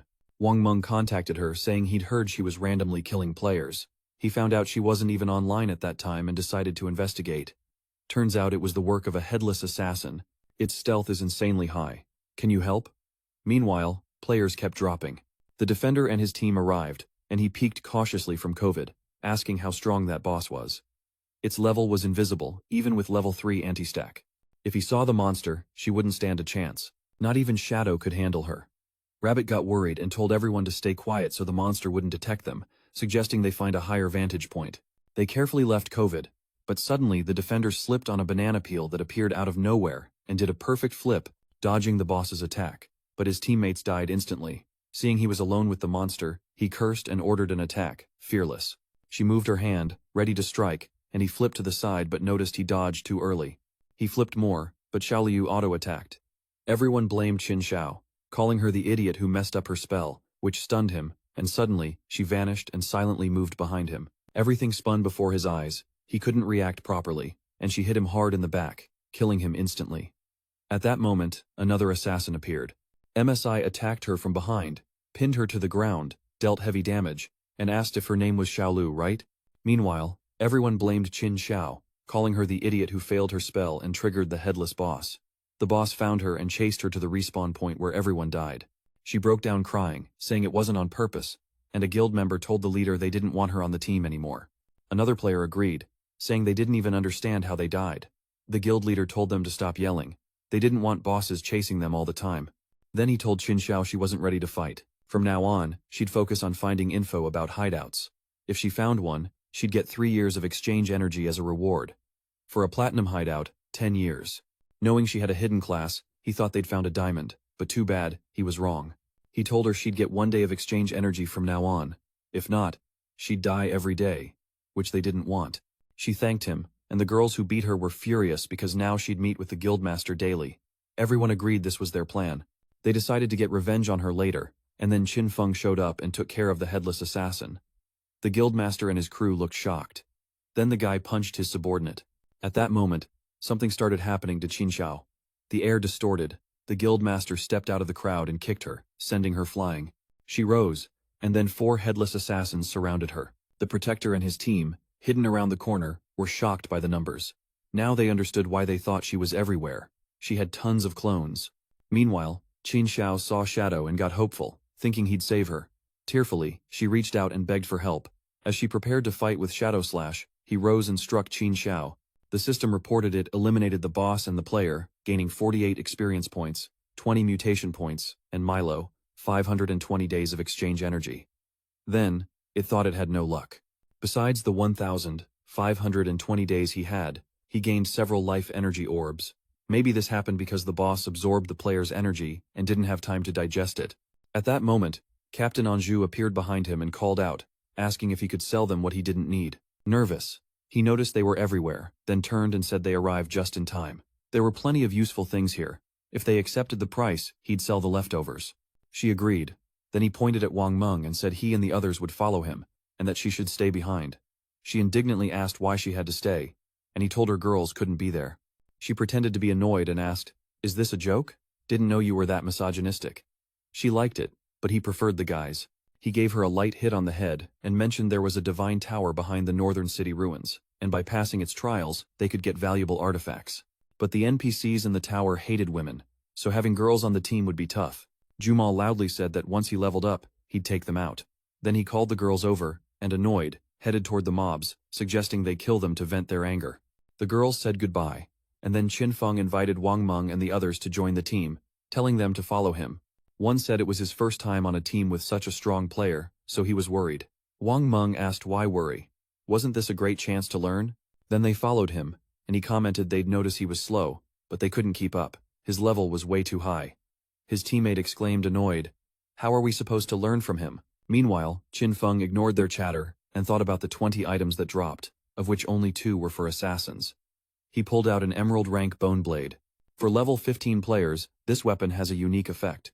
After dealing damage, its speed doubles for 5 seconds and dodge chance increases by 30%. He liked this weapon because its attack was 80% higher than the poison blade. Plus, it has armor penetration, more strike power, and agility. Then he checked the description of the platinum rank Shadow Blade. When thrown, it damages targets in a 20-meter radius, adding 600 shadow damage, and on hit, they were 2 kilometers behind and stopped to rest. Requires level 14. He thought the shadow damage to a single target wasn't very high, but the extra damage was a big plus. He upgraded this weapon to legendary rank with 56 mutation points, then to legendary. Hitting a weak spot reduces cooldown by 3 seconds. Now the cooldown is 0.78 seconds. He decided to go back to check on the guys, but not seeing them, he froze in confusion and wondered where they were. By then, they were 2 kilometers behind and stopped to rest. He was so fast, they couldn't keep up and had to run, ending up exhausted. But Wang Meng wasn't giving up that easy and dragged them by the legs. Then Feng reached a tall tower and said, "Here we are." Upon entering, some NPCs would attack. They're evil. The stronger the player, the better the loot. He'll use 1% of his power for a moment. His mission is to take down the golden boss. He turned and saw his exhausted teammates fall to the ground. Meng gave a thumbs up and loudly said everything was under control. Guarantees mission completion. He headed to the door and reminded them not to forget this. Because of that, they'd get good rewards from the NPCs.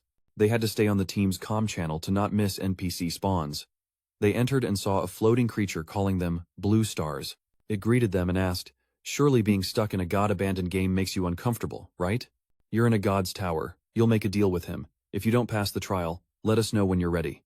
The team asked, "Are there NPCs in the game? Which boss do we fight?" The protagonist calmly stepped forward and said they should only listen to him. A team member asked if he could explain more and how long it would take. How many phases does the monster have? What skills? What mechanics? Or will they just go by numbers? He kept answering many questions, and Meng said they shouldn't worry. His nickname is Silent Dog. Last time he lost 2 team friends and now is very careful. He turned to the creature and said they were ready.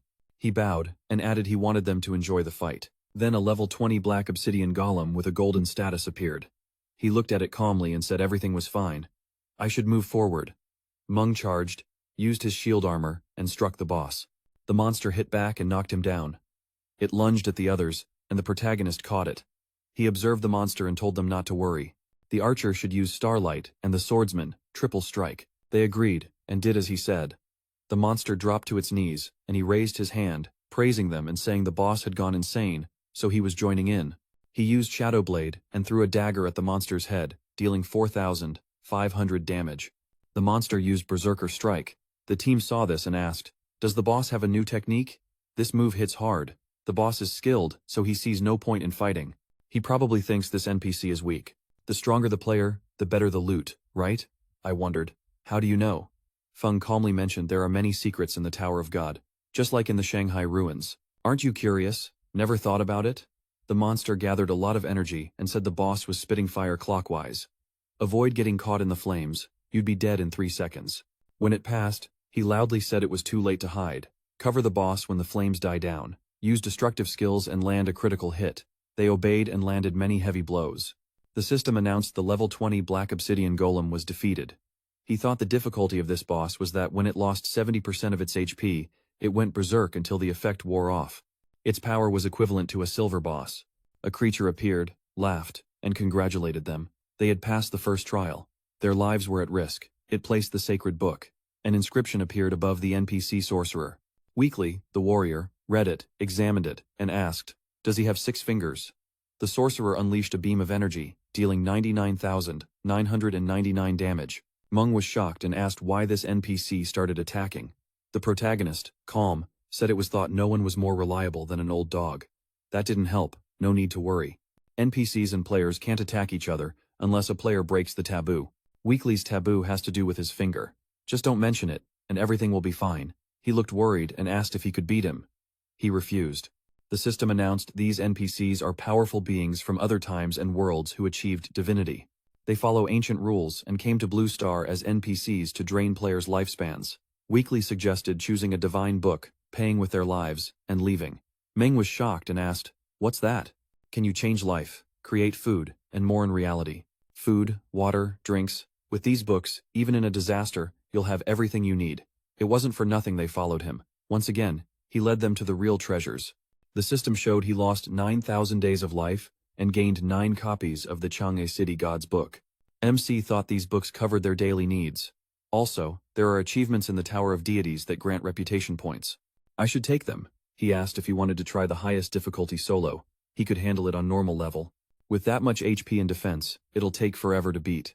Ed calmly asked what the highest difficulty was. He was told there are 5 levels, and the highest is the 5th. The boss is the same golden obsidian skull crusher, but its attack, HP, defense, and skill cooldowns increase by 500%. The team was shocked and asked what he said. They could barely dodge it on normal level. With that much HP and defense, it'll take forever to beat. The slightest mistake means death. The sorcerer said if he dies in the trial, all lost life years go to him. Are you sure? He agreed. And he laughed, saying since he wants to give him his life, he'll gladly accept it. Blue Star players think highly of themselves. So early in the game, and they already want to die. Just as the golden obsidian skull crusher appeared, Feng drew his weapon, and thought he could buff his summoned monsters by 500%. This is far from the limit. Killing it boosted him to 2000%. Now he'll test his new weapon. He used Poison Dart, and the system notified the Black Flame gift effect activated. The monster's defense and resistance dropped by 7%. The White Bone Blade effect activated, increasing speed by 100% for 5 seconds. He jumped on the monster's head and attacked. The system notified the White Bone Blade effect activated. Then, he vanished. The system showed speed increased another 100% for 5 seconds. The team looked and asked out loud, "Did he go invisible again?" Not really. He was so fast it looked like he disappeared. He ran toward the boss, and the system notified the Merciful Release gift activated. The next attack applies the footprint effect. He used his skill to attack, and the system showed the Black Flame gift activated. The enemy's defense and resistance dropped by 64%. The main character saw the monster's health and thought, this is it, a perk from the ancient divine tile. If he hadn't increased the stack limit of the Black Flame gift, each shadow instant attack wouldn't have dealt over 18,000 damage. The team watched and asked, did he just take a third of its health in one hit? What skill is this? It's the first time we've seen him attack. It looks like shadow instant, but that one has few hits, and this one has a ton. Weekly wondered if this was even possible in a game everyone calls the Curse of the Gods. What kind of talent is this? The system indicated the footprint effect was triggered. Every second, the target takes damage equal to 200% of the previous attack. Because of this, the monster started taking rapid damage and died. The system notified he completed level 5 of the Divine Tower and earned 5 reputation points. Upon finishing the 5th trial, the previous levels were counted automatically, granting him 10 extra reputation points. He was the first in the world to clear only the Deity Tower at max difficulty. He received 75 reputation points. A global announcement was made. Player Shadow was the first in the world to clear the Deity Tower at max difficulty. People were shocked and asked, what's happening? We didn't see any tower in the ruins of their city. Unbelievable. Did he just outpace everyone again? Weekly exclaimed this was a scam. The Blue Star folks were super sly. If I'd known earlier, I'd have asked for 100,000 days of life per book. They need to leave now and never be seen again. He started focusing a ton of energy in his hand, surprising the team. They loudly asked what he was going to do. He was about to use a super move. He unleashed energy and teleported outside. Shocked, MSI said he'd already warned that NPCs couldn't kill them. They grabbed the books so he could log off and eat. Meng thanked them for taking them. He said if another chance came up, they should call him. After a while, the system announced they recovered 9 divine books. They spent 90 days of life, and the resource was tradable. He said after spending 106 years of life, he got luxury furniture, household items, food, and even a universal mechanical maid. The maid introduced herself, happy to meet her master. She could handle all the house chores. Do you have any requests? She'd do anything for him. He was lying on the couch and told her she should clean the house and prepare a fancy dinner. She immediately started following his orders and said she'd do a full house cleaning at the same time. In Shanghai, the police stood next to a covered body.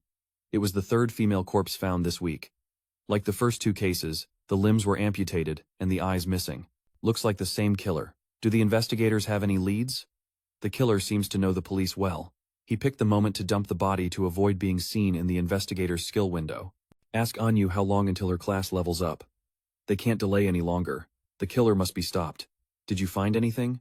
Maybe this is Shadow's doing. They compared his online times. It matches the times the girls died. Could be a coincidence. Not enough to accuse him. Still, he deserves to be checked now. Rumors say he's the killer, but the authorities and people think they're covering for him out of fear. They should stop talking about this because Katial knows. The system notified he can spend Anyu. He shouldn't mix personal matters with the investigation. He'll order the tech department to support him all day. He must close the case soon and bring justice to the victims. Xiaomo got annoyed by his words and memories but agreed. Then, in the game, in the magical city ruins, Feng was on the roof and said the Academy of Evil Spirits is a platinum refuge. Though not the most secret, this barrier is the strongest in the Celestial Empire. The system notified he can spend 2,740 years of extreme life exchanged and create the Shadow Guild. He calmly said that by capturing this place and registering it under the guild, he'd get a full refuge in the map ruins. Now he can move between refuges in the magical city. The path from the magical city to Shanghai and back will be easier. He walked down the street and said it was weird. He was already on the 3rd underground level, but no monsters were around. Clearly, a strong group of players had passed through. His attention was caught by a man's laugh saying she wouldn't escape now. The girl, surrounded and scared, loudly begged them not to come closer. The 3 guys said she shouldn't be afraid. They wouldn't kill her yet. Lady Dongfang ordered to bring her before her and wanted her son to love her well. She has to stay fast where she is. If not, they'll kill her until she wastes her life. Plus, she can't escape because her guild, the Aesir Temple, is already waiting for her at the respawn point. Suggest doing it that way. She killed Lady Dongfang twice. She probably took years off her life, right? If she's got at least 30 years, she'll give those years back and then mess with the 3 of them.